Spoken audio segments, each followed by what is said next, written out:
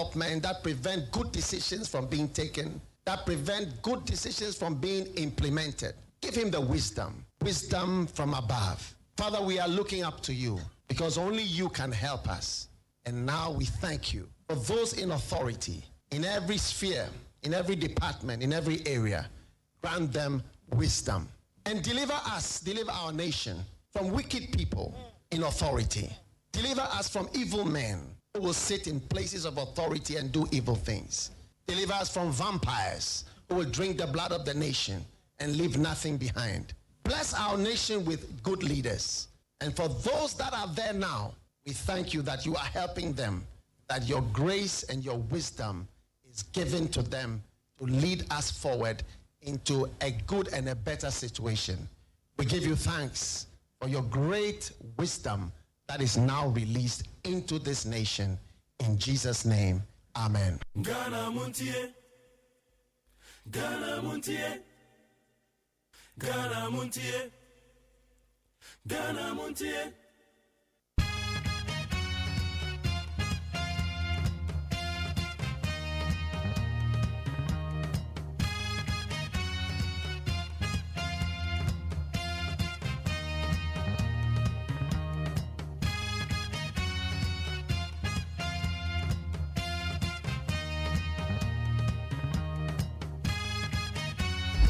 Yama kwamba de magana Montie so ne anope woni 100.9.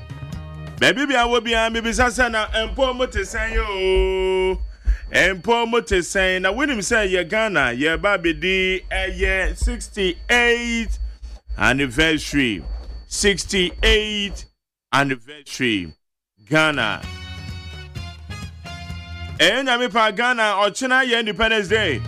We are celebrating our 68th birthday. Your Heritage Month in March in the Drew, what the Ania de Kaka, ho. Yendi Gano, Aya di Gane Diane, Aya Shagana Noma, and then my Yumifugu. I can we say Ghana, dear be about to the Aya Honomepacho, your mind and our Messicatinum. Okotobro Nidiana, what talk about Kwan, and where be you be a human. Yes, there be a year coming. Yeda tweda po Yakopa so wabo en ho ba de na achen me ba so atena se enne ye wuku ada ye de Ghana Montie de de bra woni 100.9 ye ba be kan ho a e ko pem se no ndu ne be ba pem na wuku yi na Ola Michael take over ye wa be for teta o ma no so ho se de ye ne da no de obo krata mo sam so wo ho amansan chia me kwa be na mafo ba be gina dwa sanran so ye be ko enim ye wo eye solid interviews immediately after the news me ba so no so the solid interviews ye de be bra na ya hwe nsema kodo aye koso mo amohwe yen e wo Facebook mo amohwe yen e wo YouTube channel ehwo ne Despite Media mo amohwe yen e wo TikTok no so ehwo yen 100.9 FM anope de ka ne se yedamasepa nyame ko bibia ho ayesu yesora o ma chise na munyina mudi ya chise ya aya ne ni so papa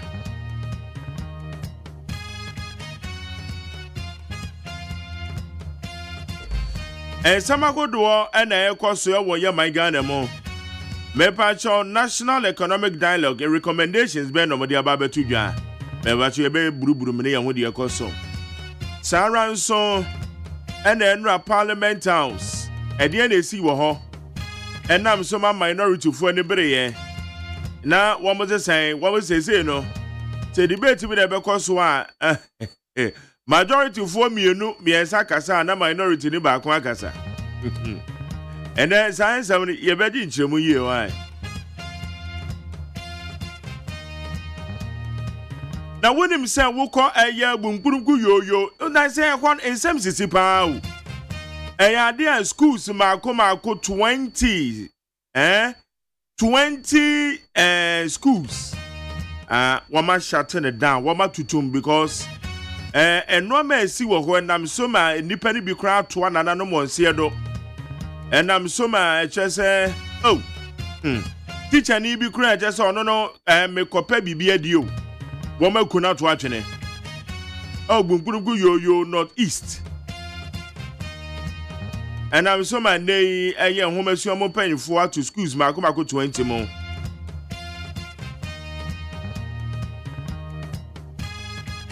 Eye de na koba ne sa wonim se within be 2 months ni no.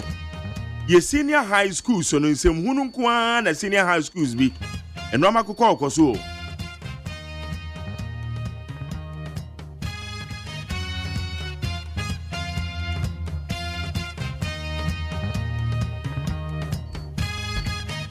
Obetini esi senior high school we womo edi nsem hunu.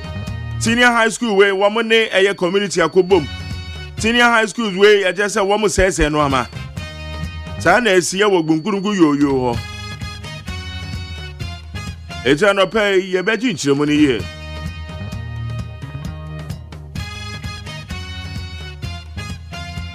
Na aya right honorable speaker of parliament wapachel Wajina Parliament na munyina pachau ediama Honorable Zenator Rollins. Honorable Dr. Zenator Rollins. Ninyina ne say obi koka say hey the daughter of a murderer. Nipa no koka sa asem na nwunafo na ni abre o. Omo se wo de won pe won kasa yi hu pie. But speaker say nipa na pachau. Wa me nipa no so eye 1 week. Waseti abe committee say omutwetwemu. Why na kwaka asa asem no? Na eti wo parliamentarian we kran so wan kwaka asa asem no kran na anye de. Etora bi a. Wa manya asem na ya na tora bi na asem ye nkwada bi. Ana adwo ground ya say we MP mu ase a daughter of a murderer. Eti wo no bi ka asa asem no kire wo say we ye a son of a murderer. Eti wani beje. Ana tora bi a mo no adwuma na edase mo sa no adwuma no mu hunu so na mu di agro parliament oh. Mudi agro yesa. Etu sa wuni pa na ka sa no me pa cho eyade amanfo ani abre. Enra mitie me maame Anita Disoso o se nipa no mpie. Me fa won kote ka se wapa chew. Speaker me se nipa no mpie. Me no mo ya adwen pa. Wa akoka sa asem na se yehu. O ti kote edua chi kwaka se na se yehu. Yehu pie. Wa kwaka sa na ye de wa kwaka wi a de wudwane obedwane yenya ne tie say give to your worry wa ba ma animu eye enkane deputy director the man National Service Authority oba ye no so ampanfo atonsa afre no o makwa akototo na no eje no so ho. Okay, how you need 100.9 na ye sha be for 10 time man so we na egoda na sorry ene dodo na be ma meetings ene ye ma no dodo na be ma meetings won be ma meetings o mebe fie mesrew obata mo ni ko mo penua ni gu fie woni se egoda na mo fie a mo didi pa memo mo piepie rough na se no sika na bi ni ho akwada ko na mba mi no kokopire a asa ho kire be kire ho no etimo ni ko no ho because oya akwada oya minor ontimi nwen ma ne ho anything you say owo under parental guidance but wo ene say wo bo ne ho ban eti wo mo ba be ma meetings ene dodo na be ma meetings ebi kura so di kan ma meetings wo ma resume ene so ebi so be ma na wo ma resume next week eti me sro kwada ne be fie mo ni kom ho wan wadaroma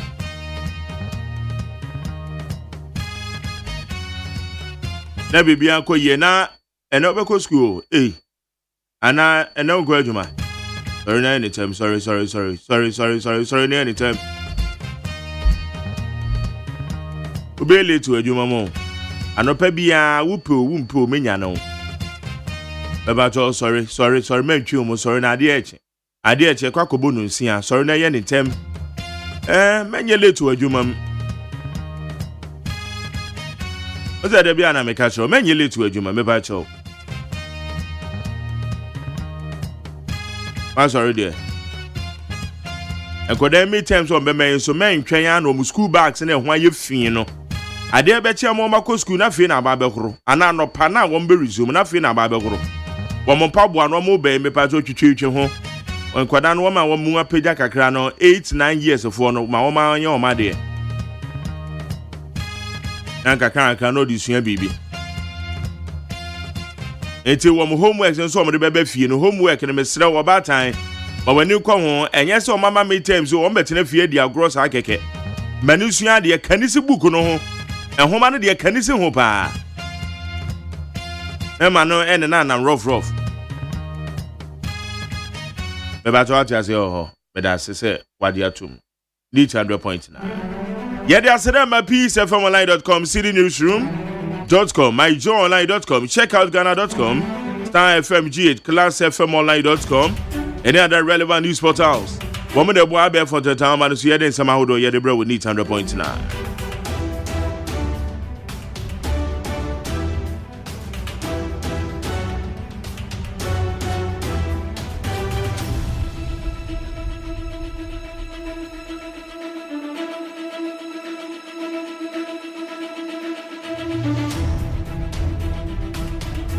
Okay, young chance Samakodo and Echo, yen be mo farmer and NSS scandal, Gifty Owaremensa returns to Ghana, set to report to NIB. A former deputy executive director of the National Service Scheme, Gifty Owaremensa, has returned to the country. Ebusia, Ayadia Mepacho, Gifty Owaremensa, Ono na nkane eye National Service Scheme na oye Deputy Executive Director. Na wababa be draw memo. According to reports, she was not arrested at the Koruka International Airport as planned by the National Investigation Bureau upon her return. And yes, omoche no. Na mo omoto safre no omra. Na umbi yi no hwano e won bi ho. We do oduru yam so so kra no bi. Right about 80 MPs wanted me to stay as majority leader, but Chairman Sabunsu. Former majority leader, Honorable OSEI Chairman Sabunsu, has revealed that resigning from the position was the best decision he ever made. Ebusia Enra, Honorable Chairman Sabunsu, Okasai was a FM so. Na sawa kane de emu amantimenti ye no ene. Menya adaje tie nipa. Na nesenu bi oka ose owokwa na nipa bi beka kire ne se na nado dan kwa kufuado enka ne Ghana mampani o be frɛ no na frɛ o be frɛ no beka kire ne se majority leader no be gie frɛ nsem na enya na nado enko aso no dwen ho one ne party fo a Justin Kodua num nyina ka ho bi adan a wo mo se mfimfin mantem o MPP ahoɔden ba fom ti wo mo hia obi a mfimfin mantem no obetime di parliament nanim ewo ho na ma mfimfin mantem ahoɔden na asen aba ɔsesanse we no mo ka kire no na ne kasam no de utum sa asam no eye ne ya papa ne ya ende wanka ho se eye ne ya oba me madwemu na me hu ni se na odi yaw because nanka na oni yawa reason ti a wo de je majority leader position ni free ni sem no ebra obi bisa no nanka obeka se o reason e to aso bo se reason de se to aso mu ana to aso mu ne de oni de wajai e de amanyame wajai de amadaache uzo because as we had this o se MPs mako 80 and o mo friend ka hey leader yatese na nado dan kwaku fuado e ba be from e be catch us obeje majority leader na free so men pene yeta wachi men pene o si ministers ni be kra frɛ no men pene na nado say decision we are take here de tonsuo makasa medima say mo report na bebem enra na yenya reason no enra na honorable chairman Zabunso no akasa e kan ayo ebedi won command pay because me interest wom ebedi won come it's honorable chairman Zabunso say MPs mako 80 no mo tanechi won buru be 80 tanechi say leader yetawachi wate ayo hey bambo mi yanka wo hwe menua tie ne yie pa internal politics dangerous that way maka internal politics very dangerous and external external there's only say we MPP we NDC we LPG we gum we your friend is saying GCPP na mo internally munyina amosere mo ho no munyina obi ehwo ne nyonko ano afe ne se te say the ododam ntam internal politics and internal manyokuofuo no akasefo no titiri NDC ne MPP so wo mo ye internal primaries na nsem esisim na anya easy internal politics Eti politics na wo ye no ma wani na ho. Amanyo asem na wo ye ma wani na ho. The internal politics no very dangerous. Because na me wanwa. Hey. Enipa ni bi wa dwem bone yankasa nya twom. Emi bi pa me kwoto opanyin bi a owo amayokuo bi mu. Na wo hwese de all kan nyonku bi hu asem pa no so the same amayokuo mu o. Wo mu pie so no mo sresre. Hey! Ayo. Babin gives MP 1 week to confess over daughter of a murderer comment as investigation begins. The Speaker of Parliament, Alban Bagbin, has issued an ultimatum to the Member of Parliament responsible for the controversial daughter of a murderer comment. Mepacho wa koka daughter of a murderer no. Honorable Alban Bagbin wama 1 week. Bra piebra na bepacho. 1 week. Piebra na wa be confess say wa na kan. Azamo. Di pampa aje say asemi penipa. Asemu penipa. Nipa ne pa asem. Asem tini be bi na odasani akwa akofa asem de ase ne kom.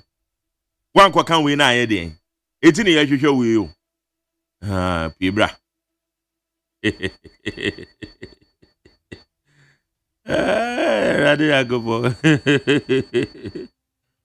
That you me DMP o. Me pese me DMP pa. Anya hwe kra me DMP kra na ya. Ti me ni ambre. Me MP edi. Okay, Speaker apologizes to Rawlings' family and lost state over verbal attack on Senator in Parliament. The Speaker of Parliament, Alban Bagbin, has apologized to the MP for calling Senator Agyeman Rawlings, her entire family, and the chiefs and people of Anambra State following the controversial daughter of a murderer comment made on the floor of Parliament.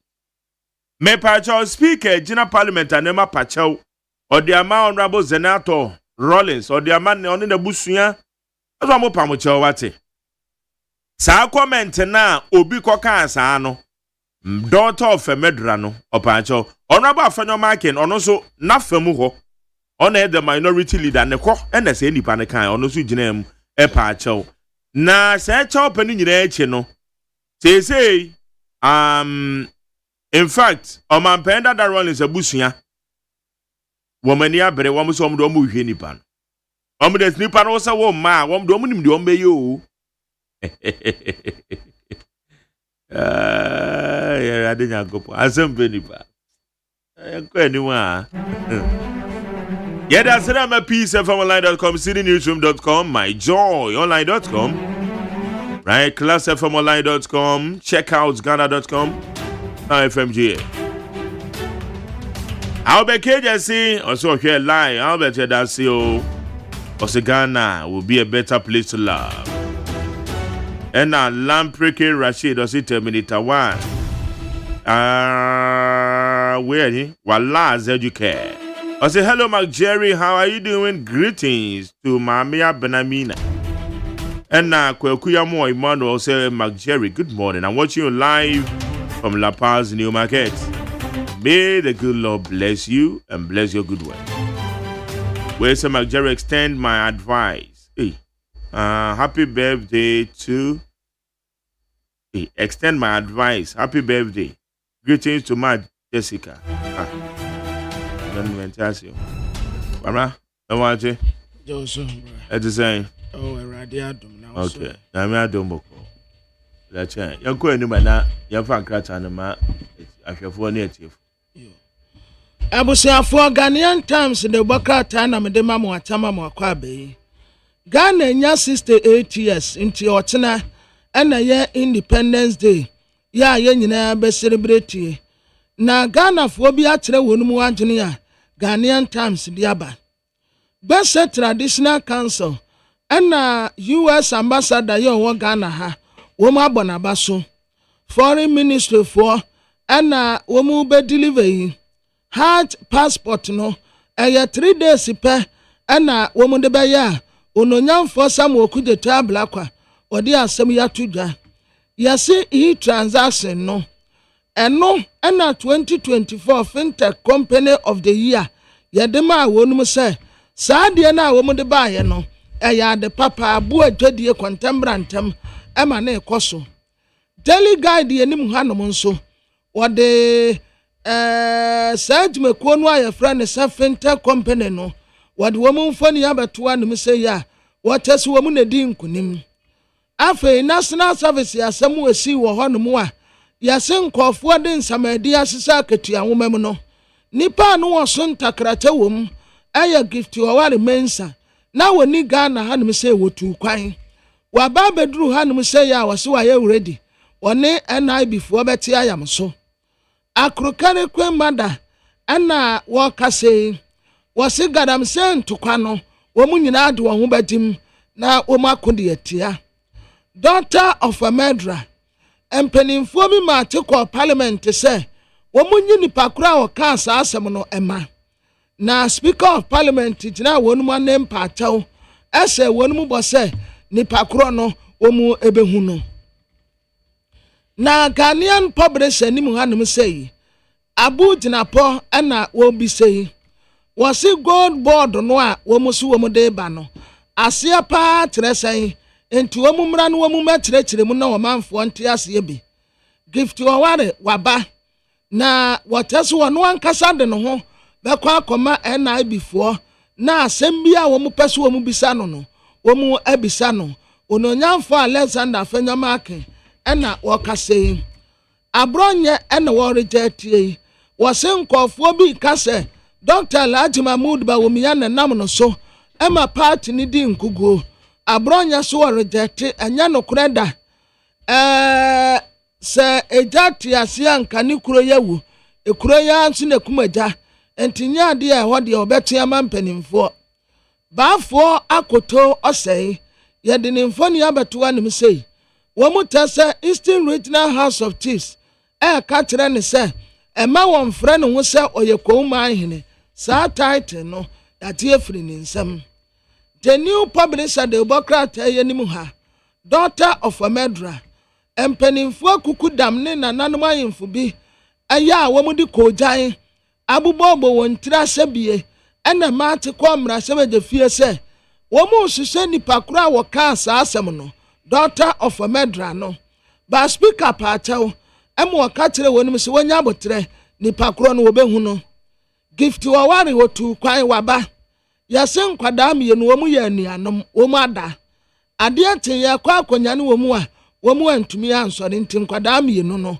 womu atoa nananom wanse do abrantie bi kum ne girlfriend ene wode amu no kwhye soka wa emu tire sa posifo hu enso saman no atata no amo no ankasa dimirika akwa amane the inside the Democrat ananim ha wo mu tese koko ya na Ghana ene na ye backbone no esi akoko no agu wo mu tese garamsefo no wo mu asai be te 30,000 hectares ya wo mu atu anwea nso sebie ena wo mu aka no nso eguso a wo mu se no enti koko no esi ade ejina mrabofu ati afa middle boss and what I say womu economic dialogue a womu ye no womu bewie no eniema papa be free Nazareth aba na economy no watumi ejina ne na so afram prince adisi ho en womu sra ban se na dawroma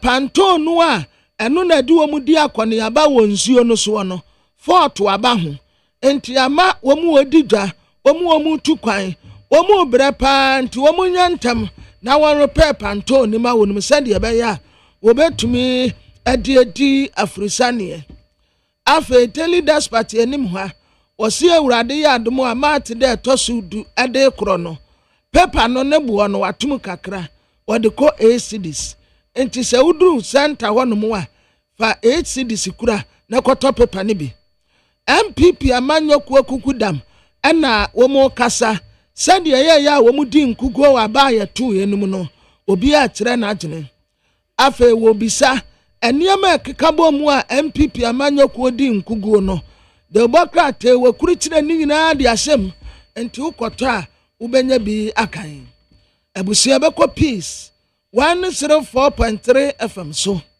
ena ye da ukuada Hala Madrid enra etre say yes oni pani beko so widim ye beko peace ya ba Parliamentary was agema agena konwen ensem pi wa ha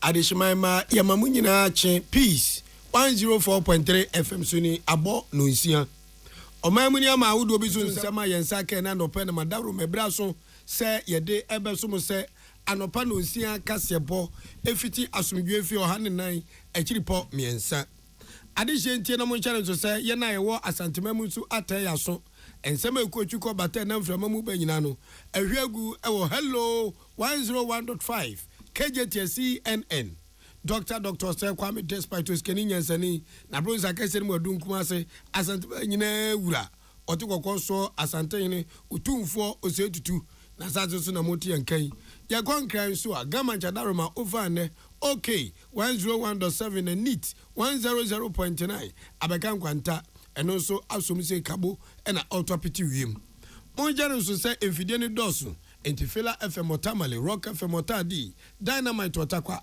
Bosumi FM Achimiso do na Chimansa, ewo Achimudan. Beyond ewo Nkwanta, Enzima FM so ewo Enzima. Dachi FM ewo Enzawomni Adesu Kwantempone so. Asta ewo Techimai. Rich FM ewo Asifu so Eagle ewo Cape Coast. Mankasifu wanzwa somda se Coastal FM. Eno so no. Monshane so se Jewel FM Odia Yankwantana The Beat se wiasawe so. Liberty FM se wiyoso. Bechem so ahwegum ewo ho. Adeshimama monso mu se amanfo betie bi pade a na no ye Koko FM Tepa. Koko FM Tepa. peacefmonline.com, GhanaToday.com, Hot Digital Radio London. Eho eyo hime kurum. Kane no ende wo hima no wu injanane ohin kurum. Enseme na no pedi bramo no de di makutiri bi ene se. Aban enam ononyamfo Samuel Okujeto Ablakwaso so for Ghana ne amano ni nkuta de su da tudwa se. Ya hyeda yi babi soronko e de amayi mu kremofo a ombezo munya passport ni won akade ekopem e America Hatch Brim. Yako enzamfufuro ma. Opani oyamra se bedwani ma de hye wo afijase asokore mansire ma sabato mpeto aso Dr. Ayu afiri ye se MPP gina ye omusi se National Economic Dialogue omunkobi no omudisi sanse abmawe na dwen se obesei MPP akire Ghana fo.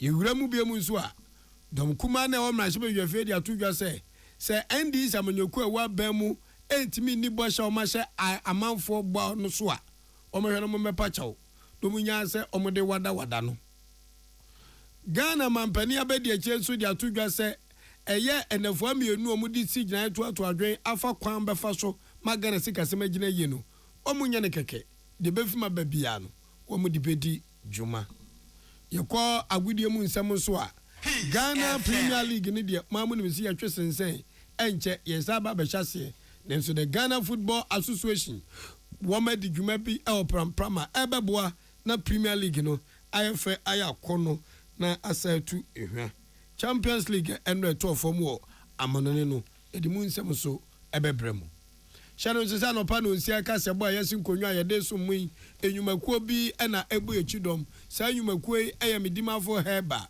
odi amai medimafo heba odi amai na dia odi amai ni nyina ne se oboa amapomdin asipia sita ejane na so kreme aboa mamansan atimagina se brane ya ne yakro no se odazane wododo na nenu mpe na poso ni badua mu atwetwe na eden se obetima adwuma yie sanse ade eya ama mene wanse eno ane yade na ze unu yade ase kopiemu o eya midimafo heba asamuda ne se enkrane ne mpatam apokwase mayira eno de abeguo Dr. Time that so obaba be na wo yade ne so beko emma ne mema mo payefu mu ade me kire emma se nkwamwa no eni anwoden ana oba na funtimi mfa abofra o de ko Dr. Time that so wo ma bere ama ade awontafo 0244 774 282 0244 774 282 0500 7272 15 this way chocolate drink the oyani switch anopa ye bedi breakfast anopa aduane a near the this way chocolate drink ena ede ebe hyase alish mama ebraso se di kasebo ni chechirimu ebremu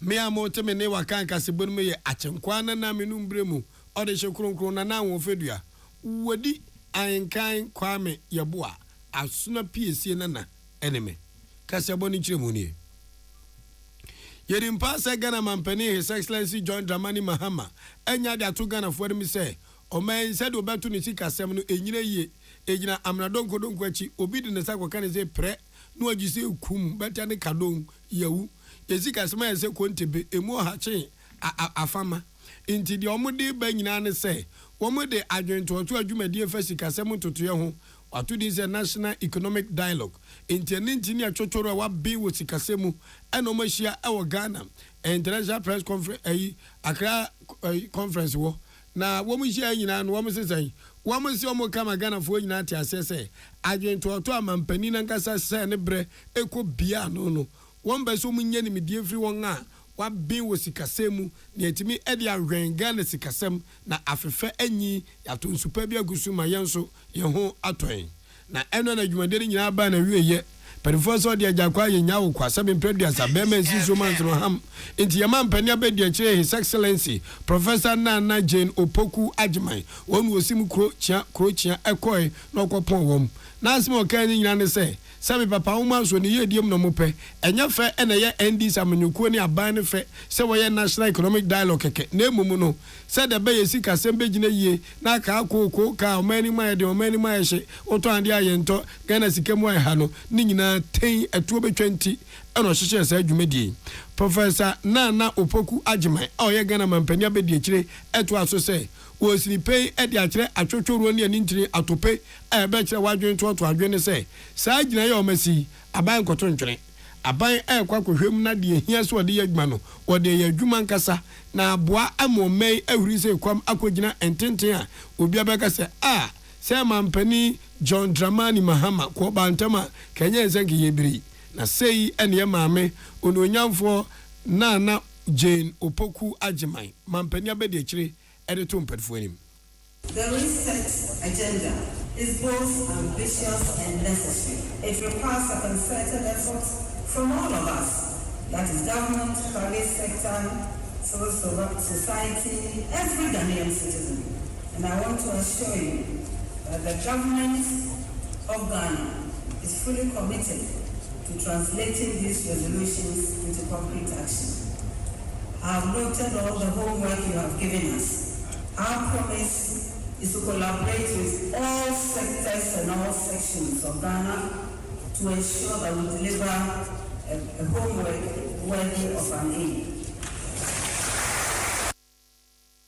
MONTIE Ghana mampani abedi akire Professor Nana Jane Opoku Agyeman Salamat ku kwa pentel NAPS FM Semtronia okodwumede ne se a ode amane we edum yen ya to aso yakọ ensafufuroma ononyamfo Samuel Okudja to ablakwa yesoafo no hwe Ghana ene amanone nkuta odie so no de atudwa se abawe ehun se emre ne so na yoran mu kamufo pesom ko meka ekoso mo twedi ampokwa me Allahu akbar nyame din yekese ana omukwa wenyenye mpa entoma shirate special passport center ayediama hajj applicant wongo peso ko meka nkwada ene aduomba konti abiba fuseni ne omomkeka wunyina zinabu mo ampeso mo ko meka no sei ene ayede mom dwumadi ne be ehya ase enra abusumi ne de toso 9 ekopem busumi march ne de toso edumiensa ononyamfo Okudja tabla kwa ekasa hajj village hono ene odi tu dwa se enwa akwakwa nya pasa abani san hyewe egu akwam se de be ya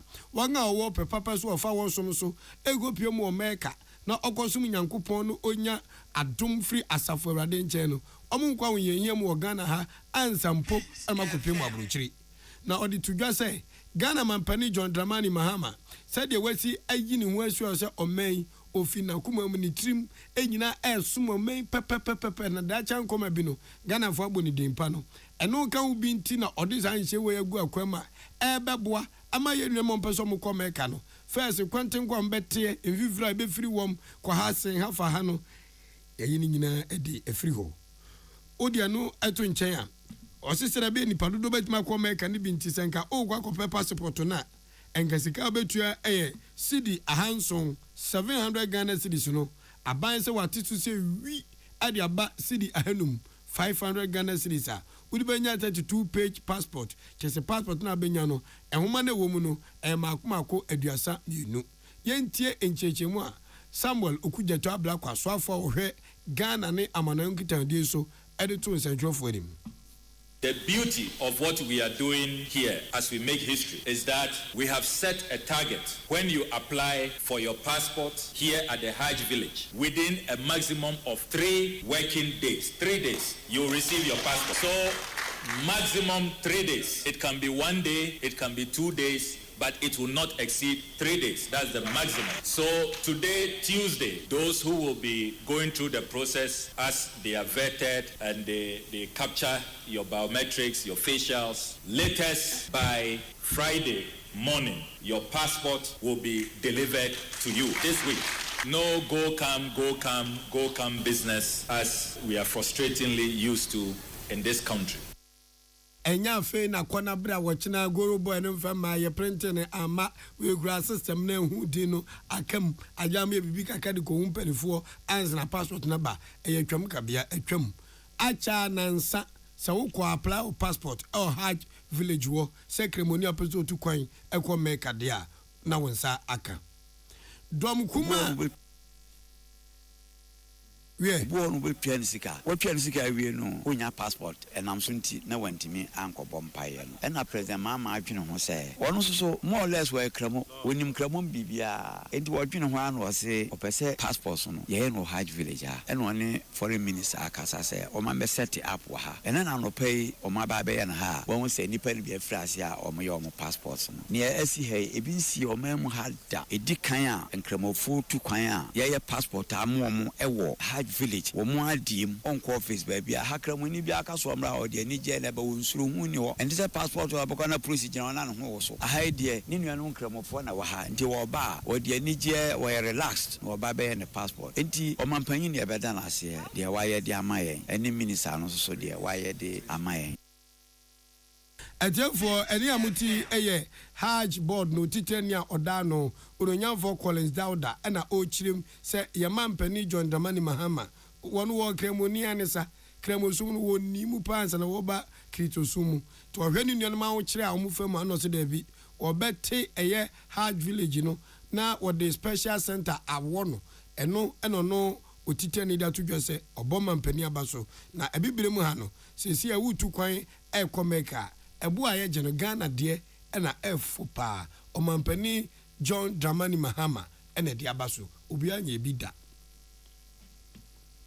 yakoyenim edom kuma wa Ghana mrahye badwafie enam eye Dr. Ayu afri Yesu de nsem bia to Ghana fo anim say amanfo kekekeka say ninti o men de da bani empedifo be baako no mu nyina akwatena table ho ato adwen se de be a say akua Ghana usama Ghana obenya babi papa de na esie na nse mampani to nsa de frɛ MP pamnyuku mu panifo senkeja National Economic Dialogue yi omumra ne yen to adwen MPP fo say yen yamaje den yensi wonne ensi wochina ne ba ne sa no na ubenya se omu bekirem die ntia National Economic Dialogue no omanfo mu wanjim ana Dr. Ayu afriye esini people edi atudwa say ND samanyuku no panifo ni se omuka so amayeso wo omani ate omani anwan ama omanyia omu MPP for so mache pa na agro sa akotoma me hoto agro wi enya de omu ni NDC bedie na omababa mu pen osi aban baba so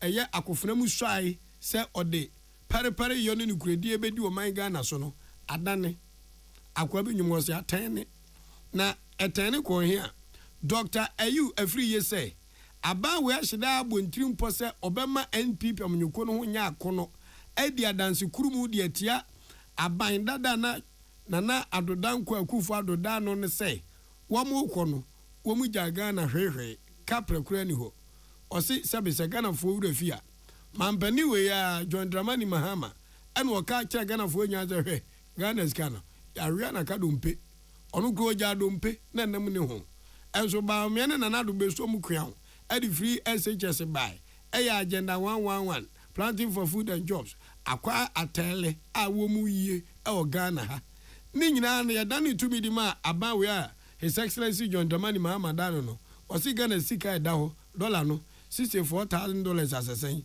wɔsi wei ɔso mu trans hu sɛ ɛyɛ tirimupɔ ɛna abawe abɔ ɛpɛ sɛ wɔn ka kyerɛ mansa nyinaa sɛ Ghana ni dama na bandada na ma Ghana abo sɛ eto na obi a mi ni nimdeɛ ni nyansa a metumi ara masikasɛm agyina yie deɛ ɛfa hin na afɛ deɛ woso kɔtoato adwen ama sikasɛm agyina yie a me na abɛfɛm sɛ mmɛka ho wɔsi MPP nyoko ni gyina yɛ si so mu nkobi nɛ nkobi kya no ɛyɛ sɛ ND samanyoko pɛso fa nyansa kwa bia so magana fo te aseɛ sɛ bɔhyɛ ayɛ hyɛ mu no ɛka yɛ nko ade a ke betimi ayɛ 24-hour economy enkokɔ nketenkete ne nyinaa ke betimi ayɛ nso aban ne yɛbɛto no no sɛ wa mmɔbra wɔnyɛ ɛka prekrenti yɛ ntimi anya na nyɛ ne ayɛ ɛyɛ MPP aban na ayɛ ɔse saa adwen we ne wɔ NDC fo tirim ɛno nti no mo so MPP fo mafa mo adwen sɛ sɛ mo adwen we na mpɛsɛ bɛka mo ho de a ɛne la ila yɛ manne ɛmachina yɛntie sɛ Dr. Ayu Afriye ɛkyerɛ ne nsɛm de kyerɛ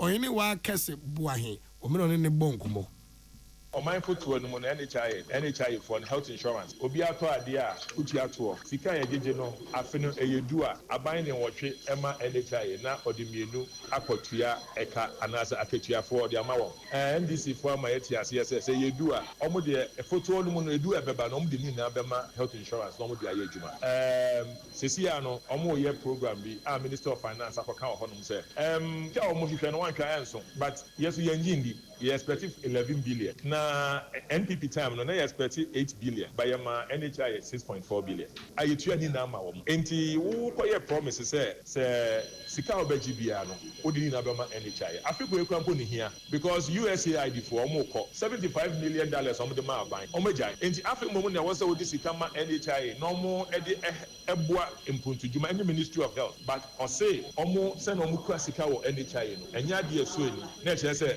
opeso ka say omo ntumi emfa sika ni na ma wo na akoba de MPP aban na ye no say eyedu a na emo omo wotwe but baby a wakotena no we hu say ohia sika de aye impuntu juma enti ontumi mfa ni na ma wo enu nti na okasa Oronya for Dr. Ayu Afriye zare to aso say ma obi anya da nko da adwe wo Ghana na Ghana enya nkwada o se aban a John Dramani Mahama His Excellency eda no enhwehwe aban dada ne ye no enwadu wo yusu o ba wo nya initiative bia fasika bia mai adwumayefo akatu ayeko eya aban dada ne hwehwe budget ye kan enu anu odidi dwuma no wo kan pain ama Ghana fo atiase say emra na aban dada ne gya tumi mu ede ama aban fufure no na Ghana sikasem entofo bui endwuro guy na ye pa ti se aban ne ntimi ne nyoma mo mfa ne kashiri o say aba from no ne dodo ene ye pese obeka kire Ghana for say de omo kan manifesto so omo de ni na abema ene sesi a bebi a wakodu no nsonso ya abem se nsonso ya abem na opese osesana no de a e wo so ogitum na opa ho cho ansa na yakoye we Dr. Ayu Afriye nene ene ni nsem bia ode atudwa eno no we adehimama ya ho meka se bono so ya ba ya beto aso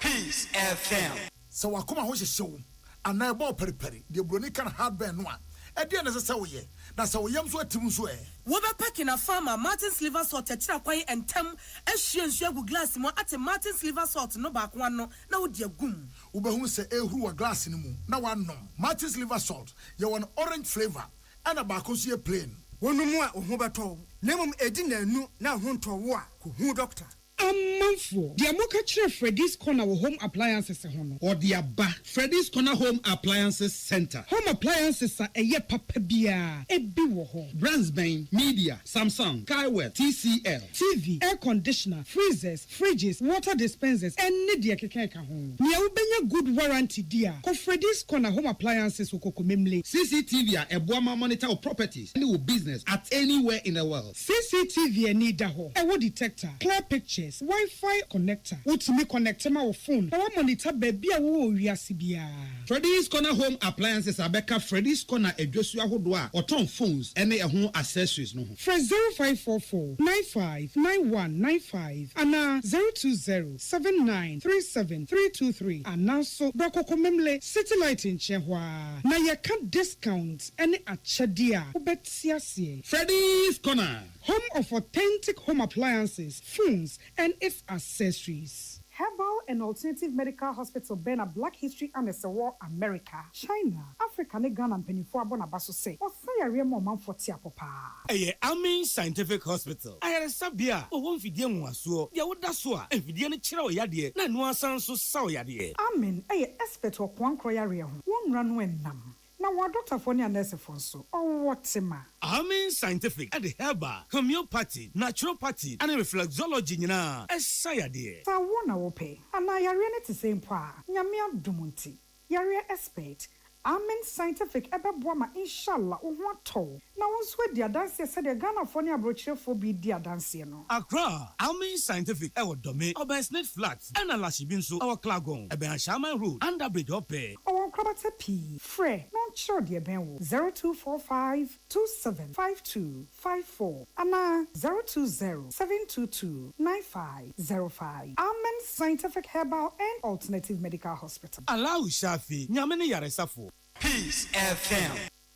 Tune it in, turn it up, Peace FM, and rip off the knob. Aishmama yetu akase bodo so edi akọ amanone.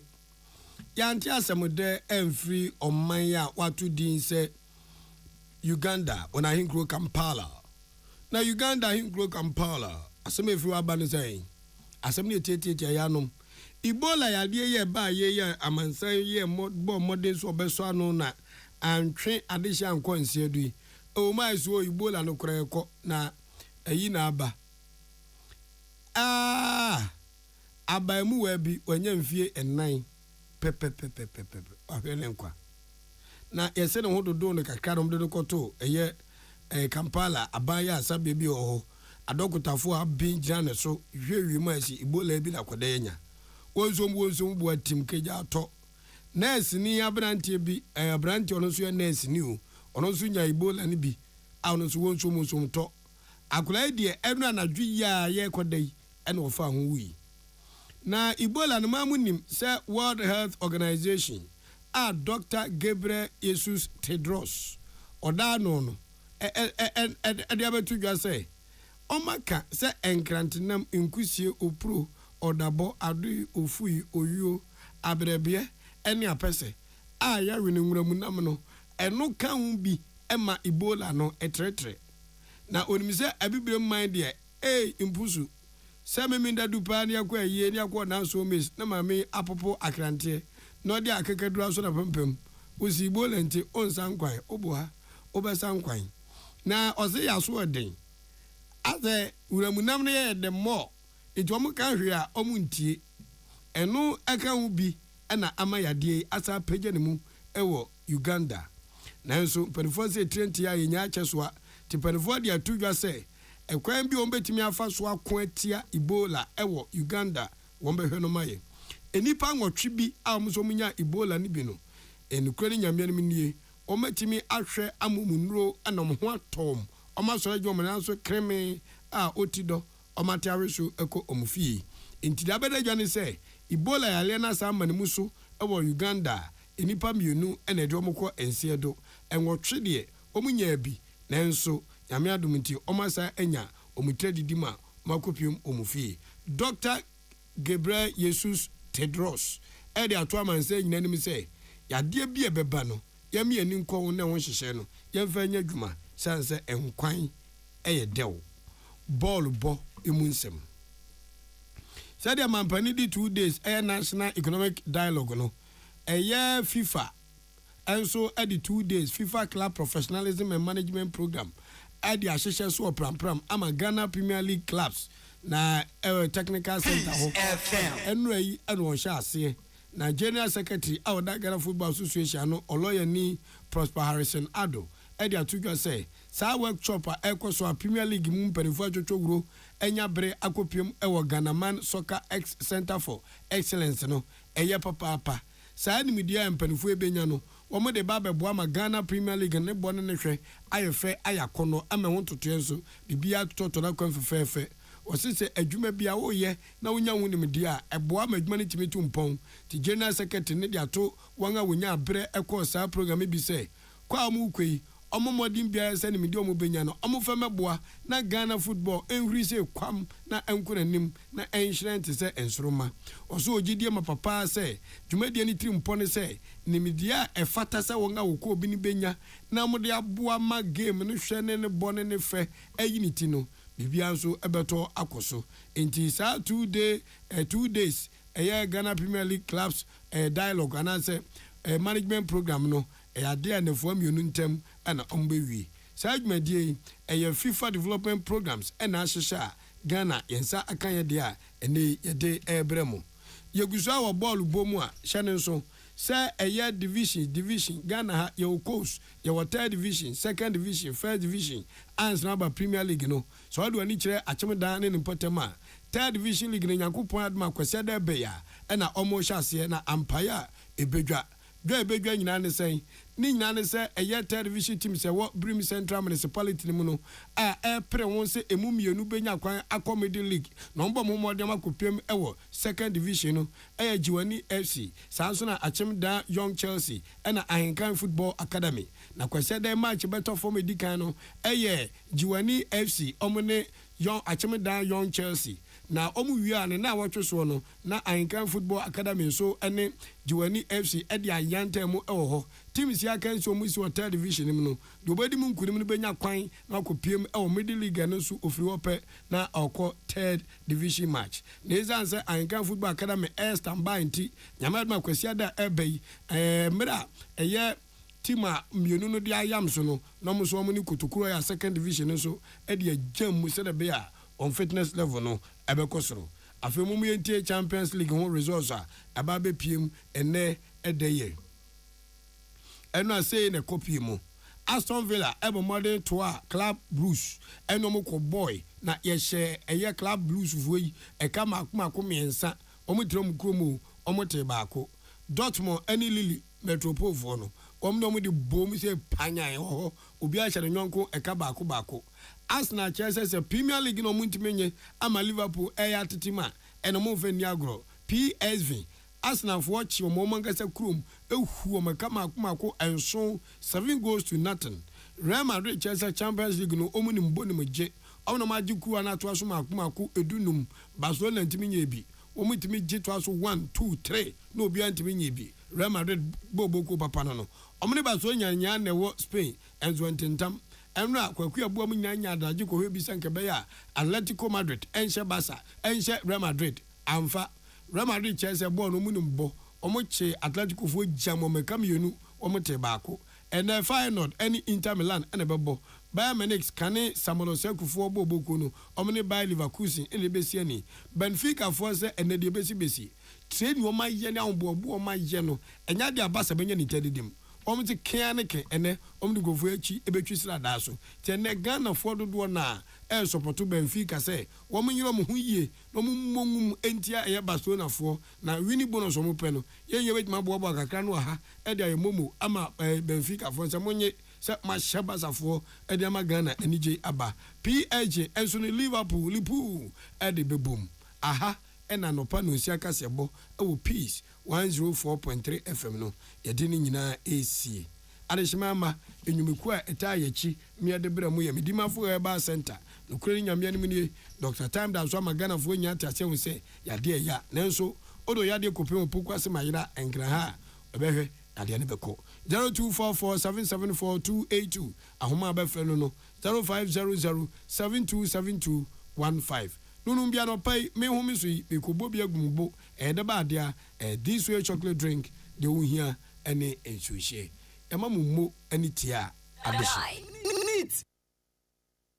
Ghana muntie na mansanya so adawro kofiaman homene so ejiji tonton sansan ewo neat 100.9 FM Ghana muntie Ghana Montier.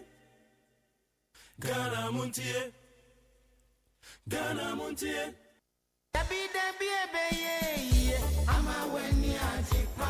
Best Point Savings and Loans. Best Point Savings and Loans. Sika krabia. Womu jina womu na so pampe. Na awiye mre yi mu a. Wanhwe ya na sika krabia bi ede asokwada na wachinchine nti. Ene sese wunya sika krabia bi ti se. Best Point Savings and Loans. Omuda so a adwumaden atoto sika sem amano awie peye. Na enhyehyɛ pa womu ewo mo customers ye. Eye bocho. Na foforo kra womu ede aba montin eye. Best Mobile Banking. Na kyerese bank no a na wo ye no wo phone no so no. Enu nti se si ade. Se yesa line tintintin anase wo se wadachi e wo sika krabia hode. Eni hobio na ani kasem akon eka ho ne se. Wo betumi asend sika asan agi sika e wo phone so. Wo betumi asan atua wo bills. Ebi etese DSTV, Go TV, Star Times, Empo electricity bill, any water bills nyina no. Wo betumi atua afi wo phone no so. Wa bra wo ti baabi ejojo. Na wo mpe we ede na wo be. Enu nti ye hia ne se wo bebu account e wo Best Point Savings and Loans. Na wo wi a na wa dial *277#. Na wo demukra. Wa hwe banki na ye fofofo sa no. Ha, Best Point Savings and Loans. Ya makofa Best Mobile Banking aba. Jimmy so say wo phone nie wo sika so nie. Best Point Savings and Loans. Best Point Savings and Loans. Your dream, our business. Best Point Savings and Loans susu scheme no boama adwumaifo siesi kakra. Edi nya dwetire kese e wo dada anana wo twese kese adwumedie mu. Ye adwumaifo a yatete omo beba abegye osika no. Asemde ne say susu a wotunti, wutimi gye bosia mo ho prensa. Ensi ho ne wo fom na eye kokokra se obenya bosia free yen ho. Koyen branch bia ben wo na kwagye wo de. Best Point Savings and Loans. Your dream, our business.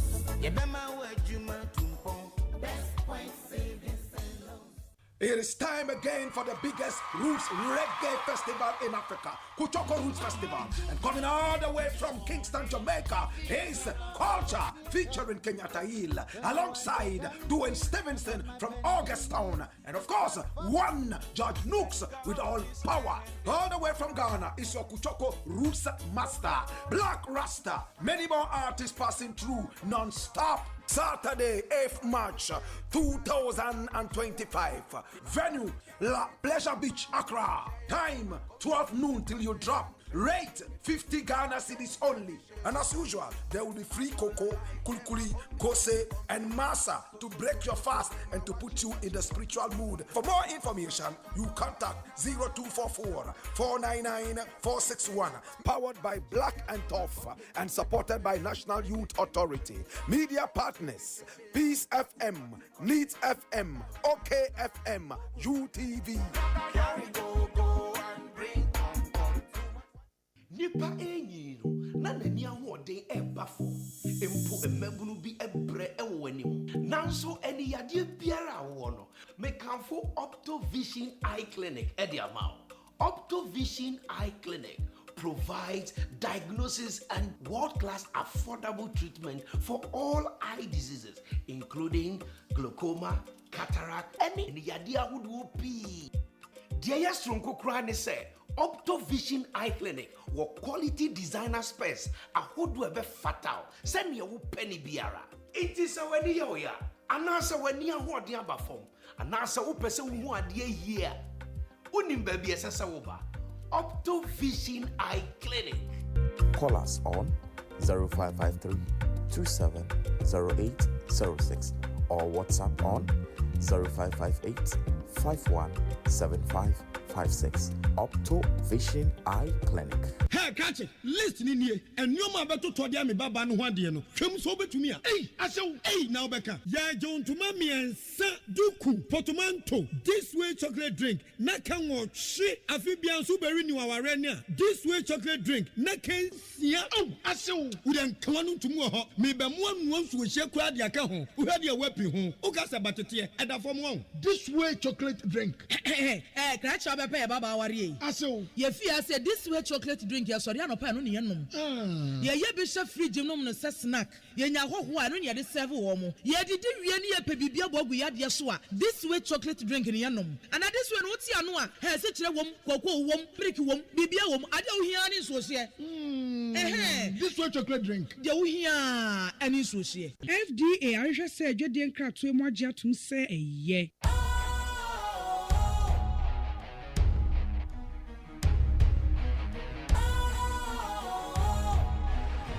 What's cool, fresh and trendy with a new look? Makes you feel real good, that refreshing vibe. Satisfies you right just the way you like. Do you know? Do you know? Do you know? Ain't gotta do it alone. Specialized makes you flow. Anytime, anywhere. Specialized feel different. Always think specialized. Special Ice Natural Mineral Water. Feel different. Think special. This advertisement has been vetted and approved by the FDA. Ghana Muntie na mansanya so adawroko fiaman homene so ejiji tonton sansan e wo neat 100.9 FM Ghana Montie Ghana Montie Ghana Montie Ghana Montie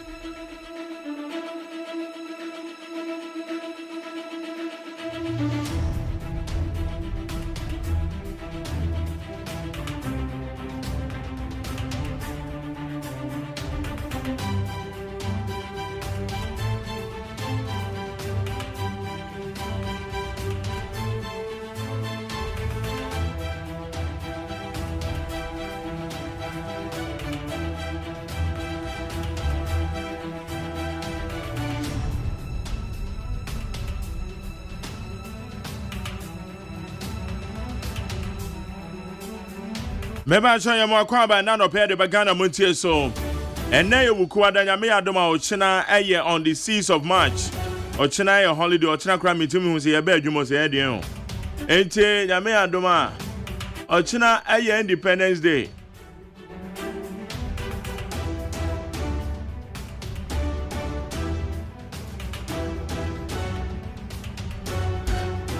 Okay.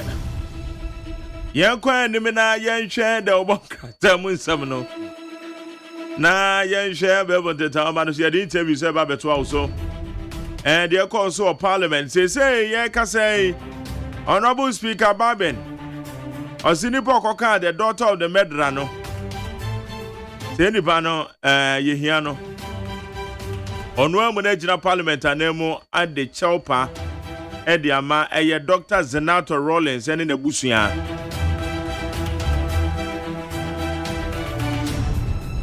Honorable Chairman Sabonsu, Enra Wakaso. Chairman want to me gold now be you good TV so no yes report to no na Asante region e kan bi. The enti amanfo bu fu yes o monto amanfa ma MPP.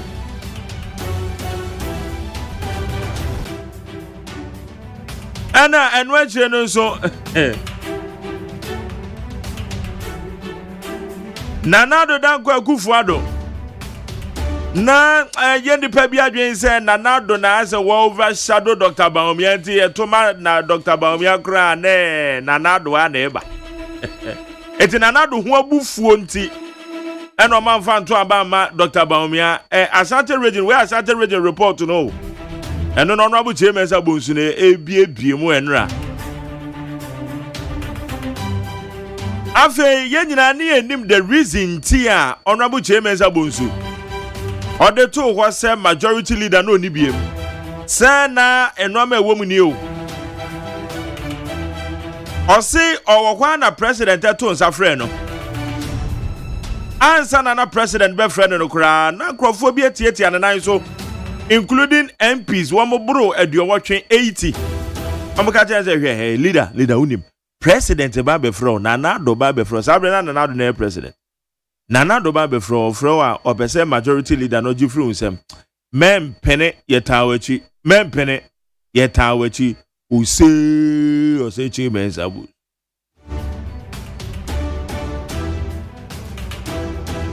Asena Crawford ke catch na eduru ha na president e frɛ no ono ne kwotena ase na chese said ya na enoma ekono na majority leader na chese president nso say according to honorable chairman Sabonsu on the party for na dwen ho womodwen ho na Justin Kodua timubi me ka said ya oka ne pepepe ebi amo amendment ye no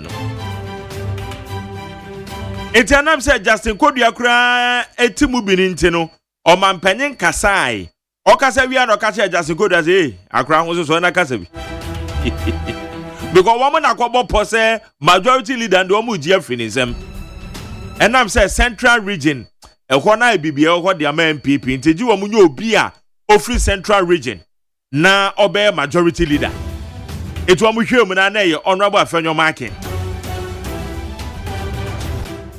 etina just say asam no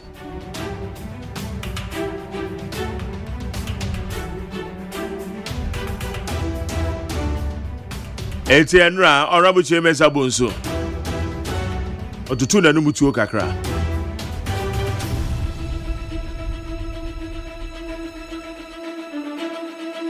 ete the other day me pacho ho adwe cho de be 0201162746 0201162746 eti eye na nado dan kwaku fo no ni decision na ne party fo mpanyefo womodwen wo say womoje majority leader di fru honorable chairman Sabonsu sam no eboa ya na we MPP ni a problem 0201162746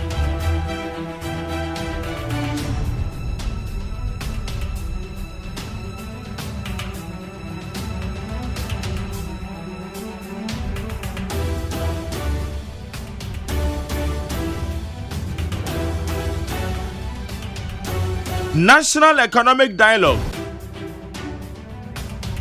recommendations about a free mamba ye beduem ye ba be wura me ahwe de ewo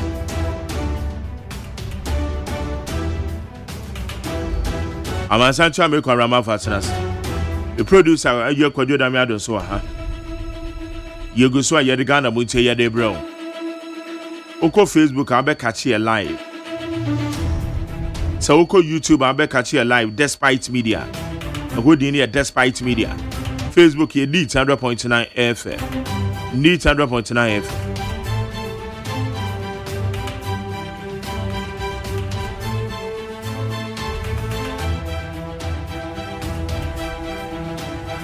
okay ye ko eni me ye hwe enkrata no isama wodo ewo bara ma ko aba obi bia boko ko ye nkakra bende eguso o chance you na 68 years me de ewrade na me sere ne se enne o ma me enkwane ahoden enne ahweye se de be ya metumi ahwe me hu ye wo ho obetuma ahwe ho ye ho an se de we mi ni me anope no za eden de jese mami no meka asem ya meka anya asem a ye holiday watchna thank you do Friday atwaso when me say umpo be support me so anka ye good idea me support you say good idea I say call ne ba wo anya wo so na eba yo mate say call no firi soro wo ba o wada aye dumawura iti me so ochina be bedwuma ochina me nim se ye holiday o se ye bedwuma o bedwuma ochina Independence Day no. Nti me so me ye independent aba. And oda ka Friday mpo am see am fa nhyem mpo. Eno mpo na. Obeti mawie. Me mbeje ware. Abubu ahiafo. Me mbeje ware. Corner bana ka divert na ba phone so na yi a. Aga ba na ma divert na ba wo. Abubu mobrofo. Radenya go bon. So chan dey holiday. This so chan dey declare so chan yema. Na me record nto. Abubu omu ni bi. Masa be see declare ne enko. Is the one are interior minister of Ghana Montie. So what na dey ya fofida. Aha. Yenim. Aye. But ya fofida nso mema de enya fofida mayen. Oh, okay. Na ma jere wo be dada. E be see na wada ma na yi. Wo dey come do. Na wa nkwa wo be dey. Holiday no kwa na so dey around. Ya anti e be kwa akodi pa nkakra. Enti won okra de so tim koso aso amon ne ade nyina. Wontum da bi wotena de ye nkunya hyehye ne. Yeah, so okay so kwa ko hye nkunya. Na table. Na table. Oh, okay. Yeah, hyehye na kama. Yes. Anya hwe kra obi firi ona kakra ba. Yeah, enti after independent ni ye ya. Na bibi kakra nkra kakra. Akoso. Yes, enti otena de Emma be busy pa. Okay. Yeah. Just say man it here. Oh yes, wo mo atias here. Hey, o start trend pa o. Why no? Abraham we. Yes, why then? Eh Abraham we. Yeah, no. O kire na adwene. No patre say. Say oba ye aduma. No so di aketua de kakra ba fie. Na wo be ma won so ye aduma de aketua kakra ba fie. Yeah. Enti wono aba na wabre no o kase kono aduane ma no. And that's why I expect wo mpo say wo betena wono wo beba se utumi kona kono aduane. Yeah. Esi wona. Anko for ka kire ne say anti ma sa na ya amoye ho. Just kakra ba mo ho a onse de bia me ka kire wo say oba bia sika ba no ho a competition na ba na adwene mu first. Iti ono aba enti ono de kakra ba enti wone wo be competition ono be competition ya se okona kokko no aduane. Yes, but na kwamne my daddy met to me anu ama. Yeah, it depends the way obeka approach the approach. Oh bemena and then my bro me say and me person we aduane ma me special. But what do you say? Because you earn something, and so the Bema must do it. That mentality, one will say, my daddy, Debia, me can say, look at the way a man must struggle to cater for our family. Say, who sit down in pa, my daddy share dance, who top blocks, who top cement. Se sacrifice ya a woman. Se sanya man na wo ya ade ba wutirimu first aya wo yire na wo ma. Ba se oba enya sika na obebe de pe de ba de tirimu first aya wo no nko a. Ohia be ma. Oba enya sika na dwene ni se ohia be ma on person was se or submitted to anybody. But yan kan no kran so nkyere ma ne say ma na omo yesa no eye deception. Oh, but ya ka deception as what you say. Yes. Eye adada. Yeah. Wonim de ntia meka sa. Because nyame aye adom. Wo kan nwom bi.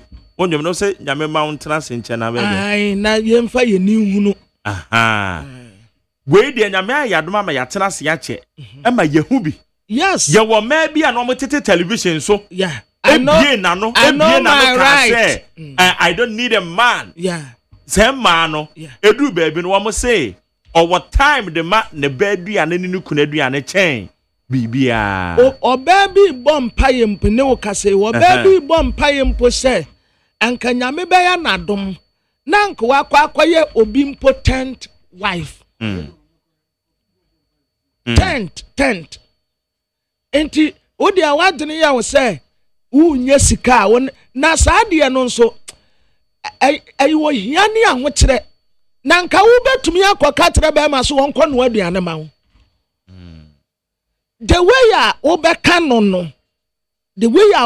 no ebema nipa no kura de odone akoma pebi but say wo mentality ne say because I earn something so you must ye pe equal right you must cook equal right abasa say na te abrochiro equal right always say na te abrochiro oba no abema no Munko abrochire nkwatena wai and dia sanya de and then problem mu betumi akwa abrochire wow majadi man fan say witiri mu say because of what you have enti wo be suppress wo bi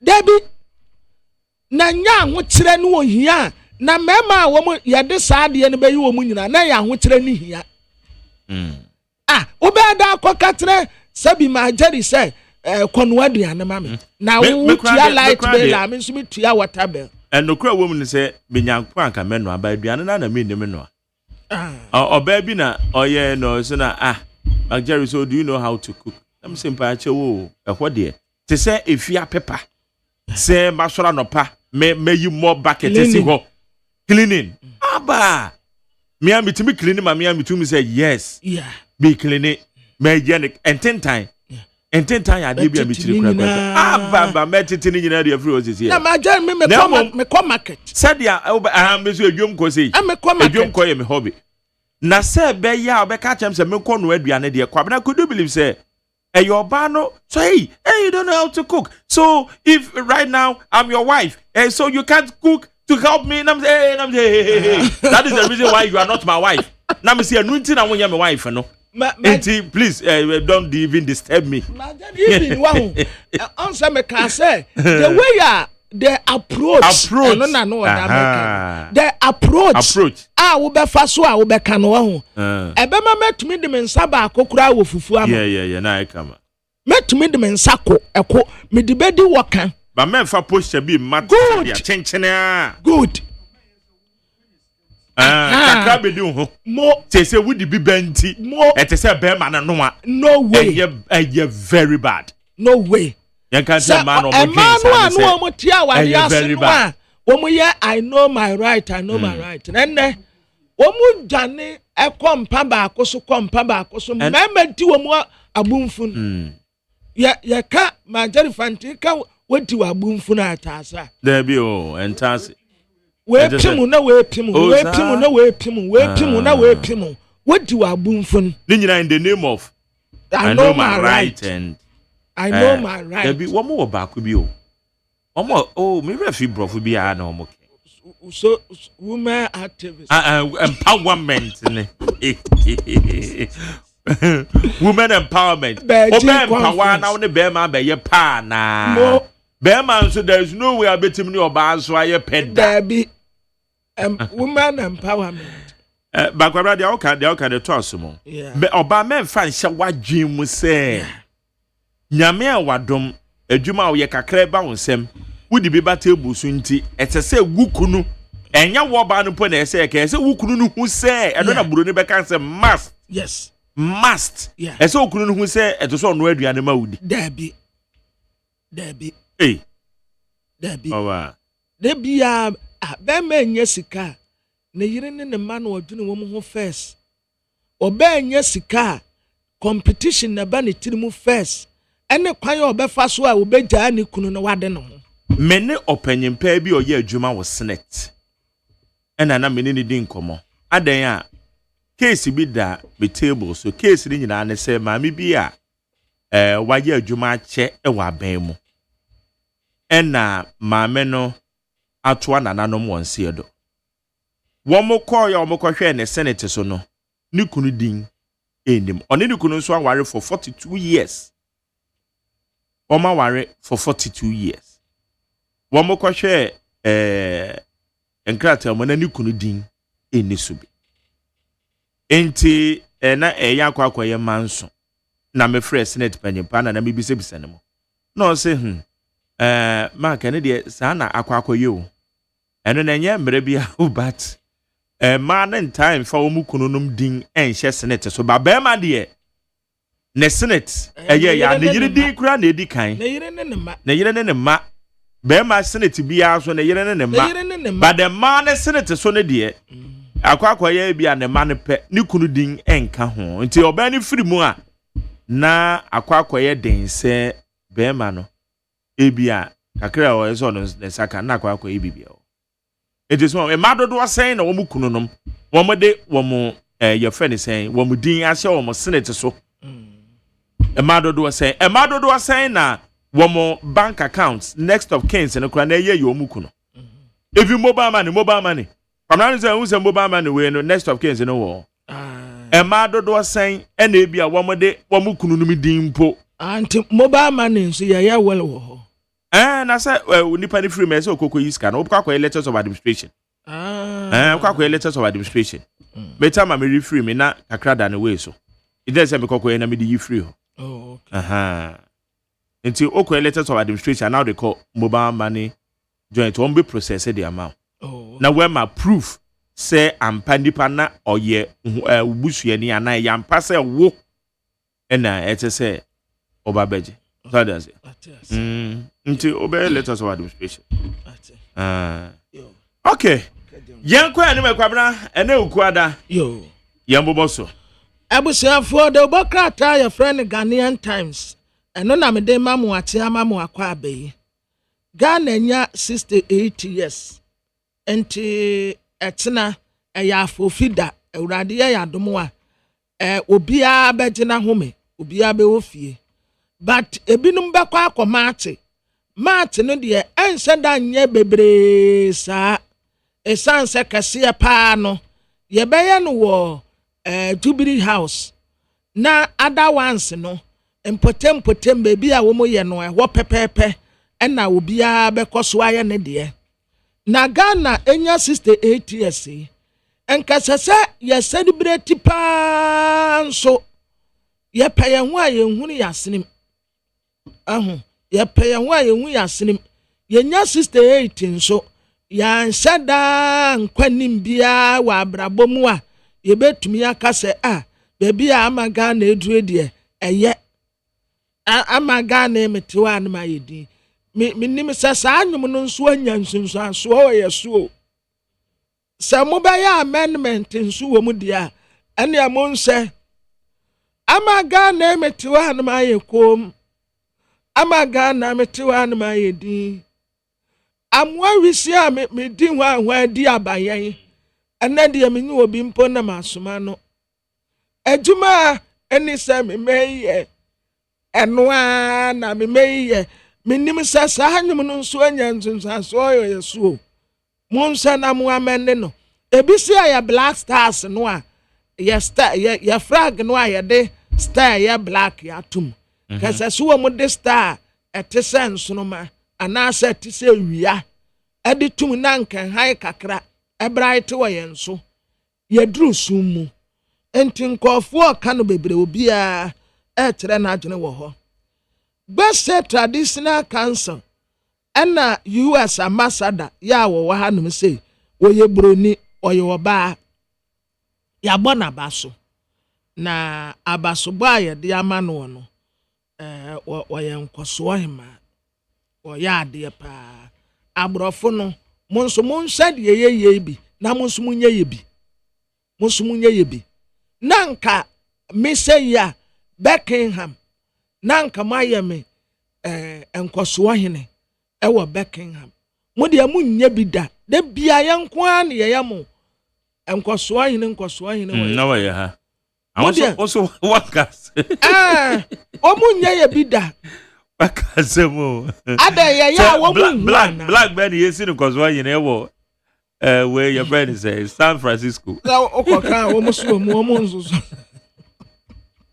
manya woni mi say okọ Kenya ohene ti say king or chief wo uniform a wo se ohene ne king natives ya hanum say ye hwa mu no omu mfa ya hwe o ye de ma akura wonje ana ohini bia wo uniform ntime fan say ohini bia mpotemu a wo no wote say unit committee member nti wo ye ohene ewo saa mpotemu hanum say ya wodi a wo ye ne say obi ne ne yira ako yesi obi nkonko siesie ne ya ba ba frew akwala bia wu ekwan ofa so wi wanwiye ne ya ba ba frew no akwa akohwehwem na bia asetere so a na ode kokasiem enti ahemfo no Kenya de omumfu omunya hwe o dabi omumfu omunya hwe mo de da bia ye bom abaso mo ya abaso bida foreign ministry ononyamfo sam okuje to abrakwa and what as a passport wa ye ade ama wonu ekọ haji no ye de 3 days pe na ye obia benya ne de ya see e transact na ya tu wonu din say 2024 fintech company of the year abasobode no ye de ama wonu Ghana nya 68 years was a reflect review and reset baby ani ye free any baby ayaba bedru ena yenimu nso sign na ehonom esitie enra Real Madrid yetre Atletico Madrid say woni pani ba kunsu widim ene ya bi atesa league foforo na asema ate foforo bi ne yebo ba say ya Champions League nko ade a ene forget it Hala Madrid yeti wonum bo mu 2-1 wom hu say yes yen ne ye wo ho no daily guide bokrata nanim ha gifty wa wari mensa wa babedru ma teri some catches woni ya watu kwan wa babedru na wa babedru ye no wonu ankasa kura atrese wa ye wuredi so de no ho bekọ akoma NI before na motre ya na mo kasa na wadwane ya akwantuo otu kwan waba National Service Authority for ghost names asemo e ba ya yesi ewure na so ntakrate wo mu no yani ani ye kasa wadwane no waba wakọ akosia NI before de omu pebia omu bisa no ayamra sebede fie en wo bi kokatre zinato Papa J ba no then time mum de na Papa J na ne hu pa no ye sojeni no fantini baka do oya asodanyi sojafo no a first pa tete bible womu kwachi Yesu no kai se asofo mienu no kwachi no ko Pilato nim ena Pilato bisa se owure wa ye de ena sofo ba ko se wa ma basbasa ya ba so dem tamu akokeka ni omegu ye no a wo se me jefie na madane ne te se ena akura bi bisa me se kwabinai asem we de akire na agene kakra na me se di asem enti Yankopon wasi aye boni nti wo pe bibi de apata ye boni a en wo soma ne ba se wo mra me yenku no nam se an saa ne ye ka kire ye saa ne ye beto abrazo de otu we ka ze saa ne ye ka kire okay that saa ne ye ka kire ye enti won so saa na me ka kire o enti me nana no ma bebe nyina saa na wo so be ka kire wo mu en wo se so eboni na jai enam se da bi o yeguso enti anu obesa ya da asa be pata ye bi o enam se o me pata ye bi o ba be fa ya ko enti obi anya ready na waba na Papa J ena obi katra ne baz na to se daughter of a murderer wudi ni ba na nipa woka wudi ni ba no de besi nne yense da hu nipa kro emra sebeja fie wonu mo anso no woka no ena mra sebeja fo no so aka wo mu anu atum munim mumbra sebejafo munim ni pakro munim ni pakro a wokan munim eno mo aka mo anu atum mon ka munyi ni pakro ma ena wo mote wono mo a enti nananom ayemfu bi agi toboy ekọ ho no mo se eya wan na ka daughter of Medra no munyi no mra ene enya asem ketwa na wokan eye Auntie Anita Disoso. Yes, Anita Disoso. That's right. Auntie Anita Disoso. Yeah. Enkanena oye vice chair person at the NDC. And now I am a mammy. Yet an income part. I am a mammy. Oh, our man so. Yan in the baby didn't come. And yet, the Awokan ye are in ye baby son. Daughter of a Medra and Mama, Anita Disoso, my chair. Yeah, maybe at the time. Yankopa don't boko now so. Or the actual name of Ye then Yankopa say. Na yenim sa wokra wadi edomanim e petition akwa koma parliament fa ensemo obi ekokan say daughter of a Medra e de fa eye honorable Dr. Zenato Rollins wenra chawo pa bi afiri maba mo boatom yema medasi bebre mechia etiefo nyina na me no so mo boy ammo me kese Mebato mo customer your constituency mako national women organizer my deputy of propaganda secretary as national and my father national vice eti naka membo ni nyina wo mumu boni ye na ma na nya hodin bi no okay mato asie pa mato asie pa nti eye Honorable Anita Disoso former Yifri o de ka mo pe na yi mayedo azamum Deputy Women's Organizer Deputy Propaganda Secretary and former Women's Organizer and National Vice former National Vice Chairperson. That's right. That's right. That's right. That's right. That's right. That's it. Yo. Eti mama na me bisa say top and by and apologies no dia to mana. Me de ka mechia etiefo nyina. Enya de ya tum. Oni papa wo kan asam no wompie. Imra Rollins the first two years no etutu ne more ne ne mana ne de obi ehu. And what or promises say obe handi over. No ye we nyina e krosen na no mo wakane a wogana ha e krosen na no mo nsuo wogana ha niema bebri na Rollins ye no sabetena so che on a democracy aba the democracy my friend is democracy because many part freedom bebri na wo chimi wo be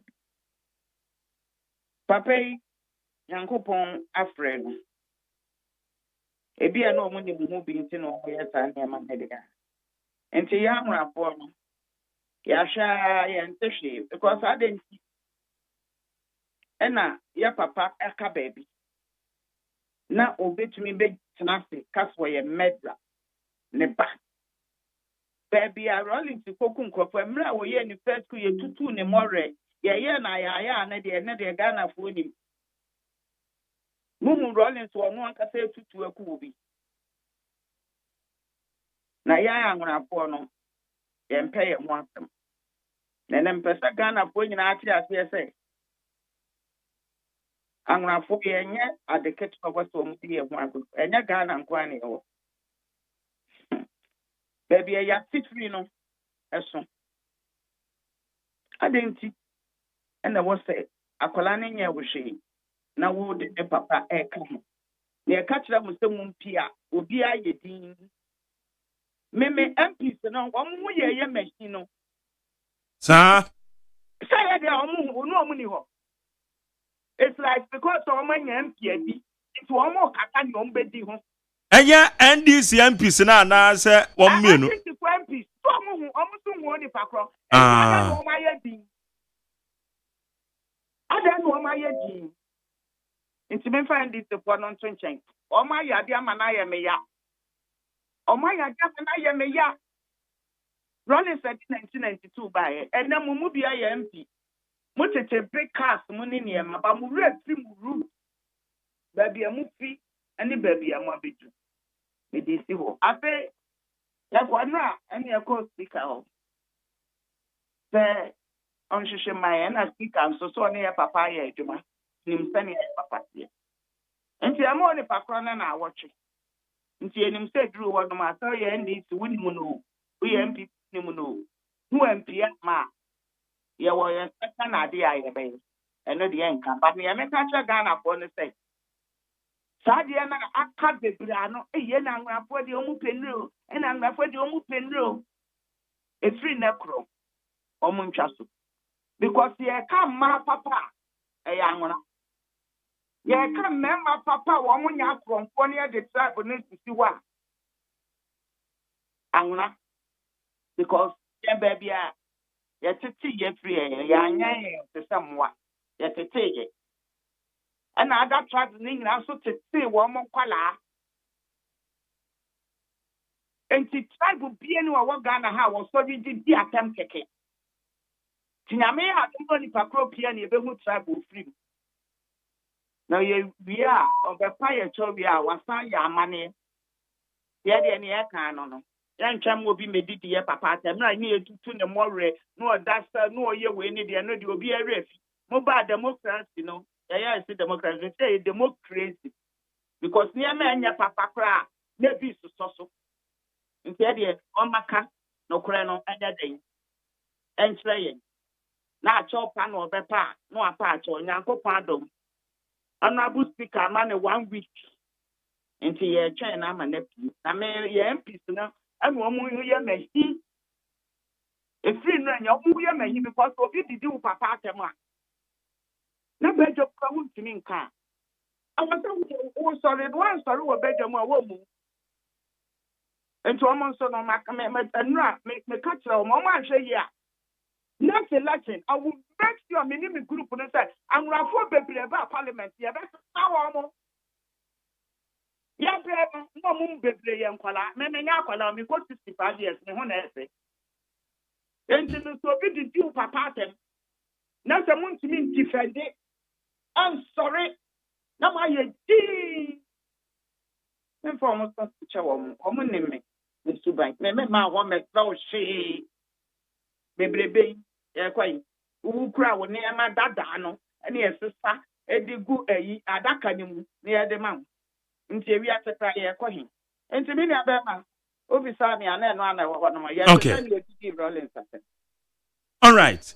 Na moko wu speaker no na impression it say speaker wa hu nipa kro na nipa no ko de akọ speaker ncha akwa ne chew. Oh, that be anya fan ya see him say speaker de one papa na ye adwuma. Enti onim ye papa tu ne ne pa. Mpa so what ya see. Aha. Enti ye nka so no onim odi papa. Senti no ama 1 week no. Ana. Okay.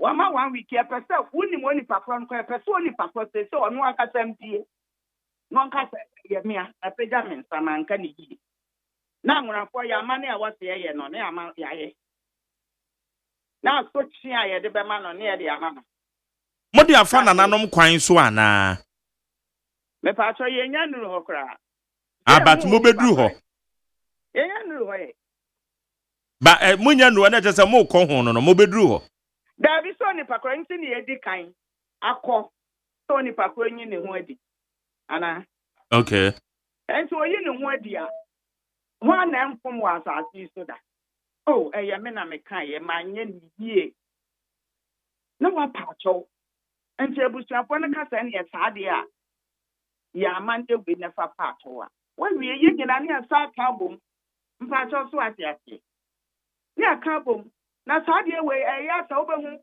no obi na ho a anwrafo de mo de mu wo no e de aduro ne ewo no kura ne eka enti na se me ntwantra e na akamfo mema no mo ware ye ma na kura chan mo amo mo nkrofo and true. ene ye mema no nso e mo ma ne pa wo mo e chen what you say obia ne strong e ne weakness me pa cho so what matter enti no ntumi medi bia papa na tem adan ni ya di ni ye hwe we di agro bi ni edi no no ya man 1 week ya chen won ne kusia no mo be pa ye cho Sa 1 week na nipa kro ya mpia ma na eche se mo be consult. There be say enya no 1 week ne wa urade nsem semre ne so a ye mpanyimfo no ye be hu ni Na ase said there was sound no is it not too tribal? Na me hu ni say ya man panyin that Rollins wa ba be di o man panyin pe so bi be ka sample afa ne ho a sounding like yeah anwrafo ya anwra na akwakwa say bia asa what the tribal sentiments bi na ewure ma na me da pepe and so some extra say sa Diana aya tribes ni bi men pese me ko o mudi ba mu wi a ye ma no na bo ware mo ana me ti ya pese ye ma mu se agyen boni na ewo bi no anya sa na ye anwrafo ye se ye yakomam edusum because baby e fi no wo ko baby o si hye ye wunim na wo ye boy na di edi e fi brayan ya ye no wa asem sa na ye tribe no eye de eti ye nyina ye nipa baako ye nyina ye nipa baako enti ade nti ene obedi ye tribe atem ade nti ene obedi atem ene sankabra na nti anchena ntutu ne more anya na yakayaka dia ankene every 1992 besi ne MPP wini ena NDC awini yenyina ye busia nti ade nti ne was odi ta edi fiwe ebeto sa papa we so ne ye so ho ne ye ne ye ma almost time say ye nhwe so obepi nti on ye say 1 week mu mpie wampie na gbaje ka say wampie a ne ye ja bibia ne ye de amaye ya na nanom so muntu anamo wow Uyo obi a omanpen that Rollins say describe o say wo ye neba obedwom na eba ne say no family no one family na din kuta ho Dr. Zanato Rollins and anim sense me pie ye ne maame eye oba hema na akonadu ene abusua no esesen aha mo pa ho aha wo mo ana Rollins so menyan ba onyo na cheme ba wa fune se seneba yeah anything na because me chantro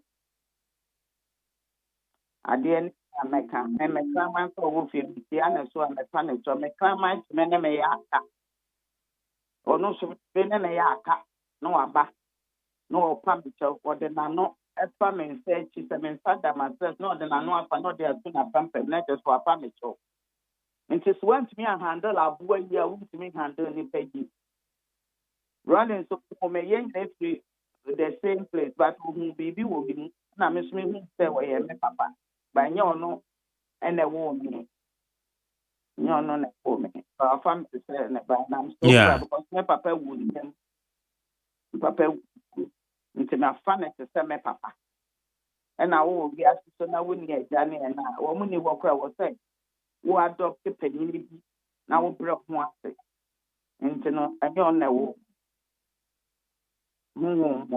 ena me ne Christ okay enti na mpese me say when abusua no bi e ba asa no di nkomo bi a wone wunu akuma Zanato akasa ama wa express said ya aha no afa e di a kire Ipa so there minister talking share. Okay. Man, no, yeah, we wouldn't be na was some quite my home kakra. I will my bra. Aha. And then I am Adam, yeah, bye. mpanyinfo yɛtena ase sɛ still obiara ntumi mma abɔnten na ɔnkasoma nyɛ yie na mpanyinfoɔ ama na mfa amanneɛ kwan so a ɛneɛ ɛwɔ sɛ yɛtu mo ɛsɛ ɛno a wohu yɛ a ɛyɛ papa nso ɛbaeɛ bodase ɔno nso ɛbaeɛ yɛn papa ne asomdwie ɛne ɛyɛ dɛ ɛne yɛhwehwɛ sɛ onipa ko no tumi ba abɔnten ɛbɛpa kyɛw na mpanyinfoɔ no ama ne yɛ ɛwɔ so ɔyɛ a ɛgya biribia mu ama no aka wiase fra yɛ ɛkwa nti onye bold now sɛ ɛyɛ me na mekae manka bibi momfa nkyɛn na nso ɔbɔ parliament wɔ no obi esuro sɛ ɔbɛka sɛ yɛ kwaku a na akwadwo ɛnyɛ nice nti na yɛma yɛ nyinaa ɛyɛ nyɛ baako ne yɛnkumfa yɛ anim. Okay, no bi so bebisa sɛ nipa no ka asɛm well chow pa ba enra speaker pa wo chow honorable afenyo makina order dom kuma na no ayesusu sɛ ɛkɔ na nipa no ka asɛm ni free ba ye no waba ba be patch on the floor of the house nti sɛ bu jama ne ka na aye den de ana de kan bia be kam ho ana be me na menya ma me yare na ma no pe wo afenyo makin so na ɛkɔ ka asɛm obasa order no doma no ɛna so na ɛkɔ ka kyerɛ ne sɛ woni yasɛm ana ɛno de yɛn kan ne saa enti ni ɔyɛ ya no amra bonte munya mu amra ko so ba ho yɛn pasem omra no me package no nko de yama na awotwe afenyo akezo no so ɔyɛ amra ni o sɛ den sabio o de didi ne papa asɛm a anko obepre ade ni si ye na se ni esi ye no fra beginning ene nkepia wo mo MPs ni bi eye baako ebe pa abusia na cho so o ye nua no se ni na no kum ya nka asem nke medru ha enne wo no nti nyangopo afa rolling so ama se so yete Ghana ha democracy ye na adwuma kama na fe no ye pe bia na obia ka fa no ho because say ye de ya amrafo nti ye nya nipa na ba sa mama pa chewo wo de wadi amanyo semachi ache yamanyo sem ayeye wo yemem too polarized hwe yempanyimfo o ma penda da kofo o ma penda da Rollins yemam panye John Dramani Mahama wo hwe yemam panye da na Kufuado wo hwe both sides sadia na amanfo tumi sechiro sabio manu chesumunem esechiro manu kan sambi di form ho no se wo kan san dia na se amrafo yenye nipa ekwa no does it mean say nye politically na you polarized it in a sense way akwakoba because obi aso so di akire se obi aka asem e di afa eye ni leader ho na ye ko ni say ya ze na kwakwa etwema mentwi ho emeda su bebre se penyin ne se ase na wudi na tema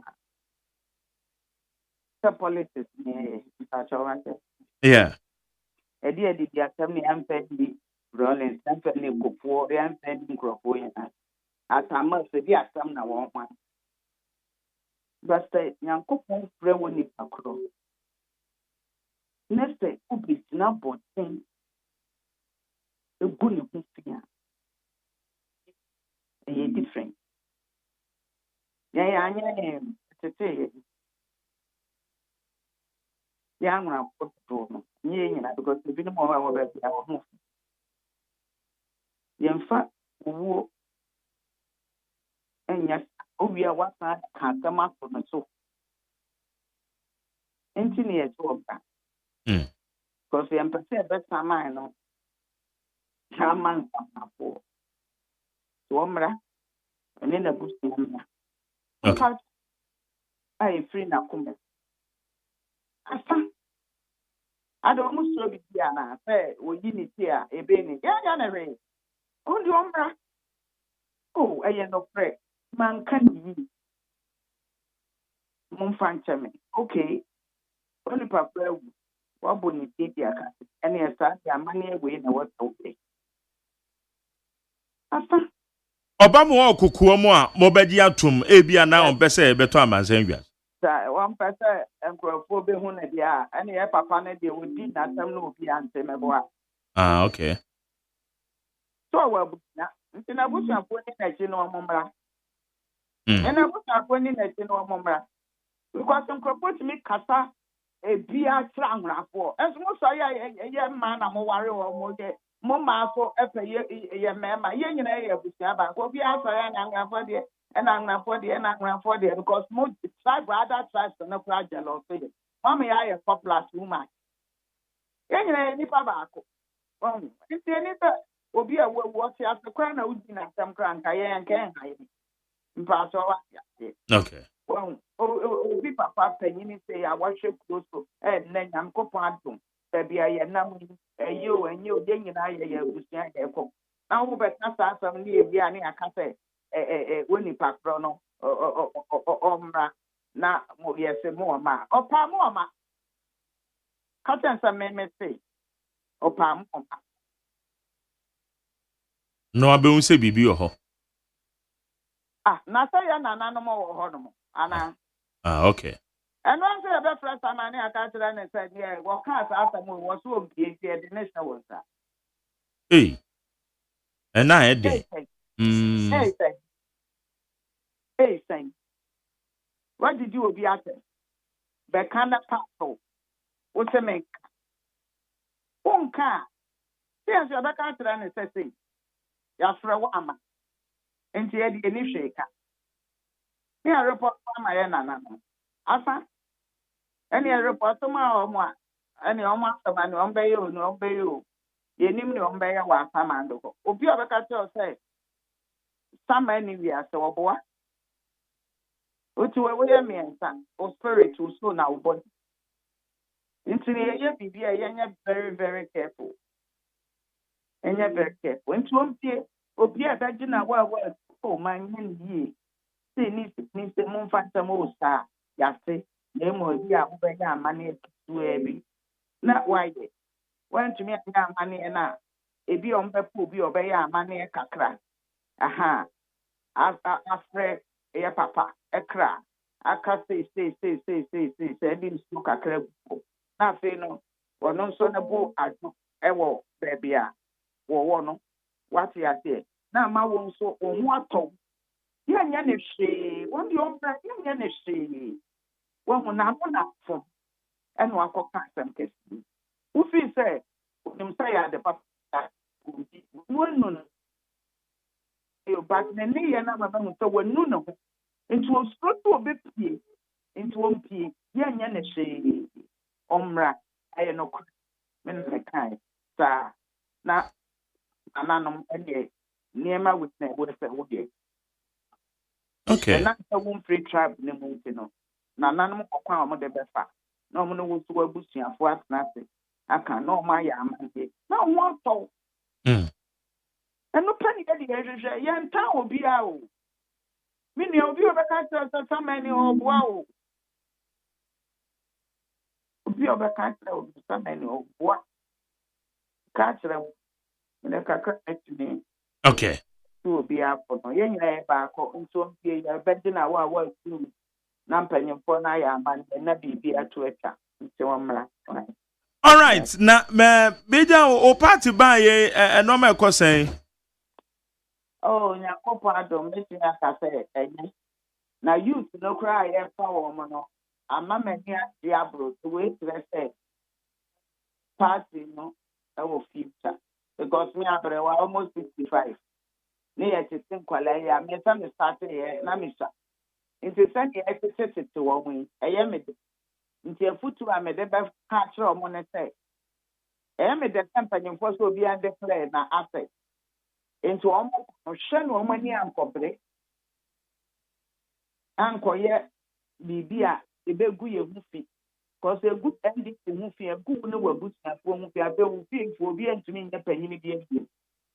Nti na ɛyɛ me de paa sɛ yɛafa mfalaa no ɛyɛ me de paa nti ɔmo nhwɛ ɔmo ho so yie ɛsan yɛ me de sɛ yɛsɛ obiara declare ne asɛ sɛ ɛbɛyɛ a obiara ntu Amerika na ɔsi dan na ɔyɛ wei na no so akɔfa nsɛm bebree aba nti no yɛma no a wɔn ba no mesrɛ wɔn mo nka sɛ yɛkɔ competition mpa koraa woda so a wobɛpere a bakwan tie ma wa na nea wopɛ sɛ woyɛ na wayɛ ba mo anim mmɛde wɔn yɛde wɔn akɔ no kakra mbɛtumi aka ebinom nso wɔ hɔ a ɛyɛ a ɛwɔ wɔn mɛsrɛ wɔn nsa nyinaa nyɛ pɛ nti no yɛntumi mfa nnipa nyinaa ɛnka sɛ wɔn mfa position say ebi a wodi na mmerɛ na nso yɛ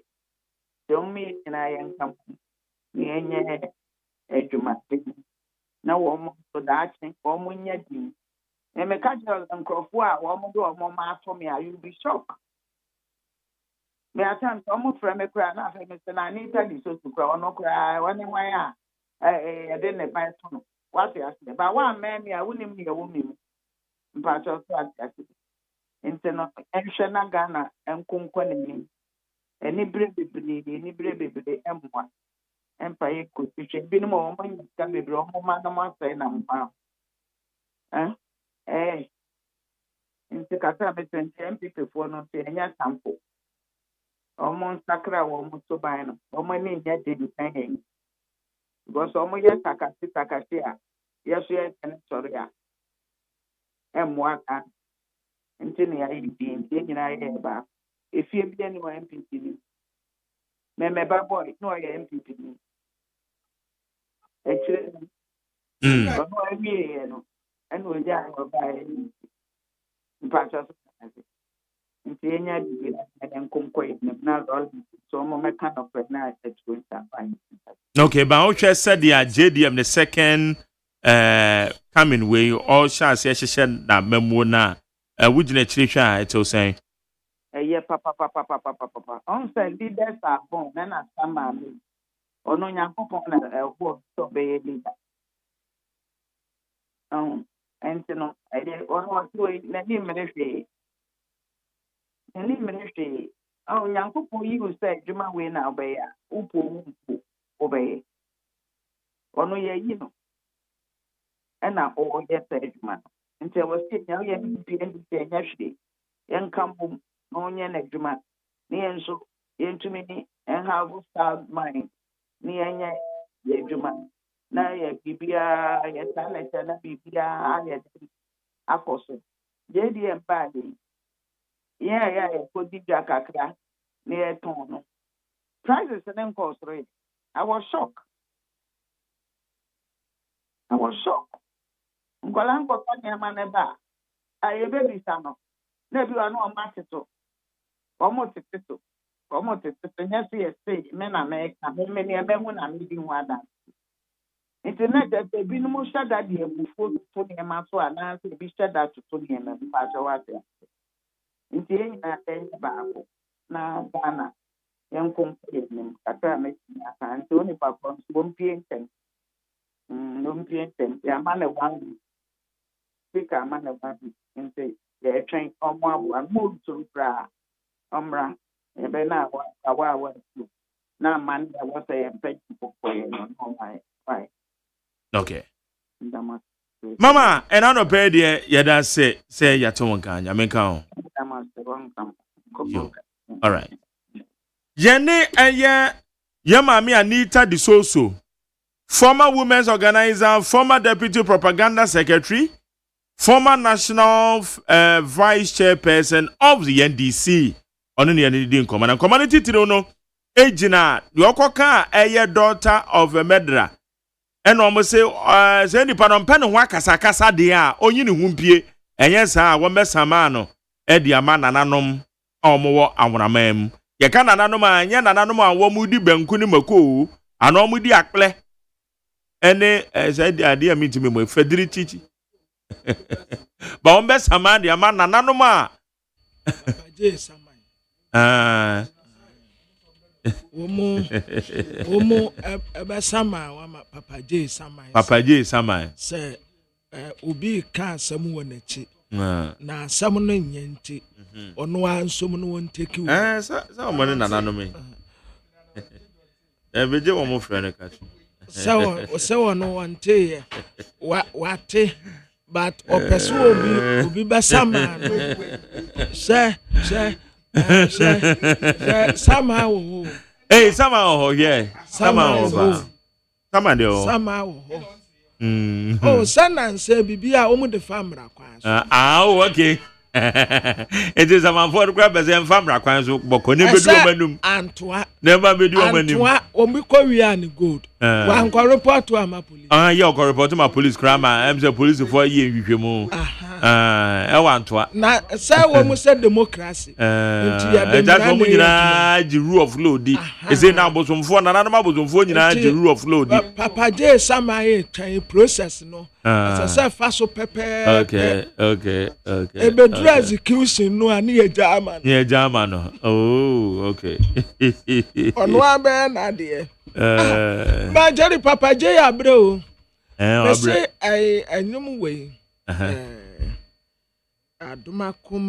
adumakuma nyameche adumakuma nyameche mekomi dofin na esu akogunso Ada mekofie bia fi so ya no mankwe nanso ajo anyamia osupan ni mi ama metabuna ka esu eja that's all meni mu nsu eyiro me yeda burucha eno ntina mentumi amehwe akura brem na ajo amese jidebi na mekama semu ajo penamai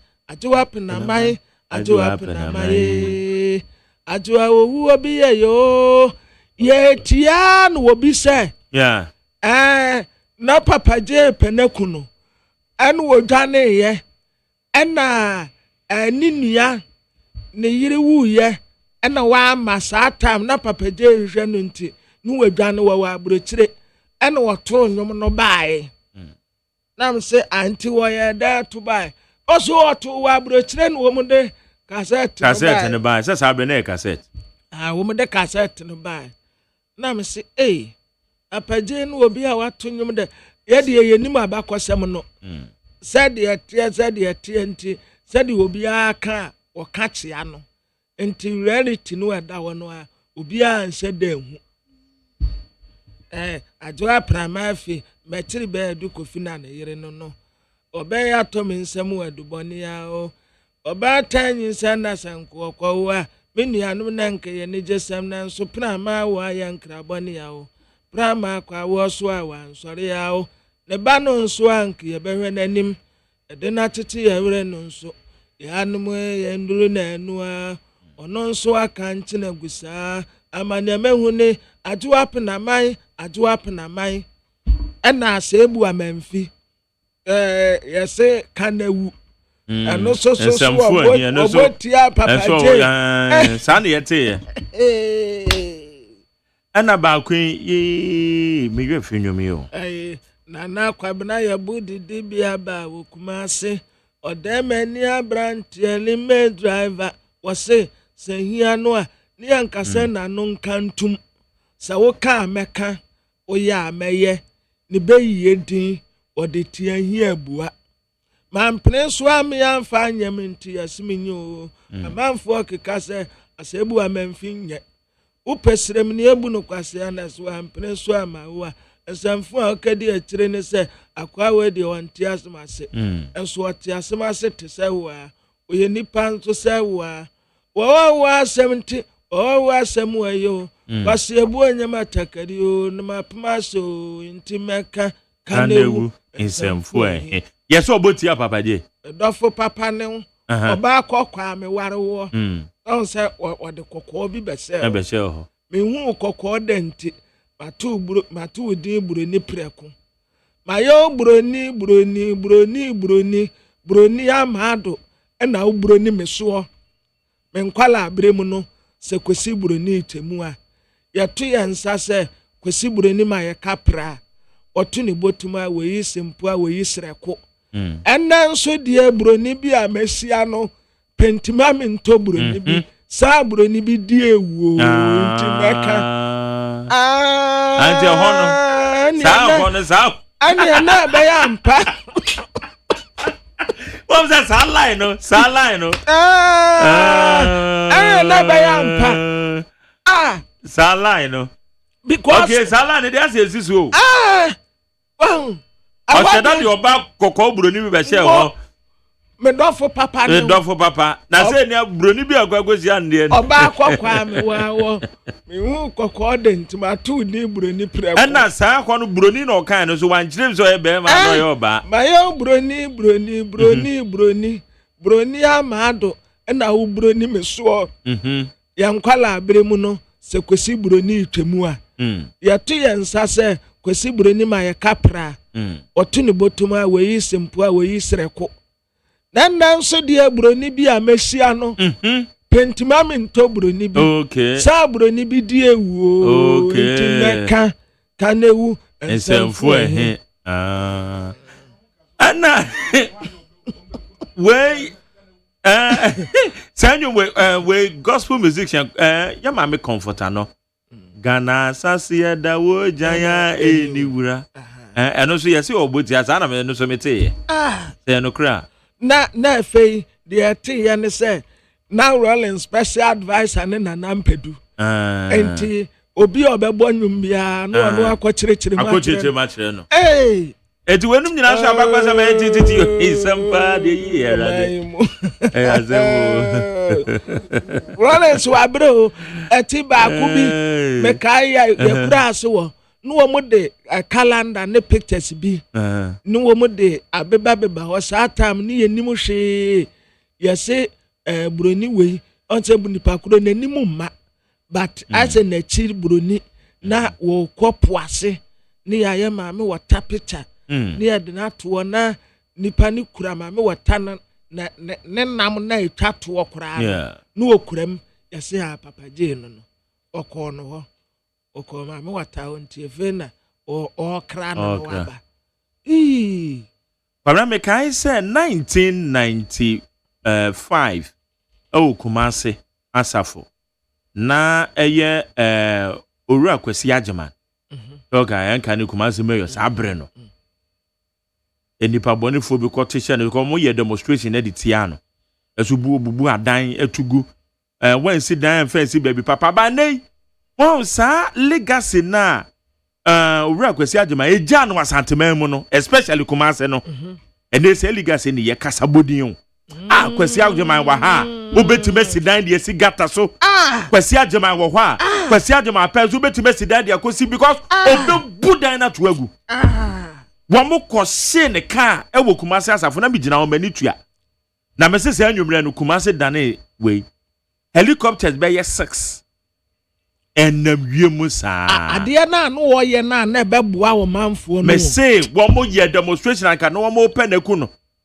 enti osi from so na manfo no be kase no hu ye na pabam na according to history no yes say sabre no wall a ohuri ye no about 20 feet wall ohuri ye no ebro eye Olympic Games high jump record wow enya sem keto Kumase asafo na ne no kuta eye Nizan Pajaro sabena Pajaro na abaso akwala keto bi ne kotu Pajaro no from Amekom esoro kwa na wode ba be share asafo market runabout ho akwala ni pia no watu eye Pajaro ni tape ina ekuta no para me se anwumre nipa na Kumase wo mo sheka no wo mo sheka ni nyina na bags bigu ka na chi a misusu se neska wom etu omo yi ni nyina amafo di dwane kra wow yeah na sa na adwo no Kumase maso obi ana helicopters na nyese nam Kumase keko enam wo nyina na nka ne ya bi bo ase bright there be etwa as a satellite bi ena kanea no etwa ne ho saa wo helicopters na se yo masa sabre Kumase ewurade nyankopo Kumasi tendi. Hey! Sa will be okay be 1995. Ma Jerry who witness be na who say yes. Go ja. Say history wey and I was part of it. Hey! Na me say, ye nyina afedi ete wo kwa na etuo bi ato baby. Wo kwa na etuo bi ato. Ebe. Enya asem ketu kwa mna. Ja Kumasi yedi. Papa J, one say na was some charisma be. Yeah. And na no ho so afa. Entina ni ensin form crowd. Yeah, so there was akwaka ye Kwesi Agyeman. O say Papa J so na Kwesi Agyeman body. Wow. Oba Kumasi and feel no da. Wow. Hey. Oh. Asumesi wo ho anka. Obenten wo ho anka. Inim sakachi. Oh. Sabre na mikro. Akwesi ampofu aje. Debi amekro no man be kai mi o. Yes so. A better day, a better da. Na mutini peme. Da. Nanso mu mi o. That's all. A better day, a better da. Ah, debi amekro no man be kai mi o. Atwini year pa. Yankwa anim higher need 100.9. Krata na interviews awodo ene de bre. Kwamena tie aso ne nkwa. Yo. Abusiafo akrokare kwen moda ena wo kai mo se garamse ntokwa no mo ye ne den. Na se wa bruwa ya wo tosumienu no wakase. Afe Speaker of Parliament de no kura de ya kada denti. Yensan enkoso bio. Ononyamfo Samuel Abujinapo first no ye Minister for Lands and Natural Resources. Sa wo kase menka no ho abakosema ade ba ko na me de beka no. Wo tra se gold board no a wo mo ba beti. Yeah. Ono kra de wo describe no say a dubious gold board. A gold board no. Yes. Wonim yende san common fanfa ho a. Kwadwo safo apoko. Obi a waben ewo ye nyina mahode mu nsem. Executive Director the Ma Institute for Energy Research and Policy. Yene no eni komo. Kwadwo me mwache? Minya etesen. Me ba cho nyakopa do bokora nso e. Me joso metia obusuafo eni watifo. Etiofo joso pa. Anope ye bisa se gold for oil policy a. Bank of Ghana or the tabono ato so was suspended. And I was mu say Bank of Ghana crown to gold BM. Na mom wo de bema eye gold board. Sana montue e won sunsu anso papa na abone ana. Me say sembia no ya ye ekrubia ya pese yakoye nimba ko na yetu ye 9 years akoye. Say Oshe Bank of Ghana in Sama free over as and kuntra me say as me say me kuzupuku but kaya gold for oil policy buyer mena we feel say omo amni stakeholders and traffic and yet amaya hwe but you know what peda na so agrama me fa cho me kasa wotin okay good say omni and omni stakeholders because not that time, you feel say a lot of engagement and also for the gold for oil. It me throw kata under the request for information. We throw kata for Bank of Ghana. And I throw kata called boss. Kobusa say Bank of Ghana. Me did say Anka Bank of Ghana pesa oyi through the ministry. Bank of Ghana any embra a man who can say on a boss any edumedia. So share goes for all your policy now at that time when you introduce here now. Now Bank of Ghana air or to gold. Now gold on a boss for and I enter into some sort of arrangement. Boss for no the whole product now on my tongue Nasikana account for Bank of Ghana. Etianu bi kase Bank of Ghana mono nhie bi enyi ho a e wo ho a e mamo ho kwan se ntumi eye saa sa anamono. Into the trocata and under the request for information. And a Bank of Ghana reply letter. I catch them say, and the Oman Casa Embra establish Bank of Ghana. And my own who can say, to Togo to now show up the gold reserves of the nation. It is the Bank of Ghana, Togo that a part of Omran, Omo Koti, Omo Inshishaya, Omo Wono, Bedia, Sali, and Ottawa, a Bank of Ghana to Togo to show up its reserves, to back the currency. What should they make answer? Now, if that is true, and I don't think that Omucho Sakata or Omuchantro, any Asama and Neuni Mitano, Pachosa Babaka, because the Bank of Ghana governor, or no what's not that as deputy governor, and they were very governor. I don't think that Oma no more or lawyers no more come in every governor pay any replacing. And the Bank of Ghana governor, what about me the catcher say? Or not the on to good, all of a sudden, no. Kata Omdo Mushasa, the car say, Emma Omu finds Omu to good to do gold reserves to back the currency. And they know Omu to me again. Now, PMMC, and then numbers almost friend gold board. You put a new problem. There are some almost friend PMMC gold board. Because I might be about if you have restructuring, he wants to add certain functions to PMMC. But for sure, Mrana, PMMC, the more who finds so much me to buy gold, assay gold, and the only ones who can now basically export gold out of Ghana, which is PMMC for Precious Mineral Commission. And see, all your me, I don't have a problem with it. But again, now so, and like your Bank of Ghana governor, Leno, or they catch it, say, or not the on to gold. Next is a policy now, yes, almost any no. Now, Oman Casachuro Crata say, and no, the a for the air gold for oil or not at the time. Omuchan Tro and I want to mean, I myself in Kaka. Because Ocasa own to baby up, Mandari. I'm saying, checks the movie over in Yan. Because Abia, me say, Bank of Ghana and Togo directly. Yes, actually gold for oil, no. Bank of Ghana, any cities, no. Emma PMMC. Not PMMC. Akoto gold, no. Na omo ayaye ohwajuma. Na omo diakugu Bank of Ghana reserves. It's name is okasa on to gold view. Gold or never to gold na.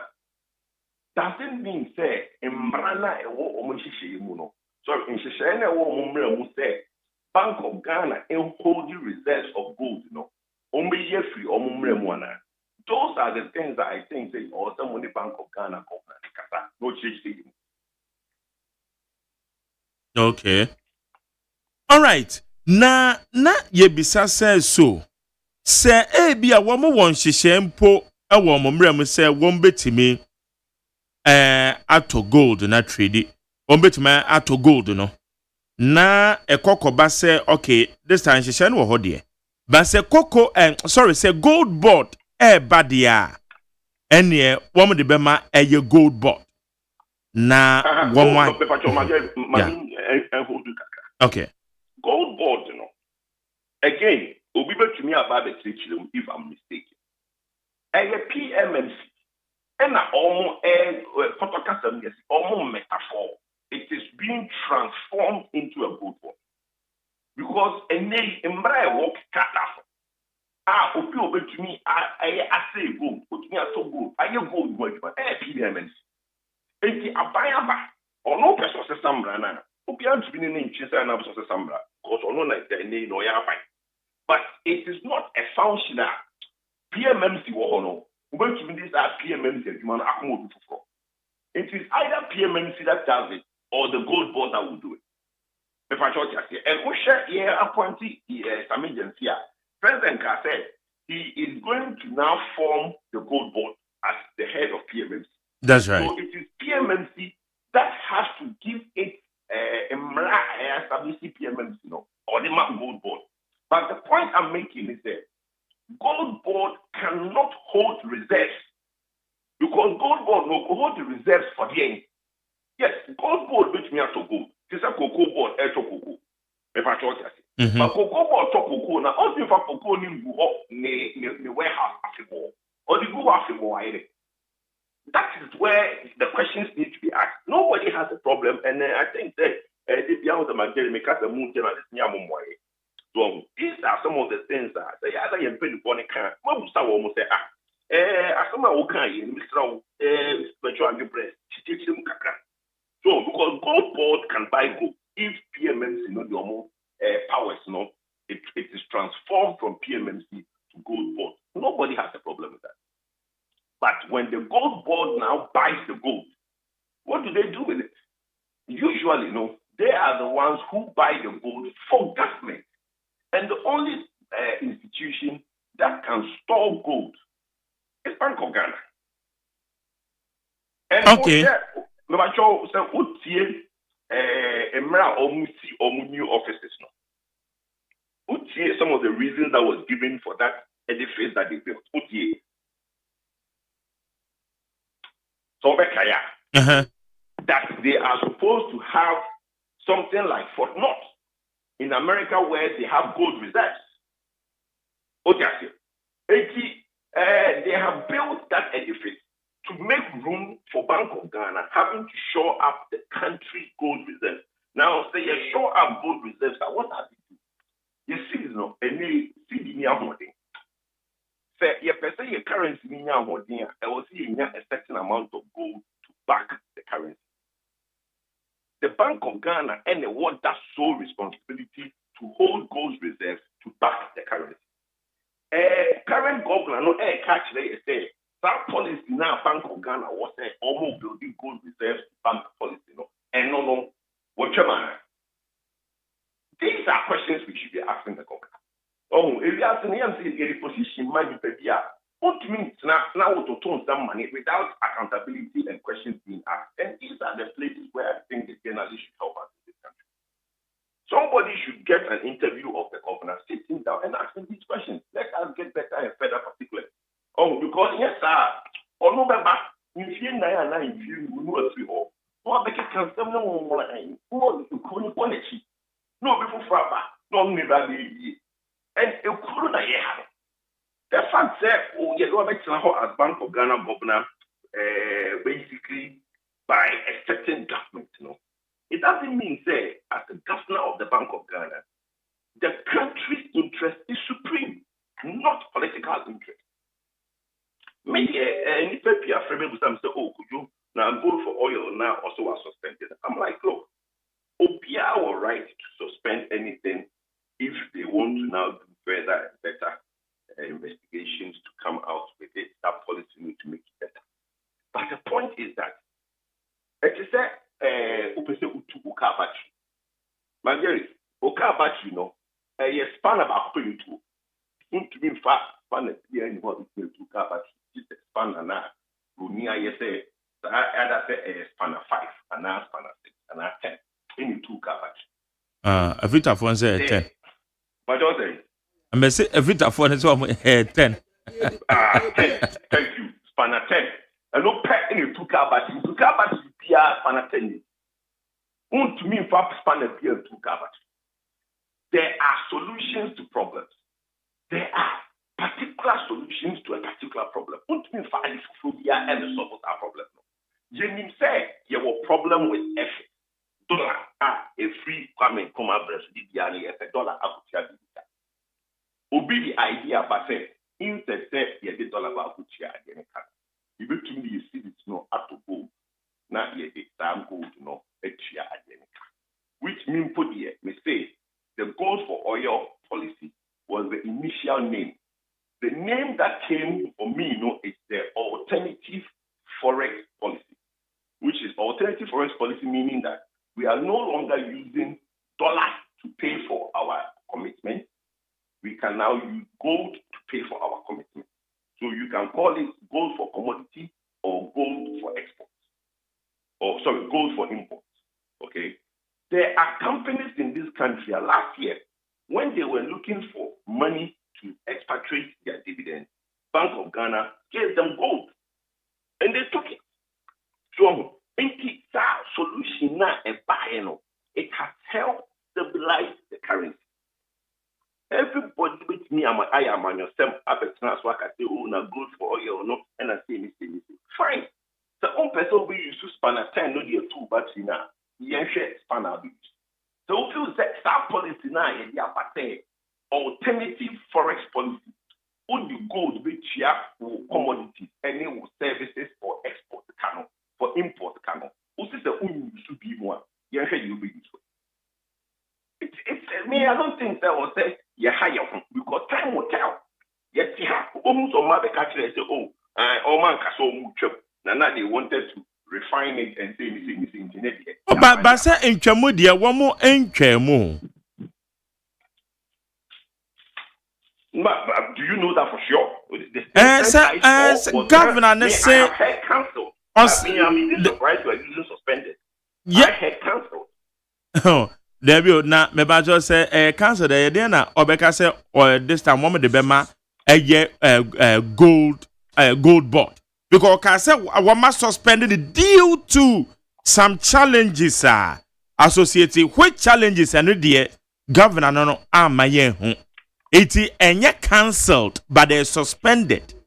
Okay, that's yeah. Good. We all stand to be corrected. If it's suspended, that's fine. Then it's better than what Unyanubino interprets because from other journalist platforms, they are saying the Bank of Ghana has cancelled gold for oil. And say my joy online. Honestly speaking, me at the time I may say story ne bana say who videos and now audios were me koko botie the governor said suspended. The governor never said cancelled. And to what my report on is misleading. Yeah. Misleading. Yeah. Thank you. Maybe suspended is in order because if you are on Tiasia or suspended now or share the way obviously iron and musina, which is not a problem. But media too said this issue of gold board, is okay because you see, I think that PMMC and gold board, we still don't have the facts. What will be the relationship between PMMC that is established by law and the gold board that is only an entity that doesn't have any legal backing? Is the government going to go to Parliament and ask Parliament to transfer or enact a new law for gold board so that PMMC will no longer be in existence and PMMC will now become gold board with certain powers? But there at no point can gold board hold gold reserves. That much I know. It's not just say you benya understanding here. Say gold board no cry better to toss dia mete say lawyer Sami Jemfi the PMMC ano na all chirimu na ebe say womo toto a efa he na womo de gold ni begu enye ne sa. Yes, but womo toto a emra emma ho kwan say omo beto di agu omo or even omo. The only entity in Ghana that is enshrined. But sir, Emrani the omu so omu say womo aye Emrani drew the final stages so. It don't you think? Yeah. They make just say final stage or no final stage. There we have Nina no. We cannot say in same bebree na ye papa. Ye papa ba ko ne abai. Government of Ghana. Government of Ghana. Was said bibia government of Ghana be no or ye free. An account in the consolidated fund or any other fund that Bank of the government of Ghana decides to use. Bear in mind, government of Ghana, which is GOG, is different from Bank of Ghana. Mark, what you said. Yeah. Bank of Ghana is established to undertake certain things. And maybe what to say so Bank of Ghana for a Bible set. But also what to say. Thank you. So Bank of Ghana has its own tools. Bank of Ghana on your own set of revenue and all the reserves and everything. Because all the banks in Ghana, they now put a certain amount of money into Bank of Ghana. Bank of Ghana has a certain amount of reserves and yet necessarily for the government. What I say? It is a Bank of Ghana has money to do something. It's not the same as the government of Ghana having money to do something. Now, the gold board now will come. It will be under the government of Ghana. Ministry of Finance. And the almost got to go to the Gugona. You sika bank. Sikana anyone in be and 12 again. I want to know. Sikana anyone in be contractor for car. Sikana anyone in be NGR teacher for any hospital for a work scanner. And no being here, they got to go do the good with the man. Are you getting my argument? Okay. Because the government of Ghana needs to find money to buy the gold and keep it. Already, you say 1 + 1 is not equal to 2 because it could mistake. And the government of Ghana cannot buy gold and store. That one we know is not possible unless the Minister of Finance come and tell us that miraculously he has found some money that he's going to use to keep gold as a government of Ghana. And the question, why is government of Ghana keeping gold? But the Bank of Ghana, whose responsibility is to shore up the currency, has certain tools available to him to be able to use the reserves he has in the bank to buy gold and use it to what? Shore up the currency. The Ministry of Finance is responsible for the fiscal policy, and the Bank of Ghana is responsible for what? The currency, the cedi. The cedi, a Bank of Ghana back, and yet the government of Ghana back. And there are two different entities who are in play here. The gold board will be under the government of Ghana, which is not the same as the Bank of Ghana. Okay. When no eba affect a year your farm said the under born it here because near him say gold for oil program no na boa ekrukura your farm go bono. E beti me affect no. Currently no. Ghana you about 2 or 3 major oil international oil companies are moving towards product Ghana. I think Vitol, Trafigura, and BP. And then there's another company, I think 4. There's another company called Letasco. BP is not so frequent now, but I think Vitol, Trafigura, and Letasco are quite frequent. Now, we go for oil program. A negotiation on prices, which is the suppliers margin. First, gold for oil on your home because I'm conforming and sign a pet and any product. Your local companies, which is the block oil distributors, the BDCs, they didn't have the power to negotiate better margin for the product because one time drink conform, we were buying about hotel because we don't have a lot of companies in the international market, bringing products to Ghana. Your BDC, banks, is very wary in giving them facilities. And a facility is so and there is some arrangement with the international oil companies, on the products and that joint ownership. Under the law, first, the BDC, and chia products in the car, products, emba, a bedroom Ghana cry into mean discharge. And Sana MP, allow products, amana enter your waters for discharge, Now, I was the ownership, are transferred from the international oil company to the local company. Sometime 3 years ago, there was a bit of a problem where, because the challenges are now oil marketing companies, bulk distributors, in raising funding, there was another license that was introduced, which allows the international oil companies, to be able to bring products into Ghana without the ownership being transferred. Say under our old regime, say ownership and transfer products into me and buy your waters for discharge.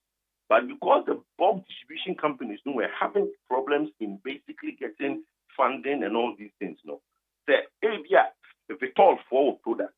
Now we talk for any products, never not one more farm food tank for Ghana. One way for Ghana because the local distribution companies now and in the long run we will have shortages at our point. In the MP for aim to receive this new license, which allows the international oil companies to bring products in and then sell it in the country. In January, we require no talk so that we were able to have products in the system. determining for us what the premium on the product is. Now, local companies, no any bargaining power there because one is and the gold for oil products because it was much cheaper than international oil companies in products. No. For them to compete, they have to also lower their prices of the product coming into the country. Mark, are you following the conversation? Yeah, me follow conversation, pa. Okay. Now, gold for oil products every honor. What will happen? We are back to the original program where these international oil companies are the ones that will determine our premium because local companies doesn't have the power to negotiate.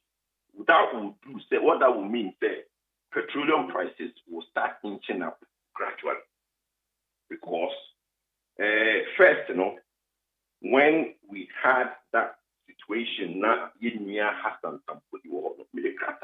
MP said we should introduce some government intervention because the premiums now almost two products. So it was too much.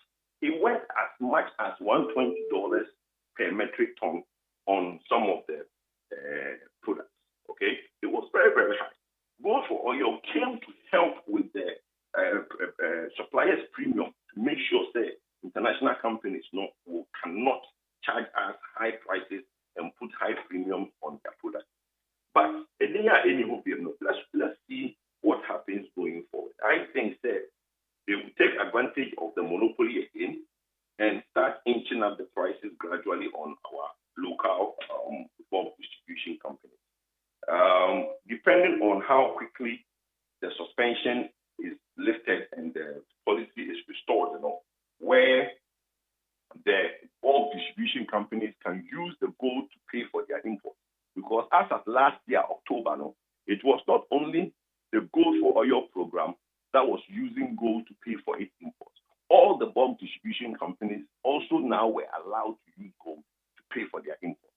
And to say, suspend the quickly we bring it back, the better. If not, Bank of Ghana is going to have a big strain on their dollar reserves because bear in mind, we need $450 million every month. Okay? Every month we need that money. If they don't resolve this quickly, eventually, 3-4 months down the line, the petroleum prices will start going up again. Okay. Now, into oil refinery, privately owned.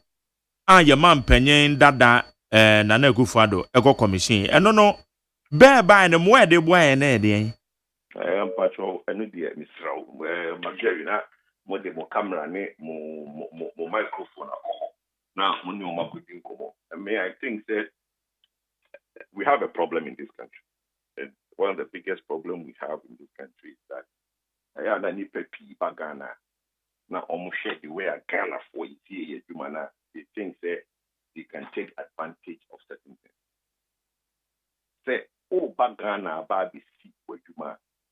I was saying, what you man, what's now with them now? Why, calculation knows that you man over based on sound policy. It is based on sound business. It is based on sound business, not necessarily government. But science will be a mammy. Me say, certain be a businessman now over Ghana about the year. I think that you should always do your business. So the business is based on sound business policy. Business no be to make now so on its own without any government help or support. So business idea. Now business idea a part of it is I would say a buying a boom and I say you need some level of government a year. That means it's not the right business for you. Things that the private owned refinery not almost expected some support because remember say it was launched under the 1D1F. Yes. And under 1D1F, they had made some representation to government for some support, and even at a point, they wanted the Gold for Oil to basically be the one to buy crude oil for them and stuff like that. So they have their challenges. As a private company, I don't know the entire challenges, but I don't think that it has lived up to expectation. It is not helping as much as we thought it will. Oil refinery, and the thing said, yeah, 2 years ago said by 7th January 2025, Oil refinery will still be the way it is now. Obia also be Adam War, because me can 2 years ago say the time was that foreign could do be our civil society that no maybe foreign could do you cancel I know the company can make 750 million then and I'm saying hey near you now there is no queue outside some oil refinery in Kofu so so ni pet people so banner then in your chair side deal and then 2 years on the oil refinery are still on anything. Eti na nipa be kata on the way bia or interest be no. Na we kojo meba. Na to da bia say we ya expose kakra wo aman ahoduo bi so a na say ye de ba ye man Ghana mu a na no man bi wa ha wan hwe na beka de ente say ye kan on radio so now we are discussing say oil your friend say your farm go bo kosoro. Number 1 tema oil refinery aya tantan na esi ho. Ye hu dia ben bia ba wo mo ye dia fa ye nim this current government obey bibia fa ho a we are yet to see. Yet to memu ma eye o ankrankra bia ba besi oil refinery wo ye memu. Tax waivers aye dia ma wo mo. Na ne nyina mu no yesi yet to mamu se eni mfaso bia se de be ma yen na oil aba form. Na eno no nyansa ben na ewo mo bi bisa sa asabi o. So I mean, if it has no kind, span 10 and also the same example for the oil refinery. There are only a set of tools that can rescue a company.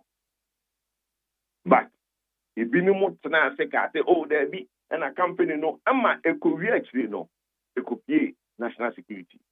And they transaction no anchor so crown. Transaction and young cosuna agubre. Foreign kokodo musika koye say the enya adwumani bi no. A branch here bi ko hold press conference about a month ago. Say abanya abey no onhwehwem ama workers bi ya invite omo bi and I'm like what for? Adwuma na omo be no ma nya anya mfiemienu ni nkofo ndom sika ko. Enti wo no that press conference na koye here. Minya chef the about the Ghana ni be yi a o na Ghana ni no den sumo egg kire. Me kire o minya. That foreign deal, if it was a foreigner, but now say it doesn't matter what you think. Did they have the right proposal to do the business? Yes. And I say, almost look, yeah, mamo, all the guarantee. Most I know, Sika will say the mamono, at the end of the year, you bet you at the beginning of the year. Mumfama yen afi yen tumi anya monje e trust away nyina wie omo dia brofo bai me wo pekes a me tumi asendo from oil refineries wo this and it's rusting entino omo be bie machines this so no rust the wom baby e say nyina no omo be sister ni nyina after all that work no omo dia brofo ne bai e be hwe na omo say trust ga ma bai beginning of Abai time more TSS can TSS can we are more maduma. I see all men to me on some ya mujin from when you like to be slow and I and way. Yet the obinim way and I win it actually and I win him way and this is the more refinery so and today may catch it out there without that same structure. Ever train you to into your past pan 10 now. What's mean to battery no? It's as simple as that.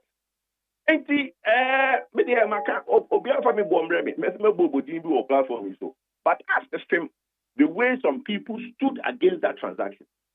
Thinking say again. And bicycle for so free. And somebody is going to make something out of it and the country assets will be rejuvenated. Problem about cream. Okay. Because the eco back the Ghana ni bia eco bibi one. Na ye de abusua bi ana adamfo bi ana obi abebata no say oh we nti na ye de ade we ma no na ye de. Okay, kwajo say komo me no be no extensively another time me ye me research bi e dia fa no ma bi ho na ye wi a me no be di ho komo. Me da se pa mi. Nyame Israel.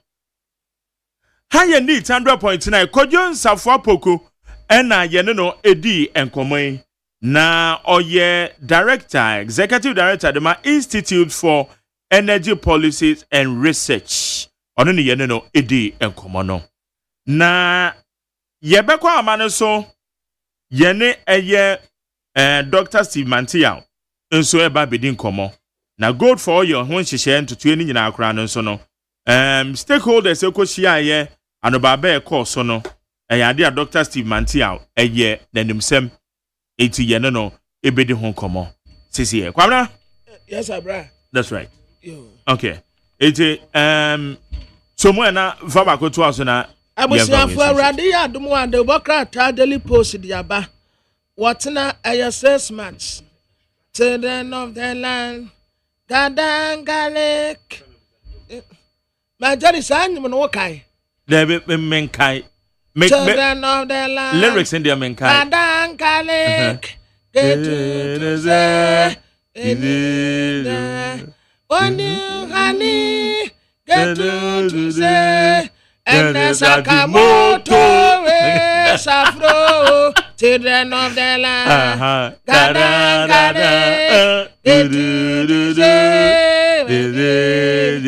I mean, but moto no one dear. And moto,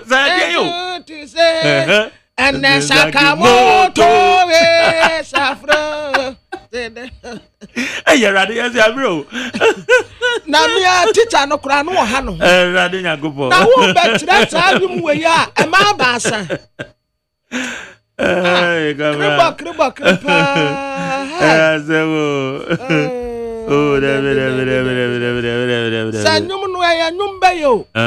Bindim se abrofu no nyum o se ye ne ya de ne dane nu o. Obi send the lyrics in my why na Abraham Makai is that brother primary school. Children of the land gadangale na me dim sent your teacher no kro betre yes anyum wa ya asasi ni wo yara ya asasi ni wa okay all right okay ma Dr. Steve Mantia ewo ahomane so na dog match yeja eba tana bom ti sem beti won kan chew em ze me na me fro obo adi ada ho ma ye ho ye yeah they are yes that's right there was a time be me try wa but now I'm on it yeah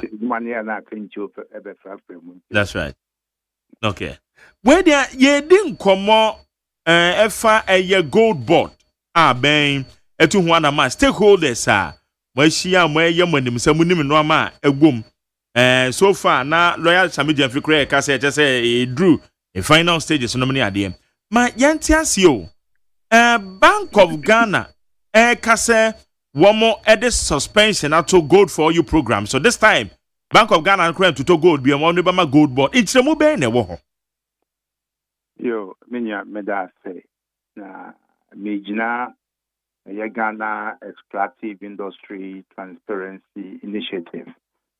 Gaiety.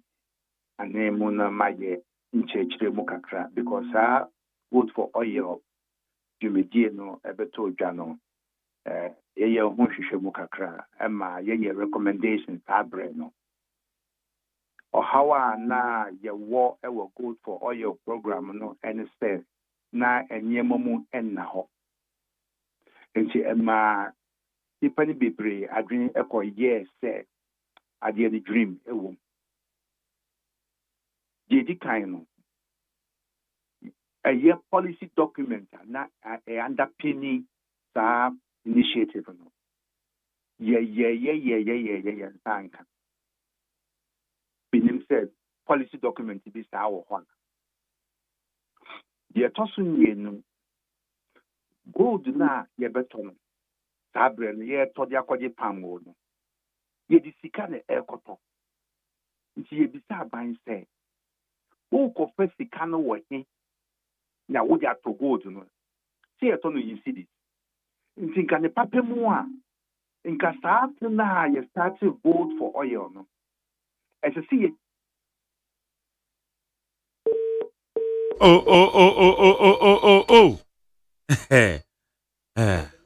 Yeah, yɛbɛsan atwe naba. Nkɔmmɔ no kɔsei na ahoma no kate a na ɛya. Okay. Ha yɛ need 100.9 nti nkɔmmɔ yɛ ɛkɔ so nyinaa fo adwenkyerɛ no. Fafa 0201162746 0201162746 na de afa hɔ na ɛkyerɛ sɛ yɛtumi akenkan na yɛde ama wo 0201162746 ɔkɔ yɛ social media handles no so abɛtumi de ato. Okay. Dong me bacho ya makwabo. Yo me da se. Enti no ye bisa se. Ye se budget mu ye di kan ye hu sia abe twetike bia e wo budget mu se ye de ma PMMC no dia to go. Ye bisa hu se aban e ko fesika no wo. Ye bisa ya obi enyi ya.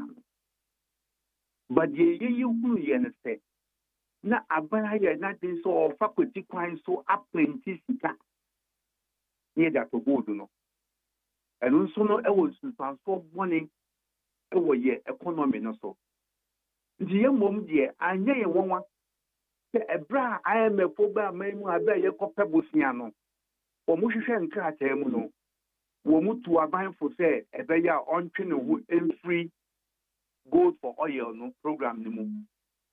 It is said, no work say before a Bank of Ghana a year announcement of my year. Vote for your knee giant. You said, Yentia make us near giant and say, Sika that no, I did to initial gold, you know. And Luna, a war in circulation, I say revolving fund. But a buying critical for beer, member can't say, yet the top gold need be at home, and they are gold for oil. No. Besides, IMF to a bank for say young and free. And the Bank of Ghana, the other two Jano. Mementi as you say, initial investment here was our program in Ukraine, as I say, you recall it. As I say, Katokra. As then so, or how back one day, war and they say, gold na year Kwako Tower, year to Ghana for their Kwaman on, you know. And yet, young Kasa and a year cotton. There will be agents. You won't conform a year with Juma. They are buying episode of crab oil. Or call a man say just what, or they power most of say, oh, there's oil, but no gold, then I'm a bit here. This high intermediaries, you know, the percent can buy equity. Processor or the power, the intermediaries, you to say you. A criteria for the selection of the trader. I don't see a boy, abayan tre. A friend to farm one year, Tonoa mononino. A year supplier selection criteria. And see a bisaya, abayan timian tre. Mean your home. San Yema will yea as EIT and ye flagano as corruption risk, red flags. So who did you maybe not a one now? And my friend Yamani Pebiti dream. Chairman Okase Yenya Mwayebia. Into me more dear, and Yamwa say a ban for fro, a by ya, Wamusha and Krate Mono.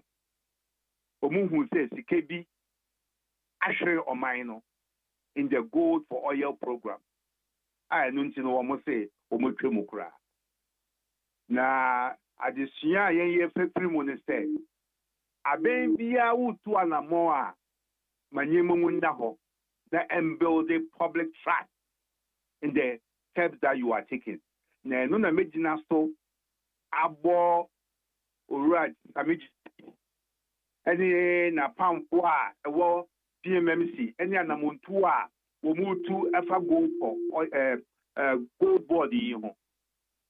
There's been a lot of consultations. Now, uko consultations now, which means who say, womu or pepate, wombeye bibi abwa or mino. And the people that want any na oni wo mo nya adwen a wo dire wadwen a wo mu tie o yi o mo de ka ho ebe ye no mo de ka ho wo mu yes awie pa na wo san ba wo nan su bio asa de abecho se sesia no ti bia bio no ewo ni emu ni eni emu hwemu ni etimi edi hu sa wo so efe so wo mu faction wunu eti amama ya horo so Tanzania fo aye bibisa Guyana ni ade wo mu didi sa adwenkyere yi nyina e de ye mfato ho ni ya sana montuo na mmiri bi ebetwemu no ye tu ya efa Ghana Petroleum Revenue Management Act ho a ene se me no wo kase amanse nyina agi atum se the best arrangement for managing petroleum revenues in Africa and one of the best in the world. And nam so a ede piak ba ya ene enam piak so a ti memufo hu se dia oye sika semto tie nyina no eko.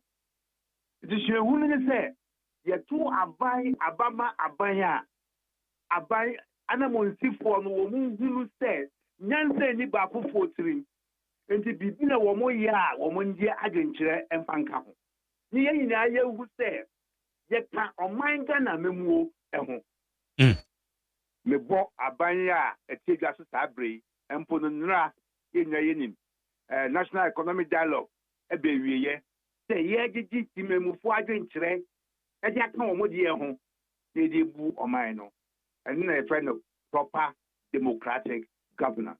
Okay, Doc Wadaro mama mi bisa dia na bema IMF for aka kire se na nanka yentwentwen sa program ne so.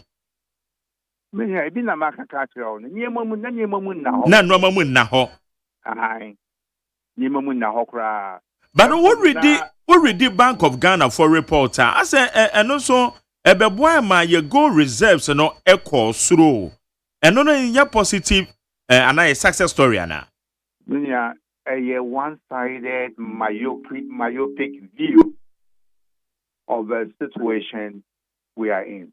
When you say, "O may I tell me, you're good, you're royalty." Now your royalty a one mining concession munina. When you say, "Your Japan, your general in cash." Na say adi anka wo pe gold do ha. Inka doesn't it make sense say inka wo beji royalty no in gold rather than in cash. Okay. Ye to su mienu Bank of Ghana start to gold no na ye nwi gold for oil. It is a gold na wo pe dia koto oil la. Na ya start program that they bet me leverage on. And but ye ka say eji royalty no so in gold aka ho a. Enje no ano no. But this myth about forex savings, gold is as good as dollars. And the empire say gold, not dollars. Gold is a store of value. And this is how your mind is okay say. Make those in the gold stock and namuntu papa. And Bank of Ghana started that and say yeah. Good for oil. You think I get to our program, no, so yeah, expanding no. Now, they said, yeah, gold, AGYEMAN say, a hedging against loss of value, potential loss of value, and also scarcity of dollars. Into who store gold, no, gold war a cost through one man said just what. No one ton kakra. Now, what is says, cano, other building forest reserve.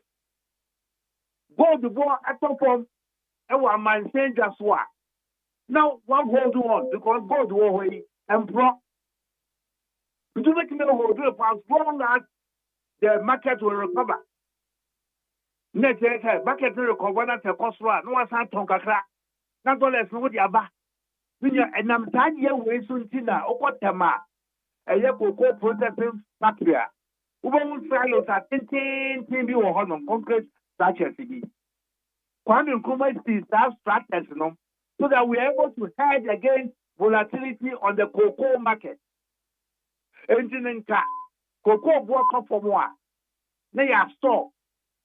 The Peja, they are tongue. That is how you hedge against price volatility. And so you go for oil and the end year. Maybe you may benefit Papia. And Panson over the period, you know, who said, prices no one and air cost. Because we can even the volumes no one and yet be affecting the market price no fundamentally. The numerator and amount to a yet to say no. Eya na montuo papa na amanya otiega so no me bo no kopo bibia odi gold be ye wo ye memu ha no oma emu na ho ye mu bu yegu so ye hwe na eya gold no se gold board no ekoto a woma na ebe kura ana som de kwa Bank of Ghana said ya eya omadwuma dada no o menya odi mi se ene ya me no wo ka sei PMMC for gold. So wokra wo gold e wo fia utimi de koma wo mo e ma wo mo prama atafi okwa amononya bank ta horo nyina wo mo gold na e de fia utimi de koma bank e ma ye de fie ma. Yeah. And there's nothing so strange or difficult about storing gold. Wo gold nkwa na e safer utimi store. In fact, at the beginning, some of us expressed concern about the provision in the draft bill and the gold board no ever store gold. But if you bobo no, in Tiasiana by yourself, and yes, we will store gold. That's as part of building a national gold reserve. It's the Bank of Ghana, there be. Woman, the sole agent for exporting gold abroad. And this gold, say what the carbon on here. And so in transit, who hold you, baby? There is, let us not confuse the Bank of Ghana's role.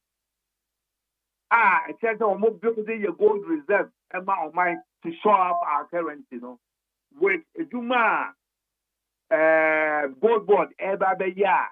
I don't know, and your gold trading export. Me put the name coming here say a back cocoa. There were mechanisms for ensuring say the state has control over its export. Now gold they are more valuable, no. Ya to the JJ more obia to me export to gold or me. Emma Empono, you have for gold export figures. I see the beer. Now, there are inconsistencies. Yeah. Over to Dubai say import to gold 7 billion. A Bank of Ghana records express on my at Ghana export to gold 2 billion. People don't be export certificate. Aba no aya emfa PMMC ansa na ko. Nya oni bibi. Ya nkasa se mra da kekere ye ho se. Gold, so export to gold, the only point of export is Kotoka. Kotoka International Airport. If you say me 2 gold, I was balling. What they were about the any minute here. Burkina about the any minute here. Would you depart with the gold? They see how about Kotoka. Send me best photo. Anja krana akwamu kafue kra ba be santa okwam. Me depart here me do ko de bu na me ko. Here. And a border post they are not equipped to be able to even assess the gold and even determine the gold, let alone assess its purity.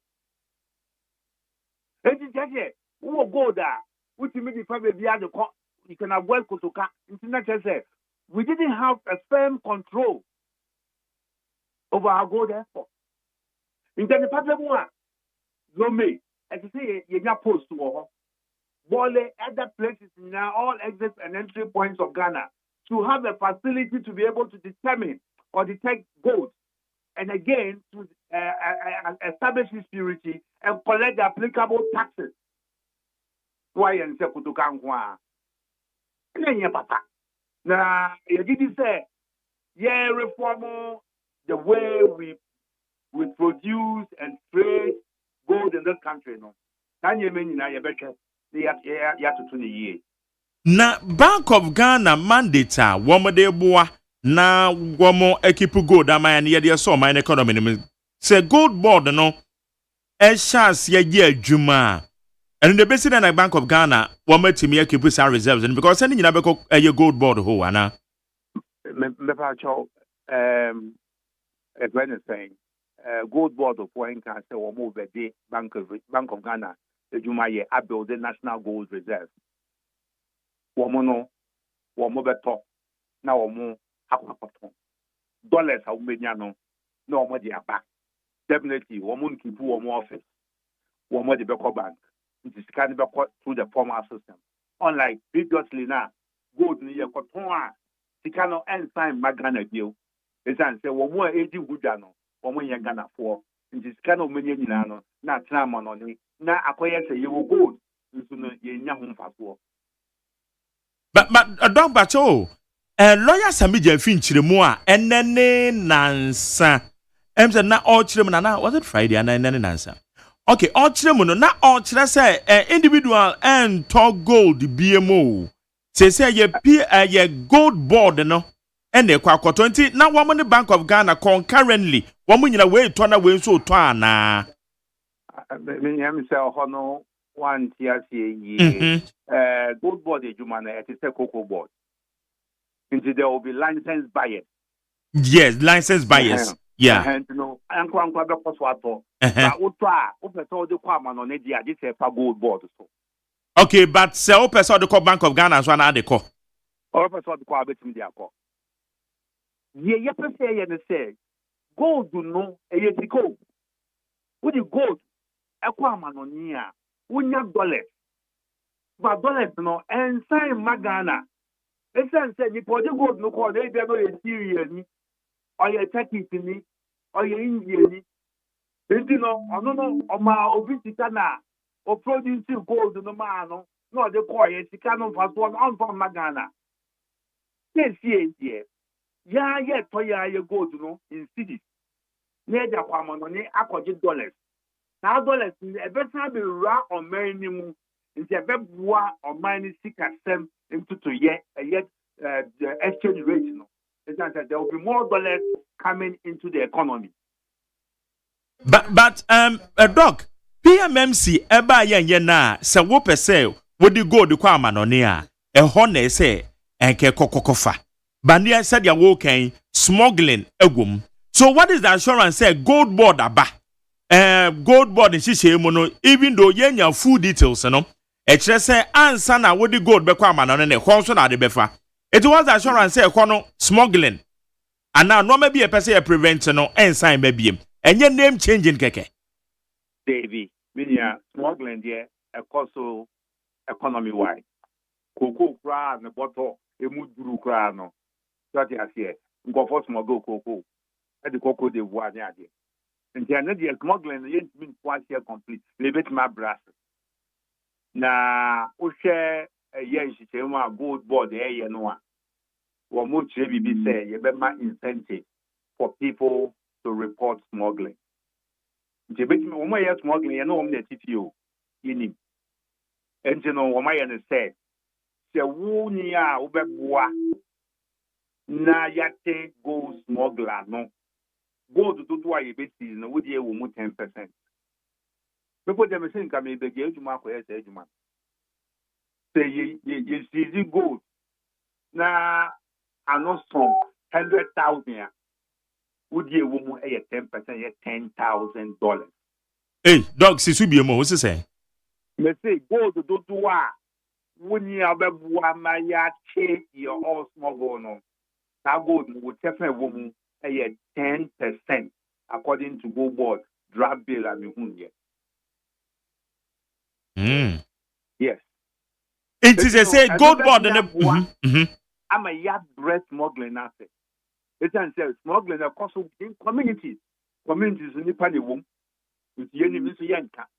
But in pass of or TVSia or bread or bobra or breno. Wouldn't so be this abonina will be yes to drink and my work within the 10%. Okay. It's a dog and maybe some question we na yati once a year. Gold board e ba be wipe off PMMC.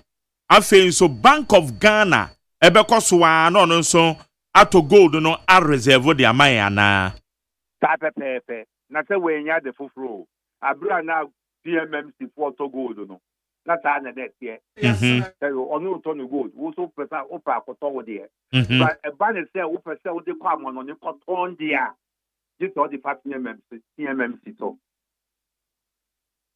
okay na ese ebasa ejihye mu no se de na o ka se nipa no oboa ma gold no efa eye asebu akwan a na che se ne 10% de ne nsa beka de afrim na che se no ne wo mo de ahye mra ni mu na wo mo de ba beboa to regulate gold smuggling. Is that the purpose?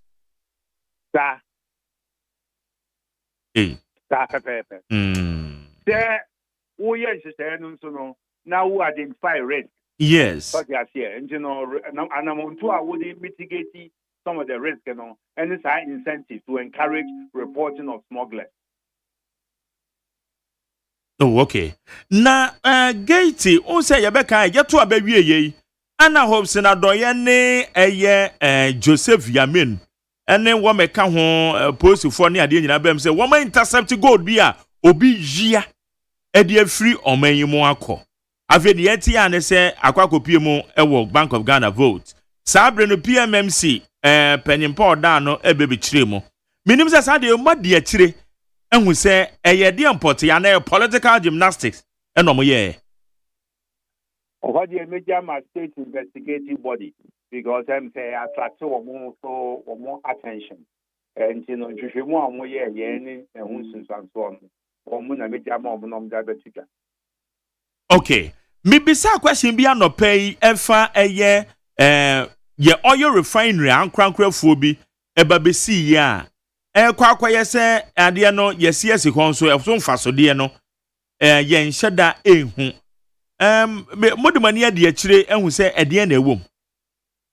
Oh tema oil refinery ne de se yenye nim ne how when crop de nya tema oil refinery no po de se ye hu ni se aye bibia ho but their Chinese central said their Chinese if we be your man penning edi anymore that time or man penning dada na do di anymore commission ye. Yeah. And I make it say I don't know has a bearing on Tema oil refinery. Because the near was young refinery. But you will say the cost of refining is not and yet competitive globally.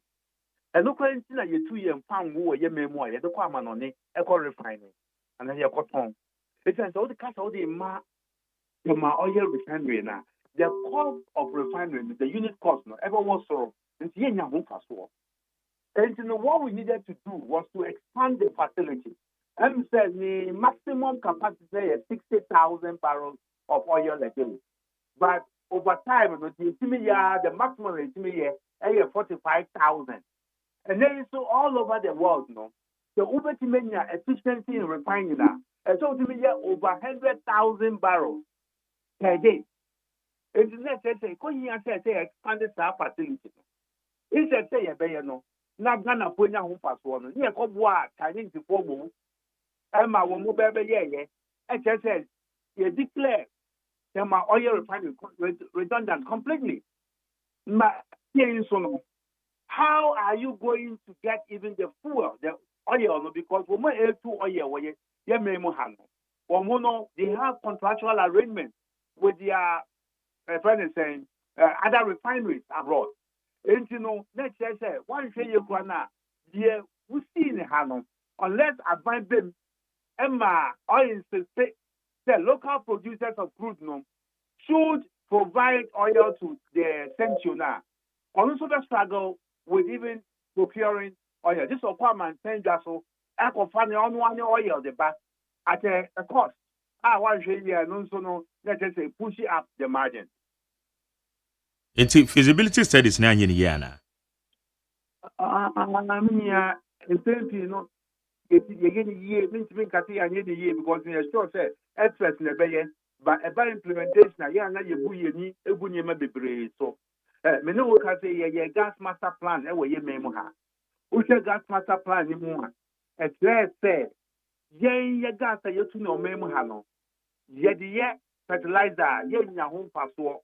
It's say you bet state competition from the Middle East and North Africa. I want to say, yeah, na you bet produce to a hano. Ni bo be yedin.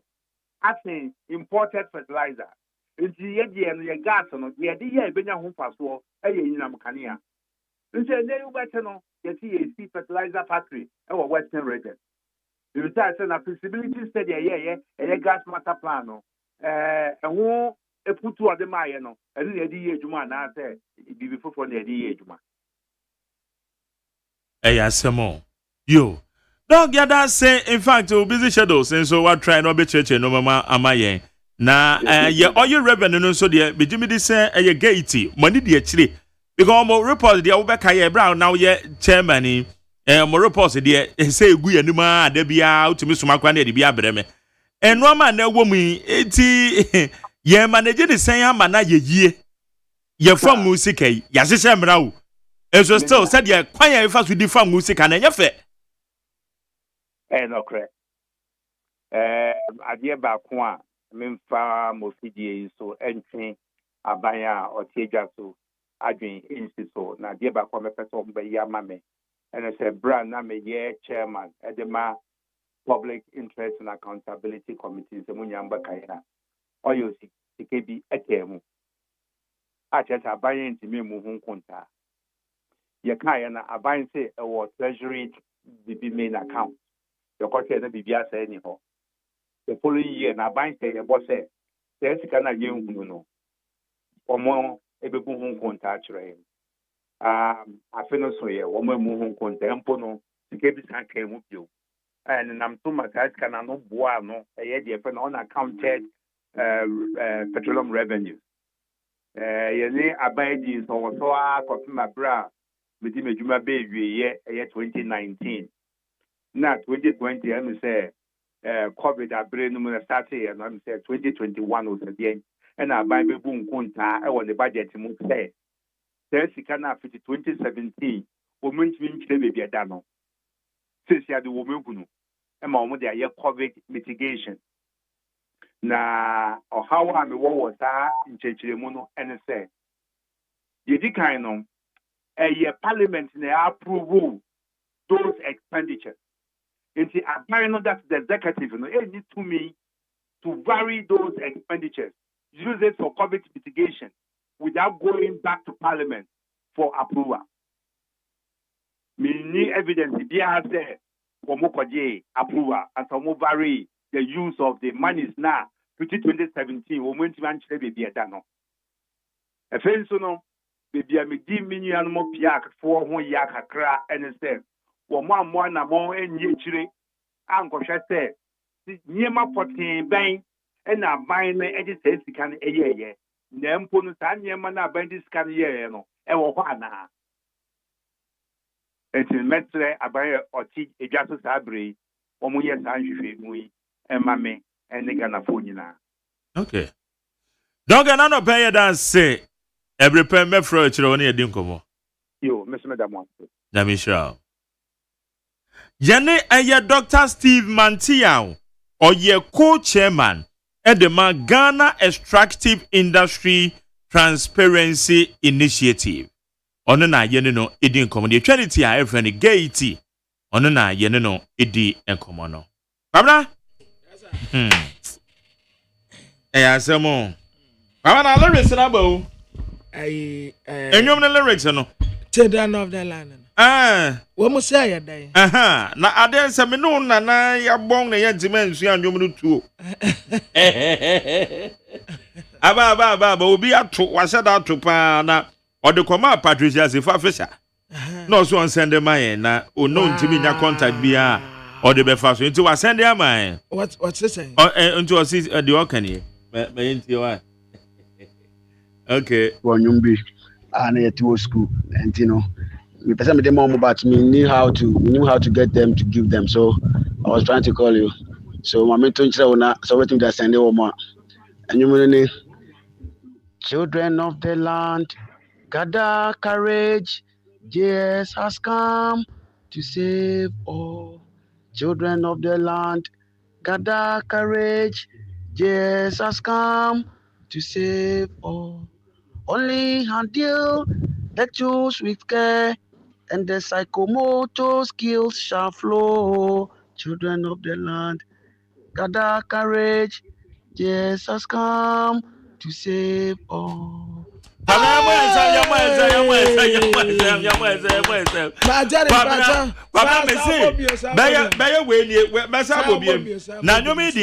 Close to over 35 years. Maintain. Children of the land. And Sakamoto. Sakamoto. Yeah, Sakamoto. And when you say, player beef to a time and near Japan, we are from Moto. And I'm saying, why when you didn't do Nulian? Oh, wait there. I will one for the grammar. Children of the land. Courage. Trying to call you.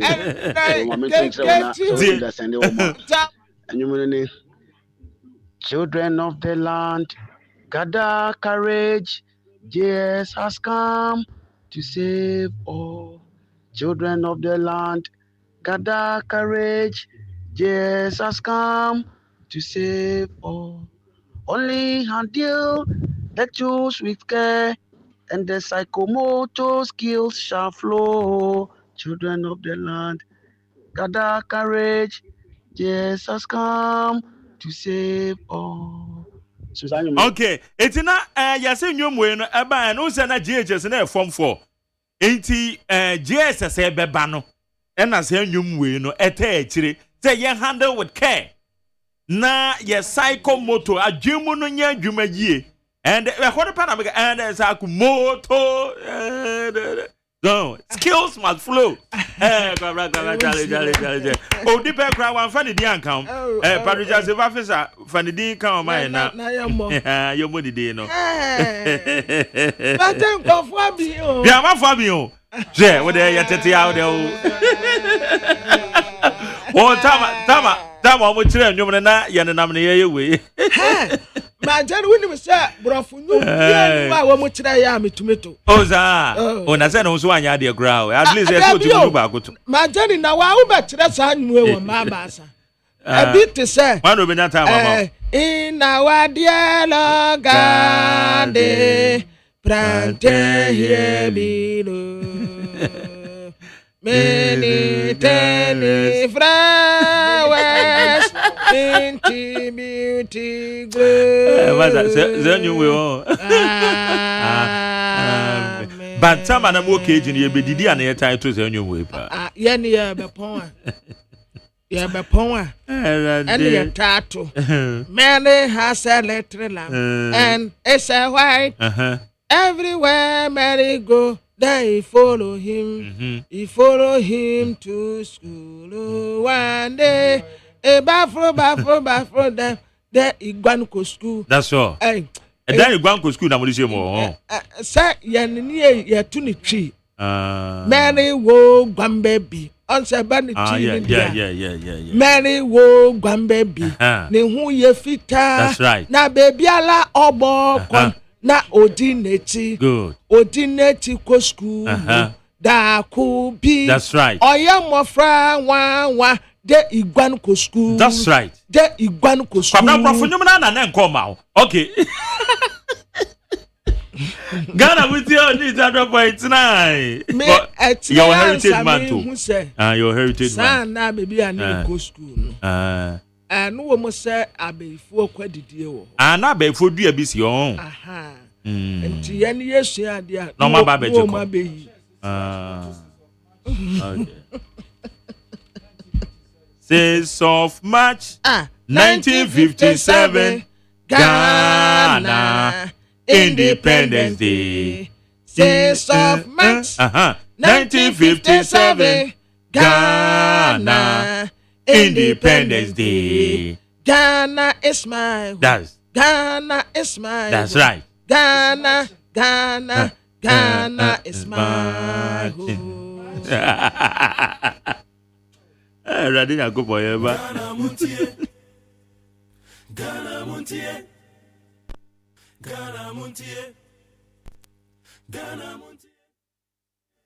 Ghana Montier Senior with it 100.9. Masa, we are in the Heritage Month.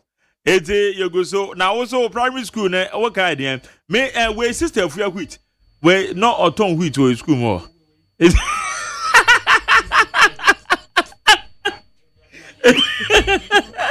is sister if you quit. But sister if you quit aba. And no you go dinner oh. Yane Oh Charlie. Esther Balikisu. Balikisu. And I know what tongue. A bruisam and a city. Now, when you say, do you mean a Sunday, your friend Chumberima? Or your taxi driver? Wow. Chumberima, taxi driver. Wow. What? And you all call private school? Was so called private school? They send it in power because I do. Chumberima, yeah, that's television. As I'm a gay, it's a woman of a candidate. Chumberima, that's a papa, taxi driver just so tear papa. That's it, that's it, you. That's a pa. Okay, Kwara, Mammy Farmer says, I can't show me now. Young Queen, how you need 100.9. As a budget of what is it? A time now, sir. Okay. Okay, young fan Richard, that is Friama Saman. Also, Pope Francis once said corruption is paid by the poor. President Mahama once said the MPP government criminally mismanaged the economy. Mark, could you believe that in 2022, 2023, none of the government establishments made profits? Gridco 2022 made 93.52 million loss. 2023, 86.57 million loss. VRA 2022, and then 227 million. And 2023, 380 million losses. Airtel Tigo 2022, 434.6 million Ghana cedis. Then 2023, 599.74. Na say Airtel Tigo na kasa de 20. Say no na eslo usu turn $1 no. Turn $1 do more no. Most shocking banks were collapsed by Nanado and Kenofurata to form Consolidated Bank of Ghana. In 2022, they made 371.28 million lost. In 2023, 402 million lost. Please, is this economy not criminal? Mismanaged.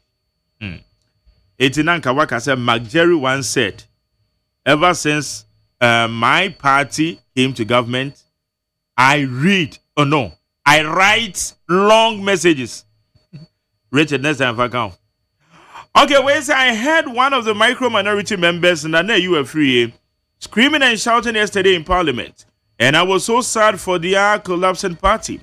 They are trying so hard to be relevant in minds of Ghanaians, but in fact, they were heavily disgraced by Ghanaians due to their poor mismanagement of the economy. They took the exchange rate from 3.8 to 17 cities during their period, and these same people are talking as if they know anything about managing the economy. They should bow down their heads in shame and stop disturbing our precious years. Or are they expecting the current government to think like them? Then what is the essence of changing power?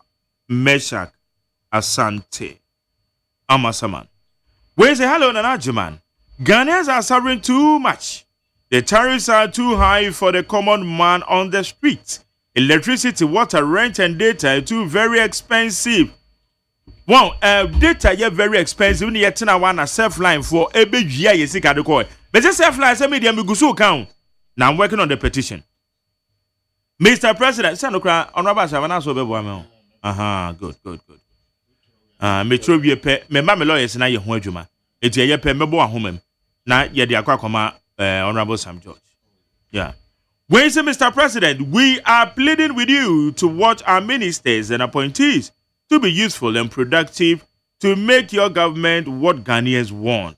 Is the agri ministry a clueless ministry? We need commercial farms. So Okay. We say good morning to you, Master Jerry.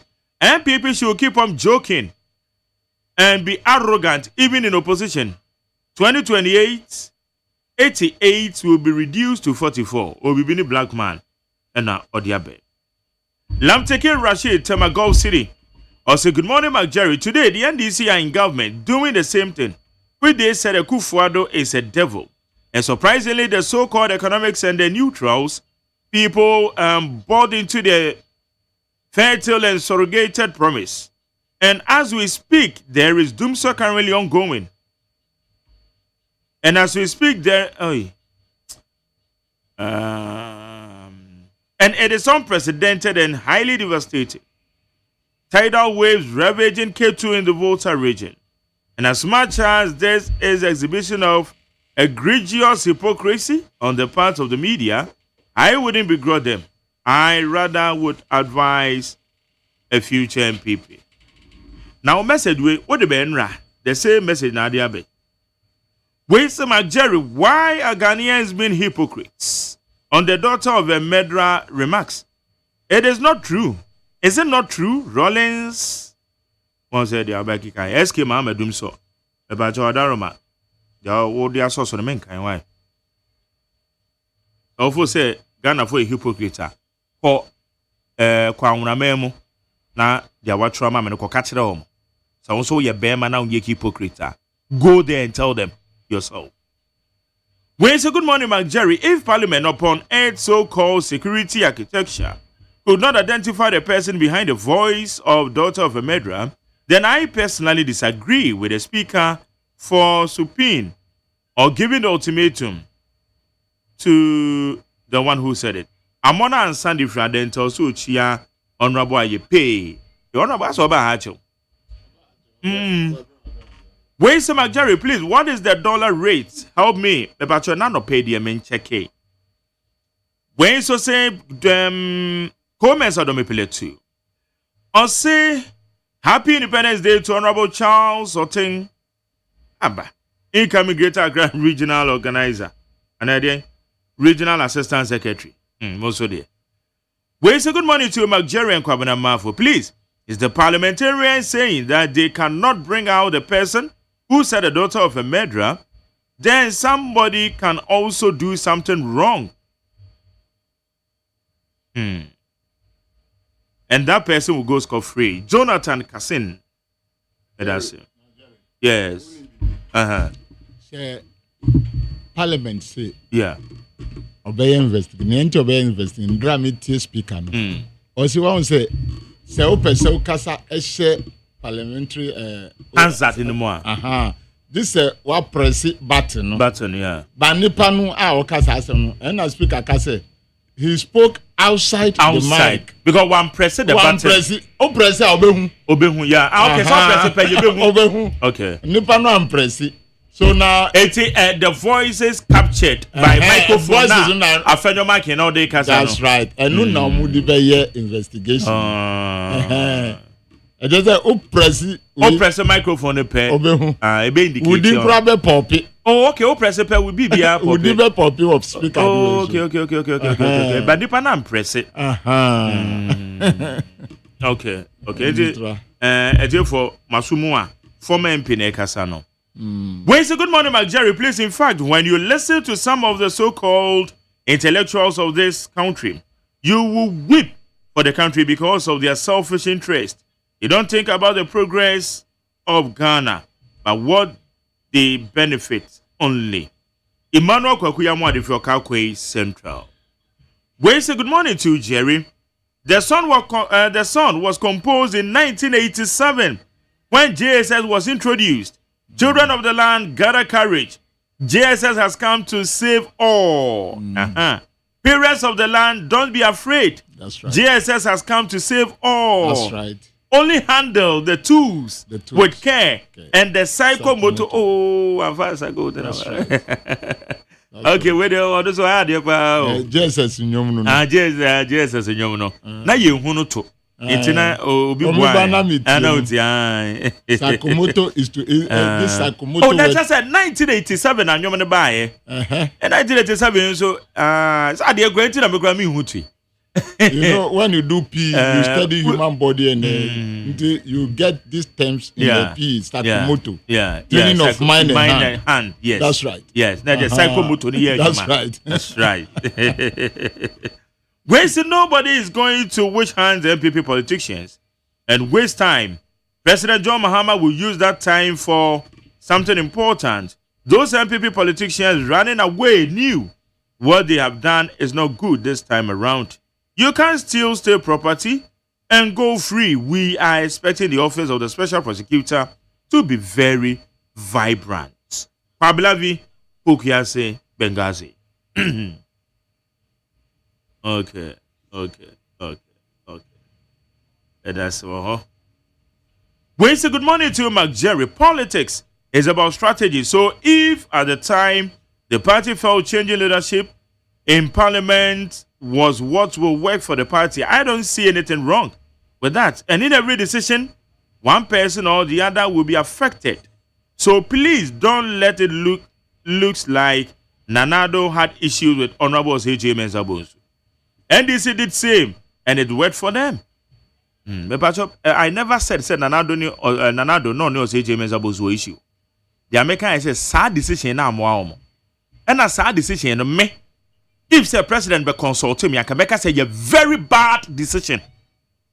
Some American, you change your Agyeman na make very bad decision according to my opinion. According to my opinion. To be the account. By the abuai. And somebody abuamo. Abuai. Modi akoyi amamo. Akoyi papa. We say good morning, Nigeria, Kwabrama and the crew. I was involved in a serious accident, but God saved me, and I'm coming, or I'm recovering small. Oh, where am I? Oh, unless Kofi Yarini, a dental commando. Until I'm telling Kafra wate. Yamen sorry, dear. Wait, say Jerry, my name is Osman inside Kataman's News Sport. I think all the political leaders must come together so they can share ideas. Everything shows Ghana is under resetting. We thank God for giving us JM. Greetings to Honorable Daniel Kwesi Ashiama. Honorable Sochiao. Wafake, New Plan Station, or say hypocrisy. NDC party supporters, yeah, okay. Also, with the government spending a significant amount to support Muslims, but if government support Christians to build national cathedral for believers, then the NDC party have problem. But Pastor Makacho says, "Sir, Emra Mekasa deal with Anaya Kasa Musumuti Kakron. Hard village, you know, but Nanado, Eddie Kate saw the crown sana, JDM, Abenyi Ba woman son, Kate saw the Kwakusi. Into your idea say, then you will a bind that dano, Rasha say. It is a walk at and what you need. Honorable Martin, I want to say, oh, me who ya pao. Hey, Odin, Madame Fobi has sent me a message. Hey, Chief Inspector Saki, CID boss. Oh, okay. Oh, Nungwa police station. Michao pa. Good. Or that TV pa. Oh, sir. Edanas. Yeah. Edanas. Okay. Honorable na Yensha CN. Yeah. Economic dialogue. Yeah. Edians who are so they did say the bebre. Yo, Jerry. Na Yako Parliament. Yeah. Was this a daughter of a Medra comment? Any Munsama Apa. Yeah. Any other matters? Yeah, International Independence Day. Independence Day. Oh. Jeremy Chawa Chetty for na Ndra Senya Ukayeno Omudi anaye the economic dialogue the 2-day program no aba ewiye na ejuma na Ghana for ye nyina ye di ye no ni tipo pa ni se yenkotu atua adwen efa ekwan a ye di Ghana edi befa samria ye nyina ananipa dodo na agitum se enema mu ayedin ewo Ghana enunti na His Excellency John Dramani Mahama ati mpanyifo bi ekuo bi se omuntinase na ehwe se na ebe ya ebetumi asa reset Ghana ampaniapa all shades of Ghanaians or sides omukoye ubehu MPP for ho ubehu CPP for ho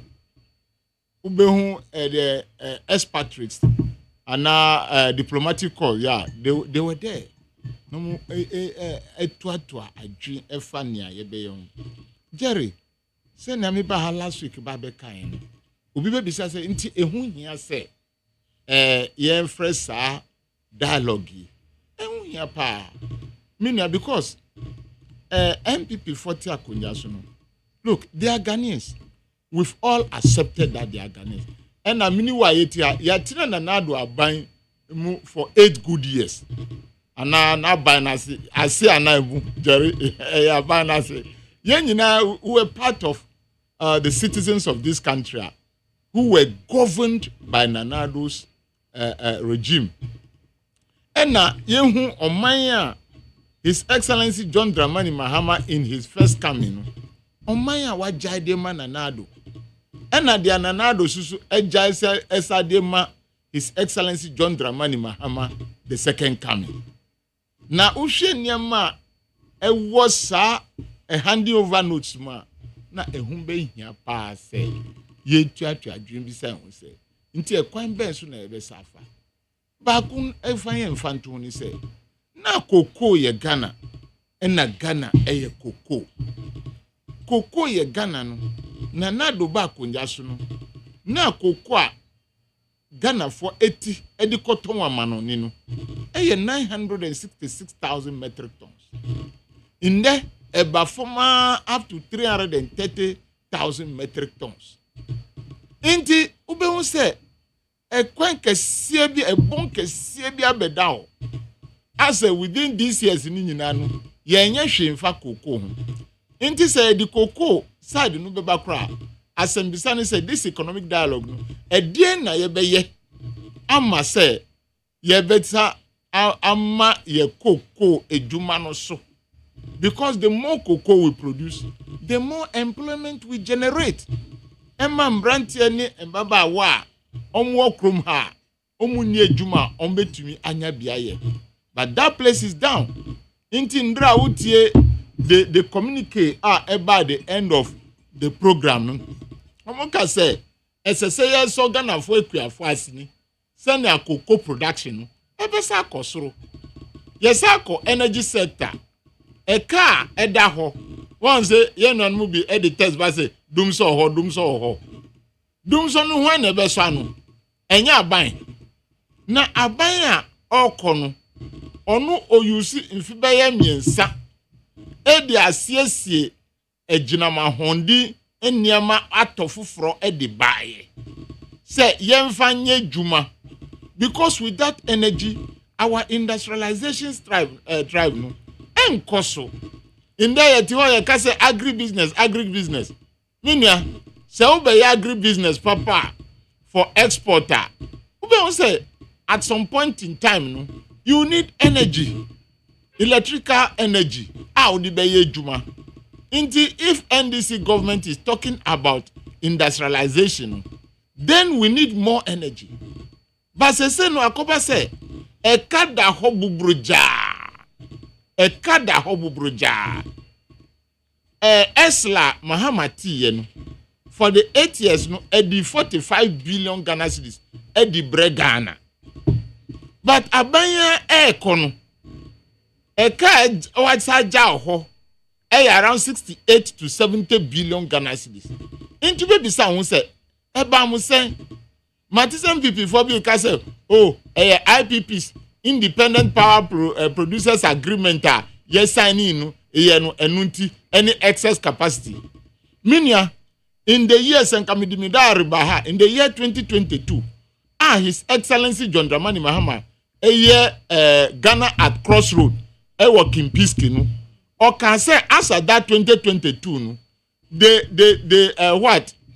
the capacity excess capacity amoka MPP for kan wasem no abeka 341 into from 2022 no obo MPP aban kokose obo mu kokose ye bibi se wanye bibia excess capacity awuka no ebesa kra no na dumso no asaba etiefo amutie mi bisa hu se din na MPP aban yeye they have succeeded in deceiving majority of Ghanaians say nanado na abesi dumso ano na mi bisa se Ghana for intika power mahama toye no na nunu ye didu abro se bi otiefo mi pamucho mamba se mbekasa atie obia but yem bisa se power no ye didu abro ana ye di wofufo enye energy sector afidie na ekotoye Ameri power suso ye didu akoko bi it is an energy sector equipment ye di buy to generate more power for Ghana enu bi na honorable Matopoku Prempenu amudi kosita krade no wa bi edi akokumasi send ayeti ho se ye adwuma ba bisa hu se eba mu se na ban bi betumi aye trimodin adada ni kobra ni Ghana ni se nanado na asovu dumso edien pa na nanado yeye odi sovu dumso fine se MPP fo betumi a kire se o 70 billion ya ye jatu ho no se di se na edi yeye no nka mebo nsema mamu 70 billion no die na mu di yeye na excess capacity no se si capacity adoso a akoti se what cars bebre I be go on fanye adwuma bia but se no wa be wo ma omu use car no so somebody have used that car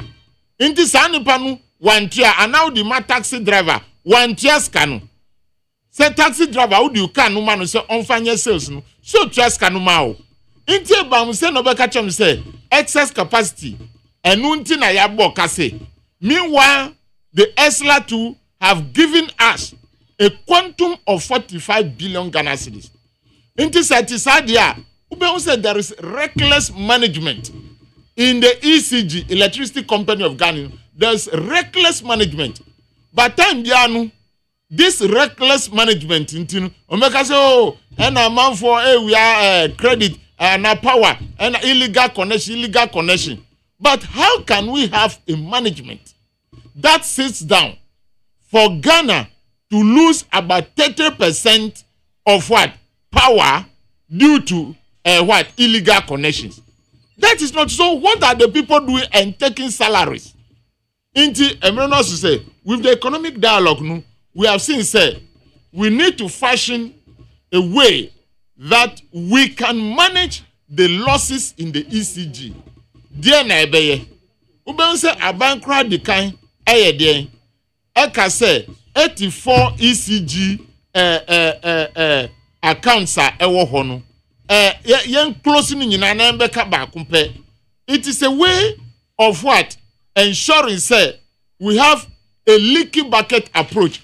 The monies will go into the pool and this cash waterfall mechanisms no IPPs nipa esese ye tuomuka no na ya tuomuka na electricity power no susu na eye adwuma edimaye.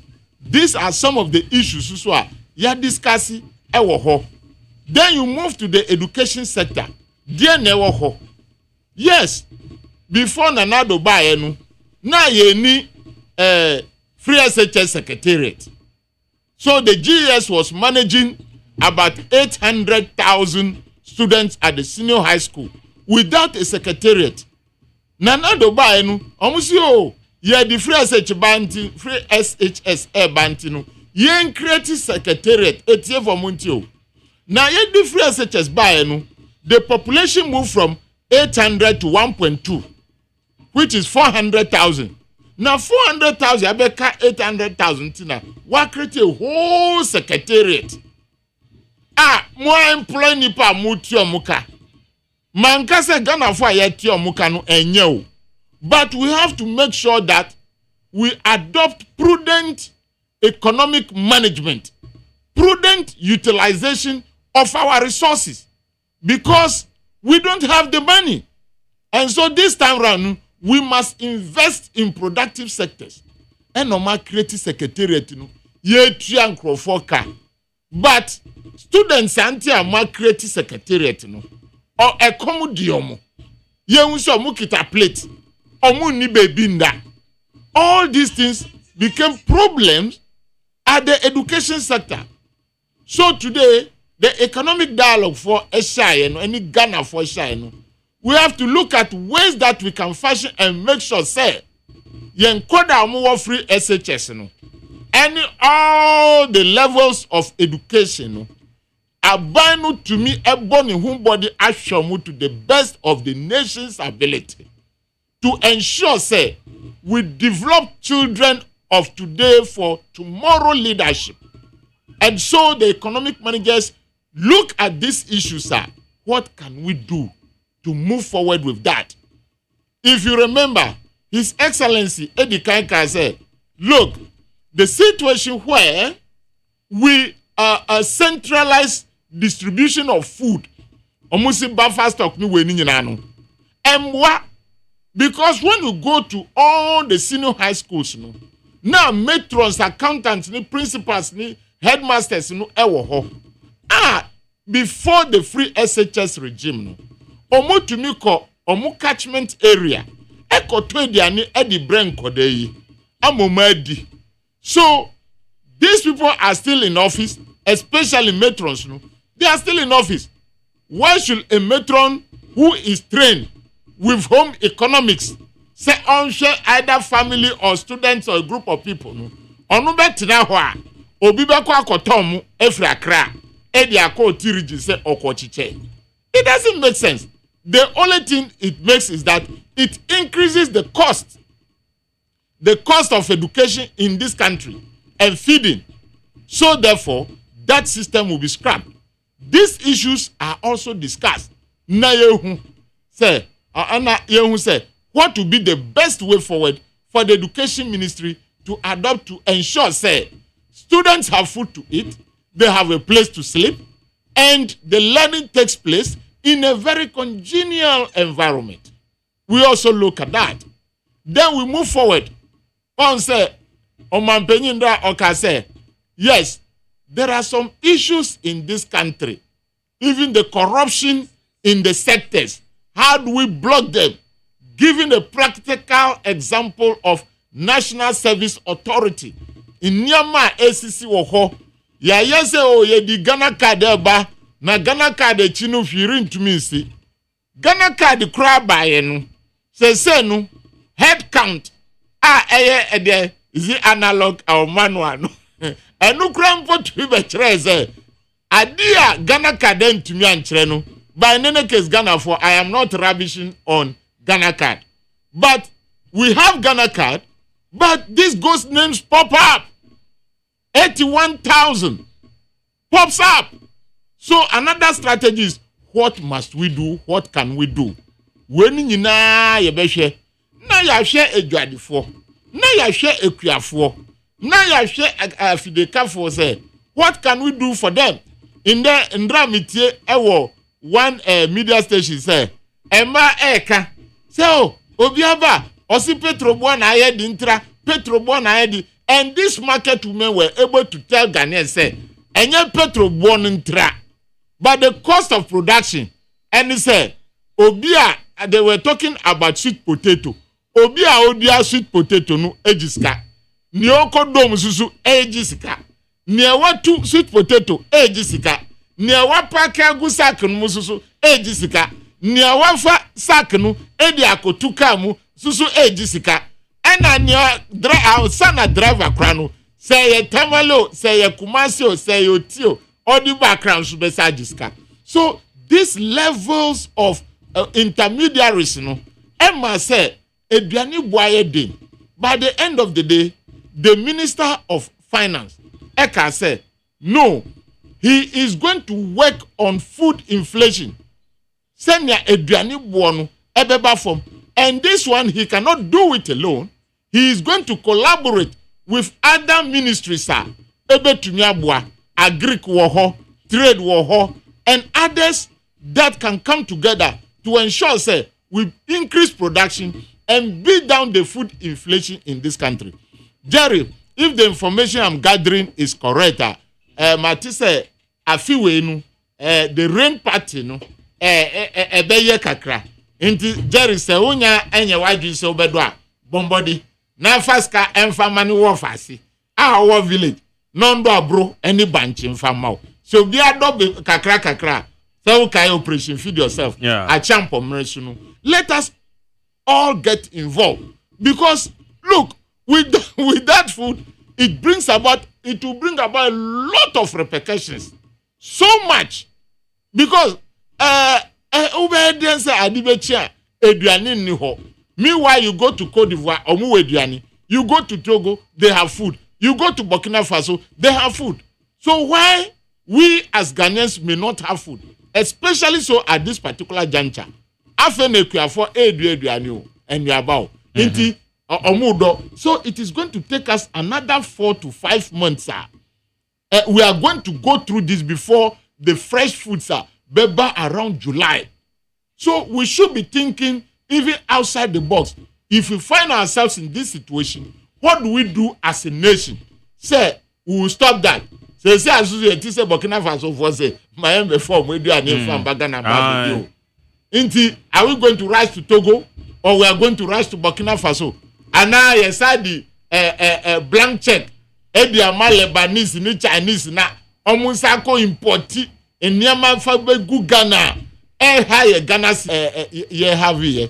In there no pa me who say the Minister of Finance Honorable Atufosi eka say all the proposals and suggestions are no once approved no he is going to handle them religiously like his Bible, because these are the people's minds or thoughts or suggestions to the nation, to the government.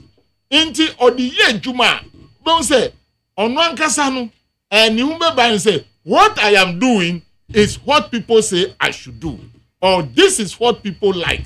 The business people, those who are into trading, all these people. Mitikra say, I think Governor of Bank of Ghana say Obesha Guta for twice in a year, so that they discuss issue. Mania, government should be for everybody. It should not be for only political party members alone. A political party that is governing the country. Not at all. Because when you do it that way, the political party members who are thinking for the whole nation will suffer, for the whole nation to enjoy. But bring everybody on board, just as His Excellency have started, and let all of us join hands. And with all due respect to Mr. Honorable Mpieni, I think I saw him there, and other MPP gurus were there. I've forgotten some of the names, and other people. Mr. Gentua, I saw him there. You see, it is time for us to come together. But it isn't that during another time, Omanye meetings ni conference, whether we participated or not, they had it.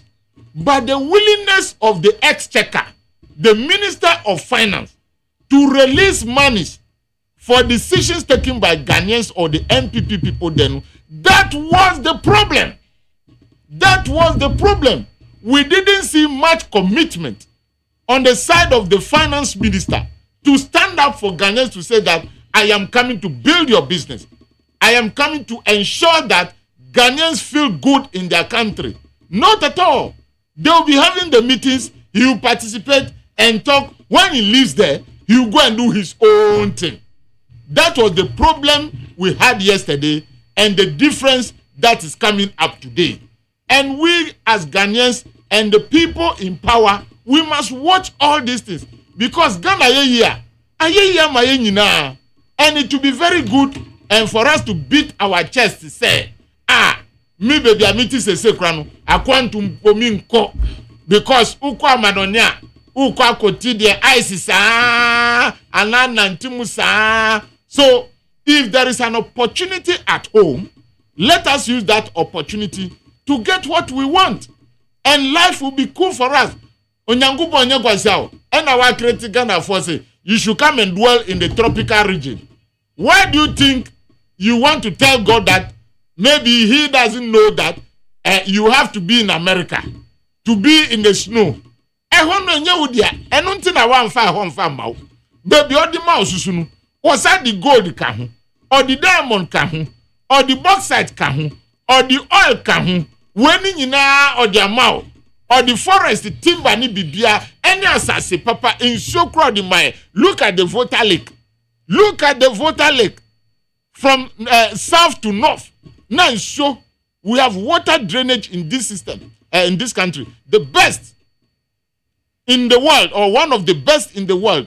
So we just have to use the resources that God has given us. You go to the trade and industry, and then we talk about Commander Sugar Factory. Look at the factory sitting down there.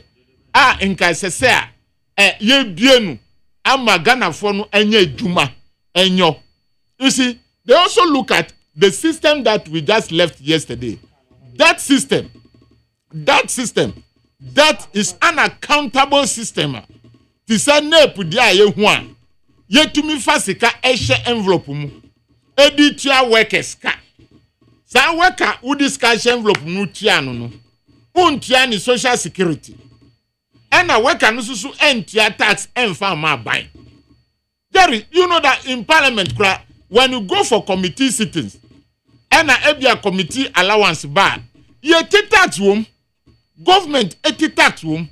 So if you employ somebody for about 4 years and then you are paying the person the envelope and the person is not paying tax to the government and the person too is not receiving his or her part of social security from the government,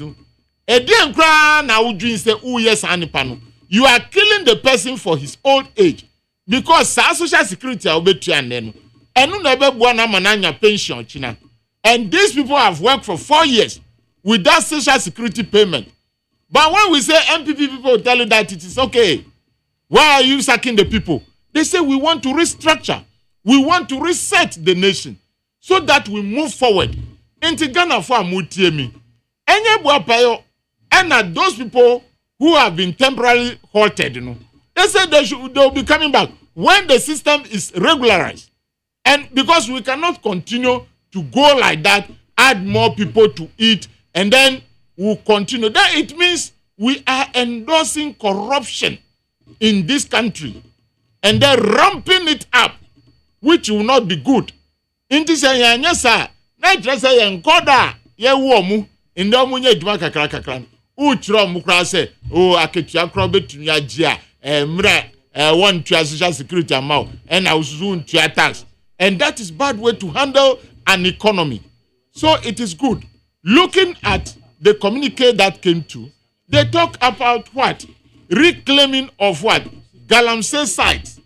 Galamsey lands no esay reclaim ni nyina na yem planti say cocoa, say bell, say cow. We have to plant it on that land. And in doing so, the youth in the catchment area must be employed to take some stipend so that they will be motivated or encouraged to participate in the program.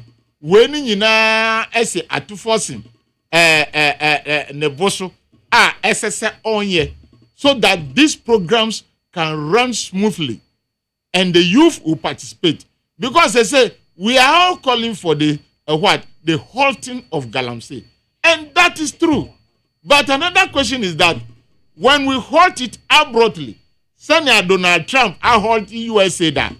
Where are our brothers and sisters going? This one too is an issue. It has been an issue on the table of the economic dialogue I have here.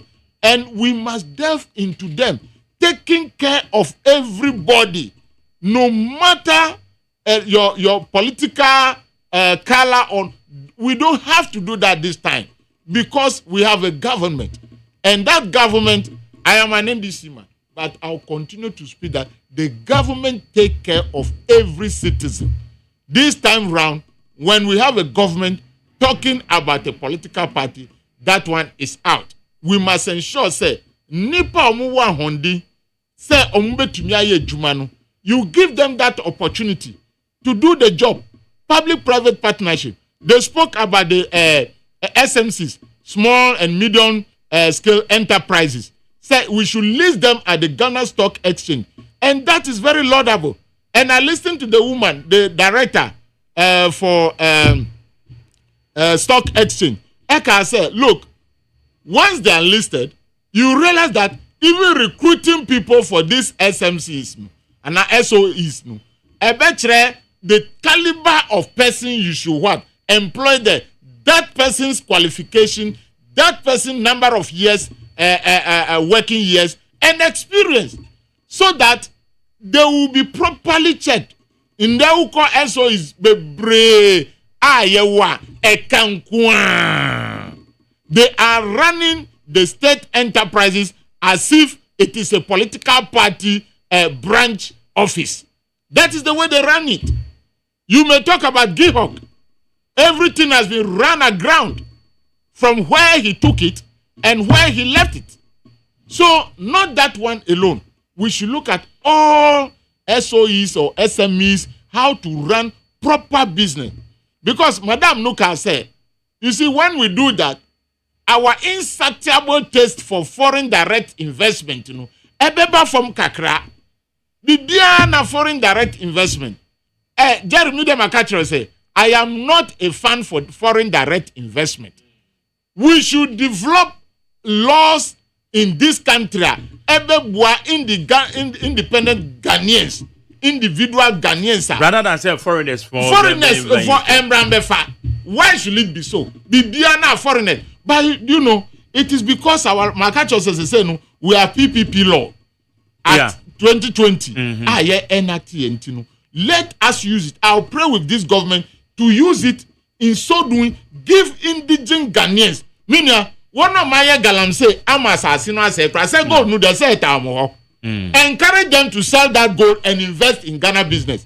Yenya profit to na the big cross reclaim land. No, we should encourage them, because to us who are business people and educationists, we see as if Ghanaians are always afraid to invest their monies in this country. They are afraid because Ebasa. He said, banking sector. Ya closing banks, no sir. So everybody is afraid. Your Excellency John Dramani Mahama, this regime, use it to allow Ghanaians to feel their nation. They should feel their nation. They should invest in their nation. Send a minute I say, Ebia cry, so a jai cars import, no. Now ye cocoa. Mission Jainan Fanko Dia Cocoa. Okay. Because cocoa now bafom. And now then it means we are getting our money and investing in our country. And our money must say the Constitution Review Committee, they should ensure say review a yes say it should take us 50 to 100 years. Okay. In such a way say Abandia to me ma now I bet destroy Ghana near Juma just for political chauvinism or political gains. No, it shouldn't happen. In Kanda Bisanhu, say and destroy this bank, UT Bank, dear bank, Heritage Bank, who would have gotten somewhere 432 microfinances. They close them down. When you say they will be defending this rot, excuse me to use that word, they will be defending it. But Bisanhu say, one neighbor nipa auto kusianu busian. One neighbor nipa auto apple no busian. Bank of Ghana betumi abo no busian na. There be banks in kitten microfinance. They are the people who are to give them the loans. Okay. And these are some of the things that we have. Your Excellency, the NDC government, please let Ghanaians feel happy in their country. Okay. This is our country. Those that we need to deal with, those that have taken the state money, let's deal with them and deal with them well to set as a deterrent. But let the rest of Ghanaians feel happy, very, very happy in their country. Okay. Thank you very much. I need 100 points. Honorable Daniel Kwesi Ashiama, member of the NDC, communication team, former member of Parliament, Boom, about to Ampesuaso.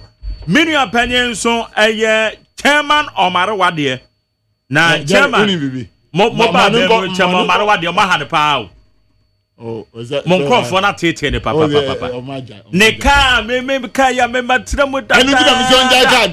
officer Jerry officer koko we have no papa free my yekosia okwa Jerry me officer koko be America ne papa free my mekosia ne kwawu a eja ninu akuma mikura bibi kakra me de kwama ne kai wo ho kan wo ko dada wa mo ati mama de kai akwasha ba kan wo ho dada jere ese ma tire ese kan de no paper wo ho anya tire me see onja ka to na ndia koko if government change obi ama be koko no ho kanu de mu ba be to wa so abani be to go to koko wa fu mind okay all right tamara mara there right neze odami ya me ase na wo de ba na sese kan wo ye nwa adwuma because na ke wi ye ko base wo mba fa kwa na ba bia de ko di fufuo wa ha no ka na o ma se no wa ma se ka no oh o ma se wo sa wo twetwe ne sa na to inu nti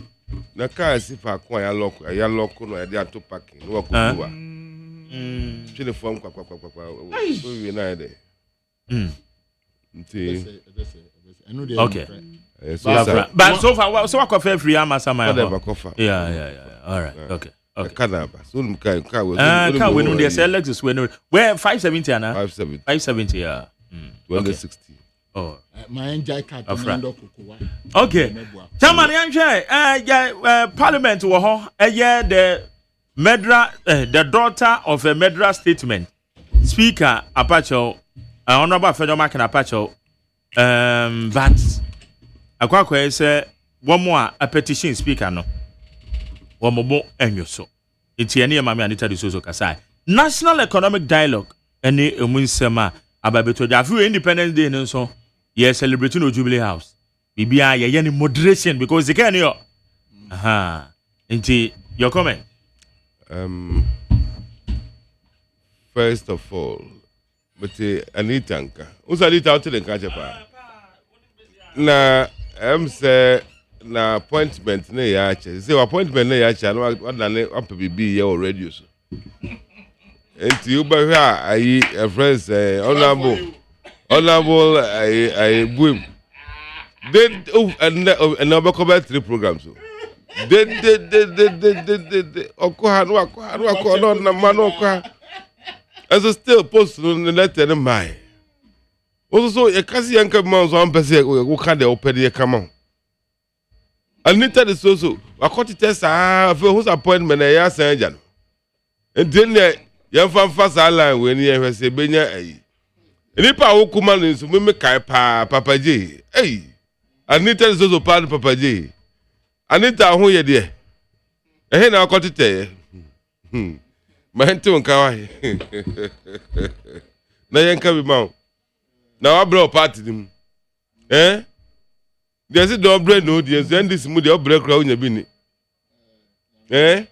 and I papa J pa na Anita de so I feel that Anita de so pa na kuma papa J wallahi talai we are see who but all this you say the son of the daughter of a murderer. Who are they referring to anyway? Who were they referring to? Was somebody's name mentioned? And Obi sorry. Zenato. Okasa.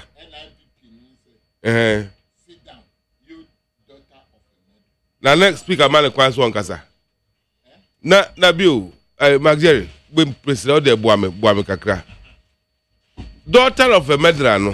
Jema. Na did he mention anybody's name? Was somebody's name mentioned? No, at that point, as I listened, you say Afejo marking. And a nekasa. Now about is saying, and I'm going to say a friend saying, my beautiful lady, your friend is Zenato. Why?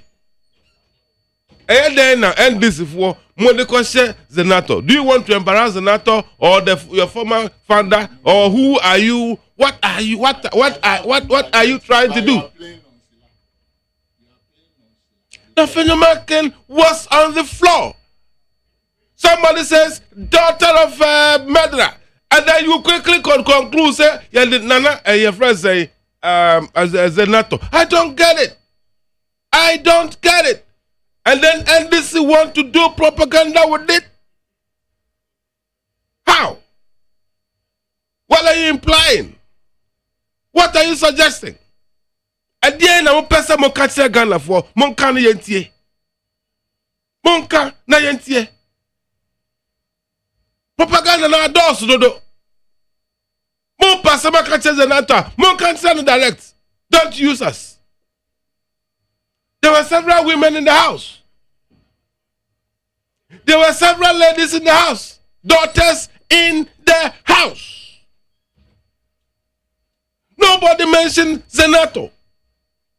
If anybody is mentioning Zenato, it is you, Anita Disosu, and the likes of NDC Forum. Honorable Daniel Jamano. But why are you defending this, Chairman? I am not. I'm the mechanic. Was the daughter of Medra? Of a Medra. One more bearding. That time is Zenato. Yes. So why do you quickly conclude to say Zenato? Okay. More pasama katena, more cancel, mamon fafayeso. Oh, okay. Now, why should somebody accuse him of founder? More cancel, mamon fafayeso. I didn't know so be daughter of a Medra. One of more Parliament House. One more I didn't know so. One more thing.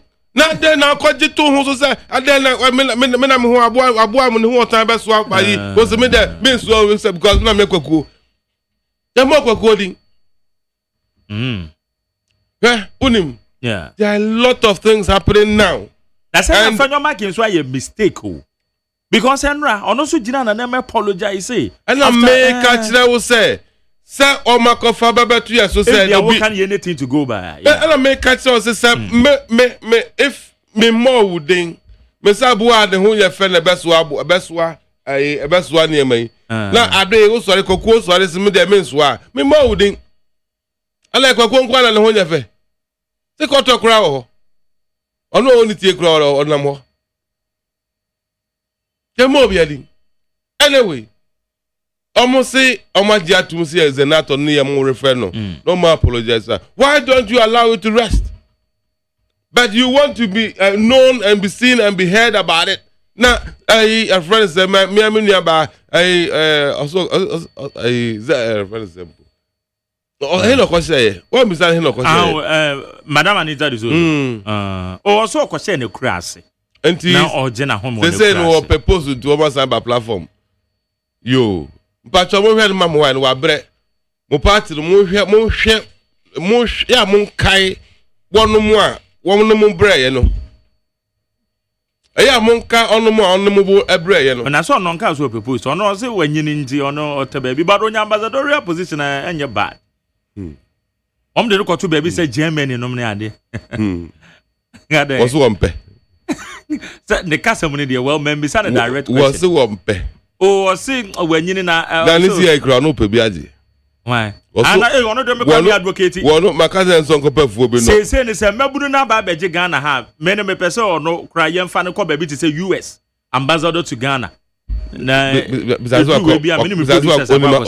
what come home if you're done. Oh, I know they Sir, I come a friends there. Lobbying, you're your radio show, my catch Lobbying, you're your radio show. And then something about count radio, you cut thing and top on call. Za, lobby your end radio so pa. It's what you can say the party of whom is all year, you man. The party of whom is all year. Me say, a minute, there be a Meko Hano, Meko Hano, just if you're not political saying what we call radio in 5-6. Obinson called radio that, according to Governor Bank of Ghana.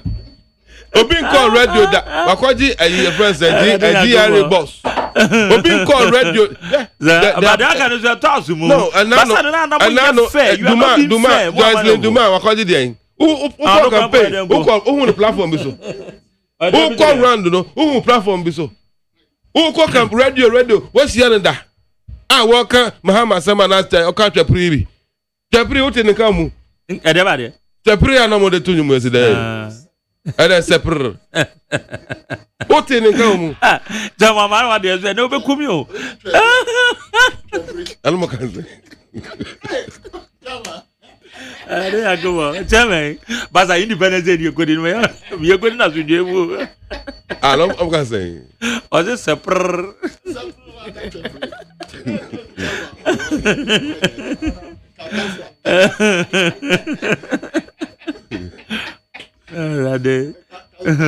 Mamu hwie so ngumi jani mo.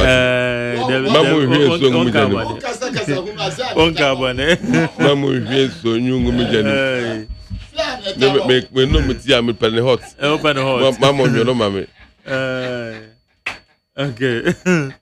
You. Me say, ma omo mran me nchira mo. So try ho chese we beba, omo ka tire mo, your 5,000 appointments to make. Pe, obekọ na asa. Ma gare zo ka me de no. Ma appointment zo kai. Me kai pa. So me tu atwa me hu ya na. Me tu yo Allah. Amada. La show Ghana Post board member. Ghana Post. So me ka letter kra bra na me protocol letter ma wa famba. Asemo. Mo post letter. And Ghana Post akonani.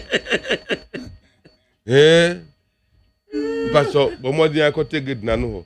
Oko amacho man for nkaso also na already see and wura fie ho. Ne ko kase Mr. President. Makasa bre. Many later the so ya come. Ne ko kubu ahom de akoto he. Unia be mai. Wonya bi. Yet not to UTV. Yet not to UTV.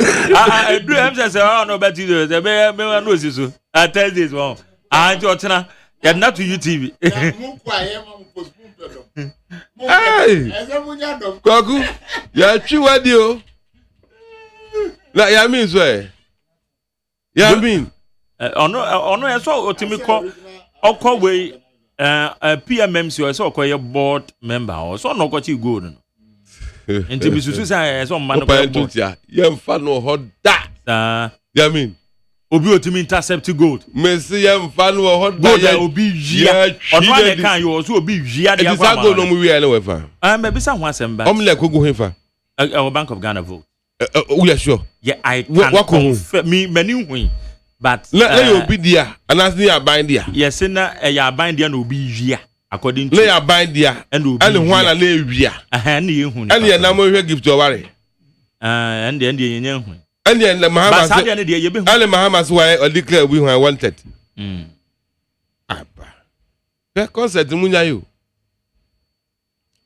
Within 2 months, the embarrassment and the propaganda, the hypocrisy that I am hearing, and let me tell your friends, the professor B and then another professor of economics or say macroeconomy who here. Mesi idea kra na ye hunu professor ayi kofu ayo wa ya ne west man bi professor o si macroeconomy ni infa yi ni inflation ni na hu hia ye botom ni ye hwehwe professor no copy appointment say o copy appointment so start kan kwasem aso kan asem onye nsanim separate that na mu Sa. And instead of them focusing on their incompetence and finding out na omode and someone who here munkwatire the a daughter of a medra munkwatire oka daughter of a medra adia chia your friends your declare be wanted fugitive says ni eno ni ye discuss na mumsam ne ma ekoso no ye nka ho asem dumzo onumza bedru ha. Yeah. And now me call is like on microphone say, hey, you see the Mahama, you see I know best lying you. But and you too early say Mahama Baha. And I'm say Mahama Abaha. And I'm obviously who's here dum obedum kaniano. That's Mahama, because Mahama best la princess. Yes, say to me say. And tia nye ni ye no fear your buy and ni ye and if you want to can see so obey bosumi no kan na edundum. Ye ni anya ni ye. If you watching any nyina na kan ni see so edu baby na ekoko no na dum sie ko baaye no. The way they dum den. And we dey me nya tem. Dey me yan say omo ba am ka kire me new me no say ye back to aba ne ka se Mahama ba dum so beba. O se ye boa. Omo ba ye within they swarm in. I don't mind say 2 hours, 5 hours kai. Omo say within 5 hours dum so be start. Hey, Adan, I feel I'm saying Kufuado was supposed to pay $70 million be at the Accra fuel. Na Kufuado, any pabone for what did Mahapaso di Mahama Brunti, one kutia. Ambassador by Adela Ake. Okay. Free hope. I declare say a emergency situation 5 hours a emergency. And now I'm call a friends for Rico. I'm produce power for no. Say among fuel no I got $70 million no. I'm fan call $90 million. And I'm call $90 million. Greek could letter buy at the end the same quantity $90 million. I know day President Mahama Baba Trans was say Oma Court Trans I must say Doom Sono Oma market I to me now it's going to cost Ghana $120 million. And end is for you $120 million to import the same quantity Kufuado Ego Triano $70 million $50 million abeka ho ya trap to ho ya twen ayinti ayi kwajaben ya menia so zunya no is here jaben wanti ye go hunu ye national security phone hunu ye ade waka yes ete anesat they make am go adeka Akufuado was supposed to pay $70 million. And then they wouldn't declare a friend saying emergency pay within 1 week, you know. Not the end $70 million. I call $120 million. The same quantity. Yet one year when the young canon that a friend saying a daughter of Satan, a Medra. Yet one year can.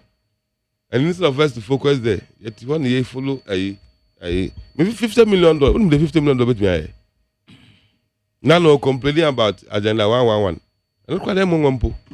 Nurse 40 nurse training 40 teacher training nursing graduate over $50 million. You can't them say you buy ya Kufuado or in Pabone for was agenda 111 say or per se obey and tell my mama or body media me back within the first year, make completing now more 50 million, 50,000, 50 amugufi, you know.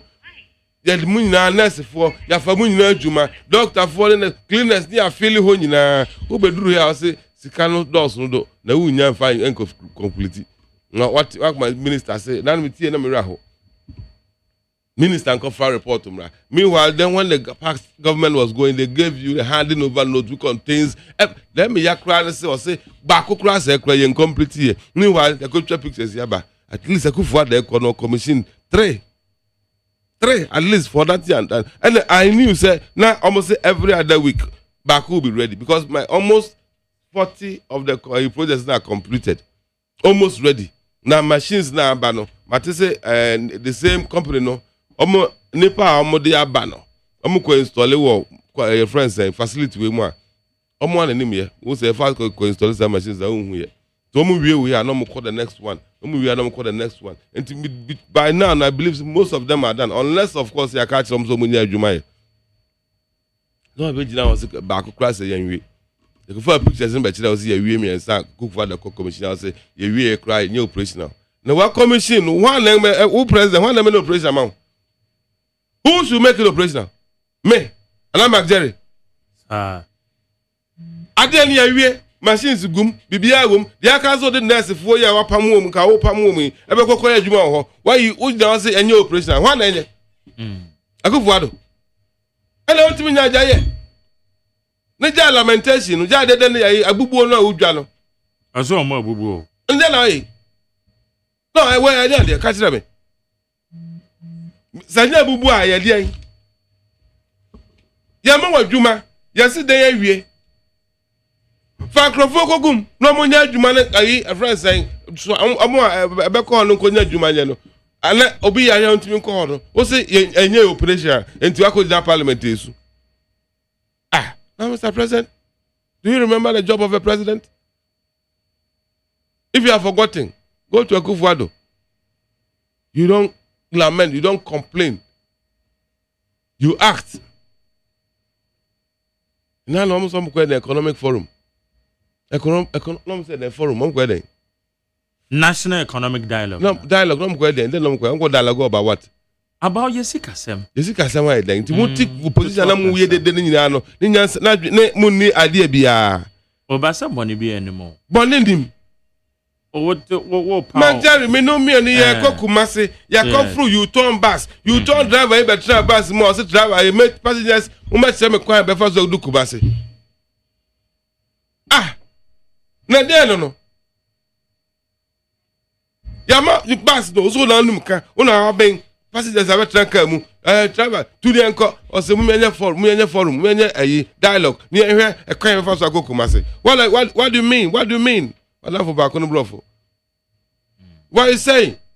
Mr. President, what are you saying? Then mu platform so de mu manifesto ni ade cheche na mu kan sam ni no ni just mu ni a plan bia. Because I know that you started talking about debt. You said everything.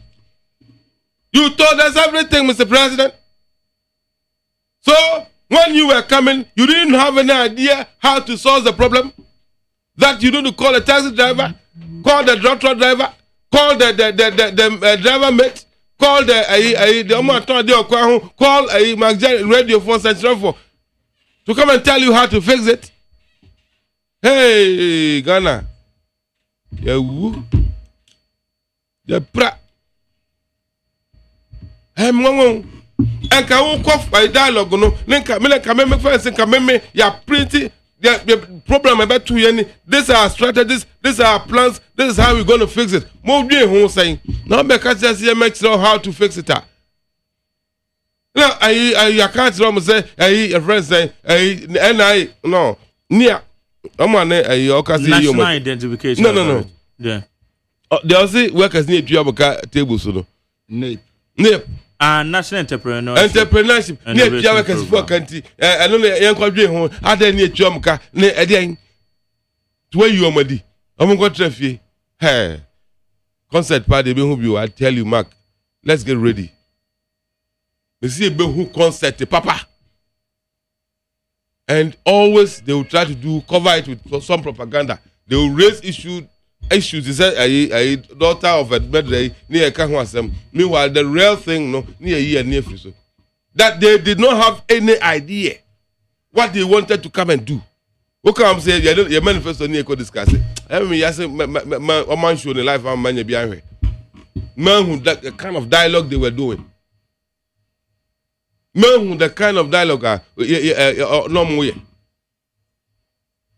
I say, I feel about committee take crowd and said, I'm going to a free SHS secretariat. And today, you have a huge national project like this. You think you don't need people to manage it? Momo, ora. Monkwaji concern, and I'm microphone medical concern, Kramoti committee. You had a secretariat.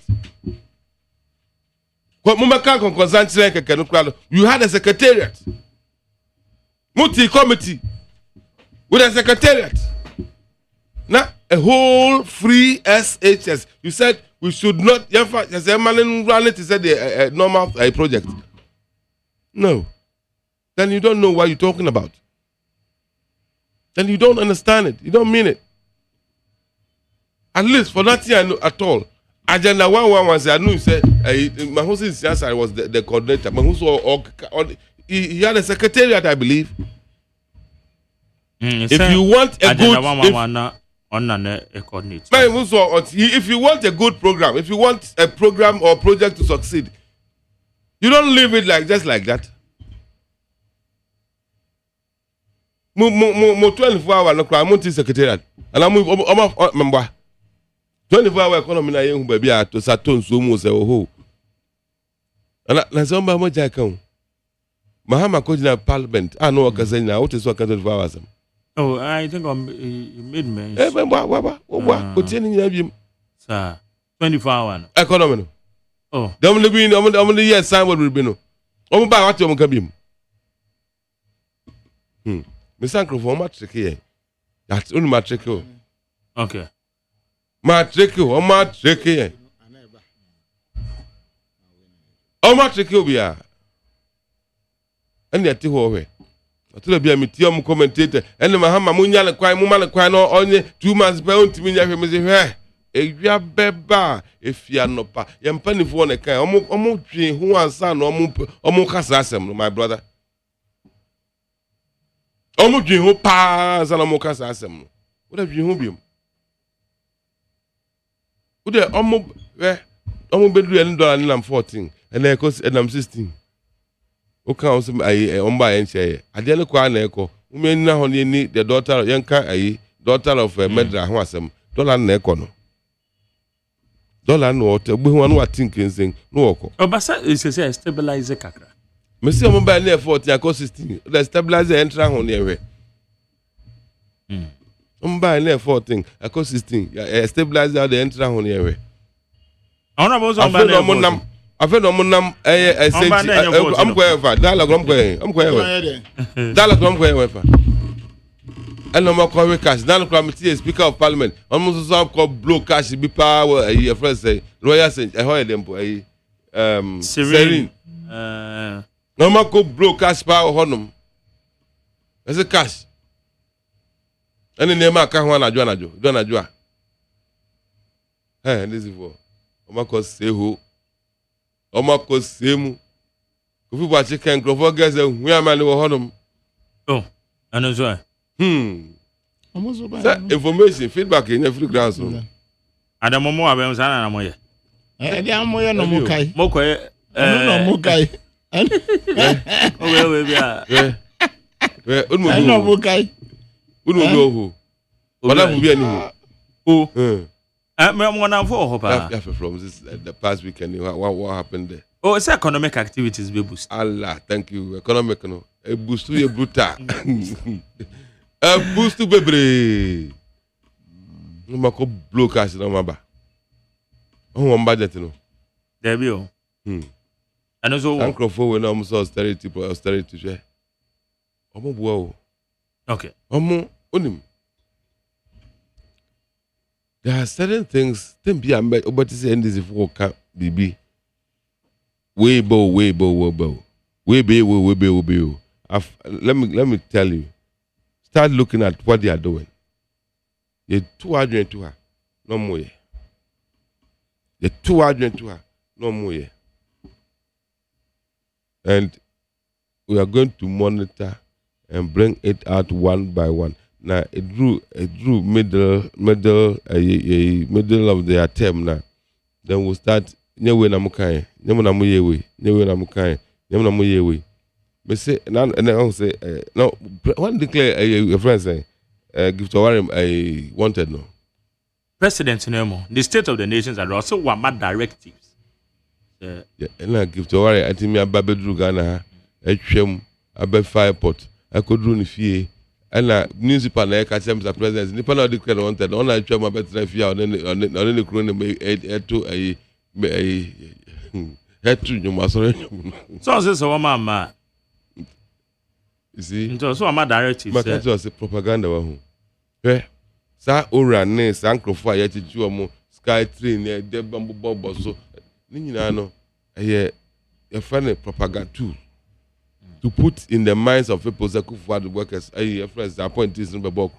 Maybe Aquala Semlock, okay, I ammonium be aquano bo ammonium. Don't come in the business at them, I said, I was yes, be any. Sheen then they are feeling. Sheen and I know. Mama say what that is. Yeah, na they make everywhere be. Inside. When you say they before they came to power, they said the Kufuado judges are MP before. Yeah. Okay. Yeah. And they made it look as if every judge in this country is an MPP. Another appointment. Yeah, a MPP. Now they will arrest this me say ani atame. Na meka ya nenka nye de da nyakopo de mo ye bo ame a nanka e de akoko gina court na court say mo de na kire me de me pa ko no we na fe ne na se ka ye ne dia fa o ka ko mo wie ya na mo be ka bon tin say mo gina bon tin say ya nkan jam judge for no mo ye MP before. That's what they are going to do, and that is what's going to happen. You watch it. They will arrest and people and put them before court and sometimes give frivolous charges. Could do what no prove be an judge about to manage as your cousin judge for the MP4. Now confront the movie. Also, they on any platform they sit on to do the market. Watch it. MPP for we are and you could name another or now them come say I'm going 22 billion. No, I'm saying a bit messy here. 222 billion. 22 billion. Almost less than buy. First, I'm see 18, but you get a bit between 22 billion. And I'm going to more people sleeping at him. Mark Jerry. And also, there's only documents, bow. Say, young pardon, a benam for our honor, Moses Moho. Now, Unim said, I all right, because here almost less than no. I almost retrieve 22 billion. I tell you, the Omoko TNA is in dollars. Dollars, yes, $22 billion. No, I'm good for the growth where we are. Our Mokoja bank and a tip on cost of Wobizuti for money. I just say a good for the growth for we are 22 billion. Tekojaba. Unim them who you say Bank of Ghana. Almost die. Is the tallest building? Yeah, so far. In Accra, so far, yeah. That dino, and I can't see you. I'm just a confidence, and then baby, what's the last floor, no? Oh, then we are home. Which means we could trim. Oh, who knows how many weight we are hanker, yeah? They are kind of the Danax and the way. Oh, maybe I'm a commission near Cram, workers will more Yajuma. Workers in the Bank of Ghana, workers will more Yajuma. Now, because who's our dino? And I mean, because who's our dino?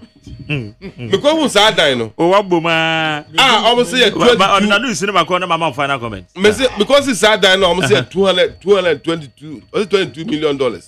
Now, me share the opposite. Only the opposite, baby, that's your. And you're sitting here, Ghana Shepherds Authority. But a rich hospital. Ah, okay, yeah, it's a rich one. They say, okay. And a Shepherds Authority no what? The China Fidelity for bank, no. Now, me hear the opposite. Now, me hear rich hospital die, no. I achieved $400 million. Now, me hear that way $200 million. And I'm say, nah. Until that, what wouldn't answer cry? Or the wouldn't shake, sorry. What wouldn't shake crown? That way. They also send fast. They will soon open council. Maybe as a side dying me, no. They all assassin the boy thing. But we have 400 million. I'm saying there, Papa, 200 million. No, I don't know any boarding. And the Kwako J, I'm saying we can retrieve $200 million from the governor of Bank of Ghana. Okay. Because we use that Kano, and they sit to according $200 million. Not brave. No governor not confirm dying and also we are not assign a Bank of Ghana there. Maintains you. And somebody believes this Asican can be retrieved. Ulim say, I said, Kufuado ba. I said, go to ambulance ba. Ambulance pass. Okay, a car dealer talking like this. Ambulance. Dealer. Remember, ambulance lang go far ba no where you contract. Almost Kufuado ba. Okay, man $100 million contract where you talking like this. Jesus kadaba. Contract na ya farmer no. Where you can't wait till now to do the exam. Where just what doing the how. Okay. Meda said that time so oh me. That's a branch of hotel. The hotel na one year kotono. And some says canaba ora contract ora retrieval no ho. Yes, I tell say what do who I want to say and some and this people men carefully but so many na bo so maso na see say no montinwi. They believe that Sikano akufu ado crop for Eddie. I can list you go and check the list. Meda say the mood the where pa na obeti retrieve. Meda say higher need 100.9 and back at you for some mama final comments. 03022 57902 03022 57902 and 03022 43540 03022 43540. Mamenje wadwenchre. Meba cho memachi o. Yes sir. It's you. Hey. Like you want to your what okay. Your man get it now me share here for you again today. Now me share the incoming happiness for the new topic. Now me share the I want to see Abraham who want to talk man, I'm last. Some and also and check. Yeah, now, let's not Say baby before our baby party the big say for national now NDP up and program. My too much of it. I'm not sure. Yeah, I don't Brahmani Mahama, my too much. Abraham no ba I am sure we never the the castle of the and I'm not a little anti-mafia. Right, that's a subject of the was so very not a visa. Say, I don't know my buyer. Mike, I want to I look to cry out. You might be contact over our now, what you God has won up to a woman from the land in the mouth. I know my true. Now, some okay.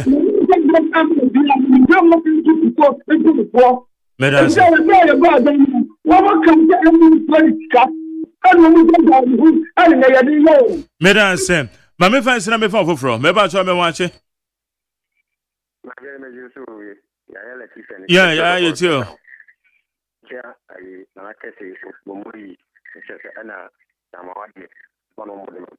Medane so, Yoko.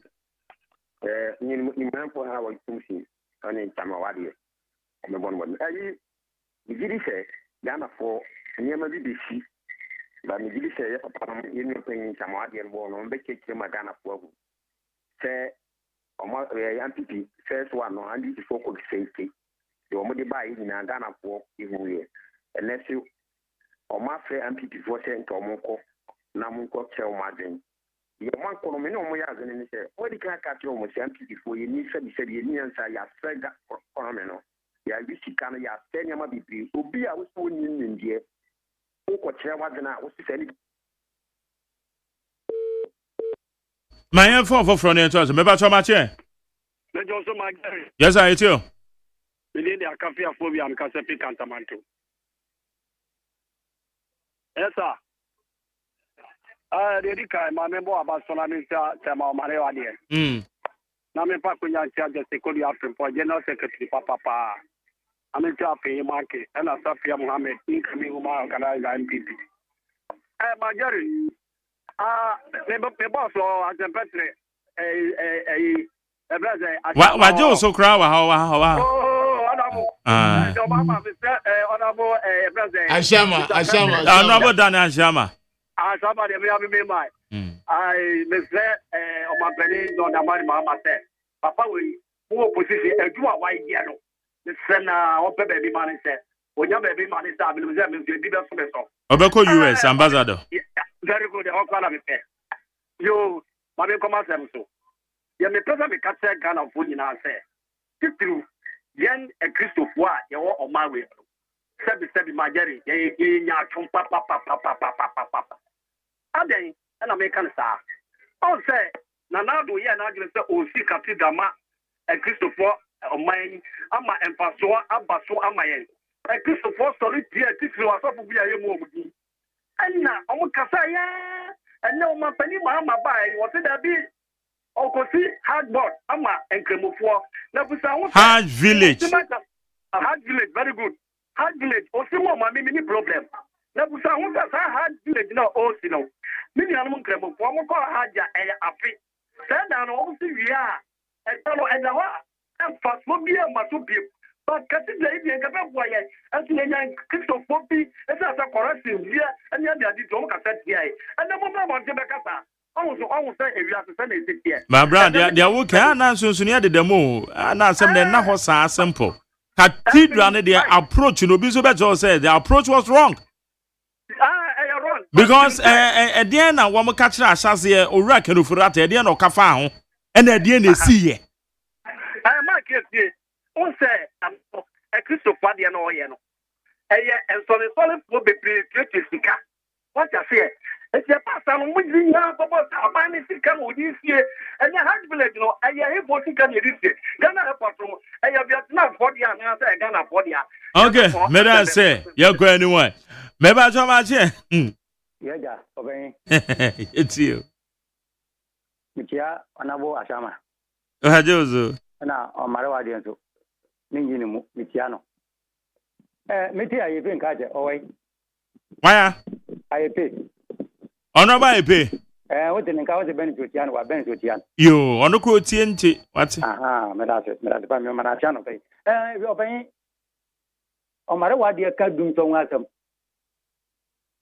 Now, I am a woman, papa.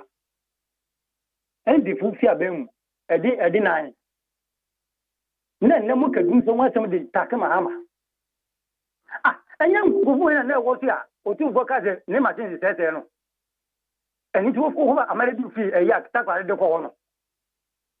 Nathan Mobile could waiting, 1 month pet, no complaint to be so the Takamahama. Oh, and I'm not because quantum money. More quantum money position, Papa, and the Kata de Winning Yakata cry. William Wangata, yes, Yate, maybe I saw last one, Match. Good morning. Yes, sir. Michapa, where? Yamia Domehoye. Simsha, Quadamafu. Amara, what's it? What's it? Mamma, I could have Parliament, Eddie Club wanted, Intino, or Bayano, then no Mutumiano. Moon, some Kika will be there, Mama, even. NDC supporters couple, a bufu, Mam Kogu Airport, Munko for bar, no matter the air, no. Who say, Mamma, Yanseni, NDC Yanta 424, because me did me bufu say, one ma and before NDC pitch the mom. But who say, Yankopon, Mamma, in person, or gift me by no man catching, one was okay, or my radio, one was okay. And the when and cause some or bank or chin swap. Who am I here and Quabija, Redus Acase, and much on my way? Oh, Moye be I am to Wasaka. Why, yes, I have to myself, we medal daughter now, canal with him. If you might say, will be in the cocaine, X-ray, or Penny B. Nanka, or Musom Gavesa, and Amara, and Cabaya, Sacrament. And now, 2016, Emra, NDC Katamuti, to away schools. Na kwam sifa kan special peace fm muko amkofa we amkotwa no maba eye no kra anti a we so mo fa nto mo so enko yesen NGCC MPCC enti we no hospital eyampa na because em na commission national case to ayi bed efikem agu mo hwe video no we there say is operational enti mama ka odika okay medase Ahana yede a friend see obi bia ofre bia medase I mean how Honorable Dana Shama final comment yanko di holiday me the catch Ghana for ne say say because catch Mahama and it here then okay be catch this for them catch Mahama appointment that will help you better than the other number. Oh sir post no dey sense sign e be gusu egu hopa Honorable Kasawa no honorable Marawale open poster yen kan o radio station yes it you say you go coffee penya o customer na o say no honorable Kasawa in the MPP for no as almost should die they don't know what they are doing but we want to follow the procedure we must follow the procedure too.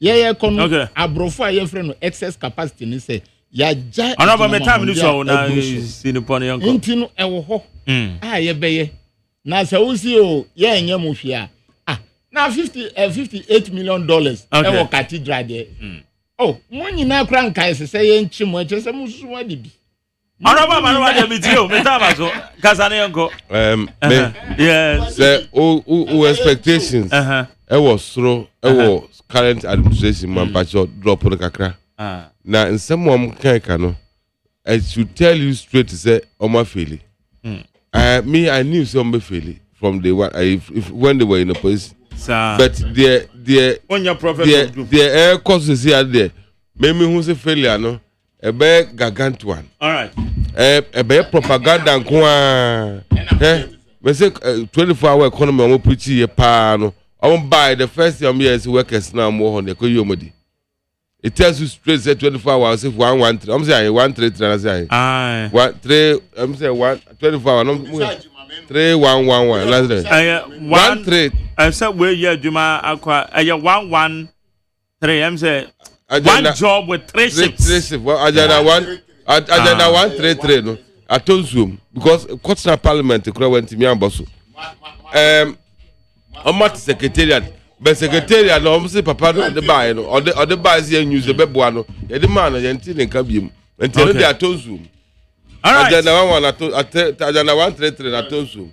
And your friend say dum so no enye Kufuado Mahama na woso. Also akoto so Kufuado as the first one see a few. And we go use $120 million akoto few no. And dum so na ekoso. I have need 100.9. Beba babe pon, balance na no tiewe. Eva mame. Nipa enyi no, na nani ahode ebafo.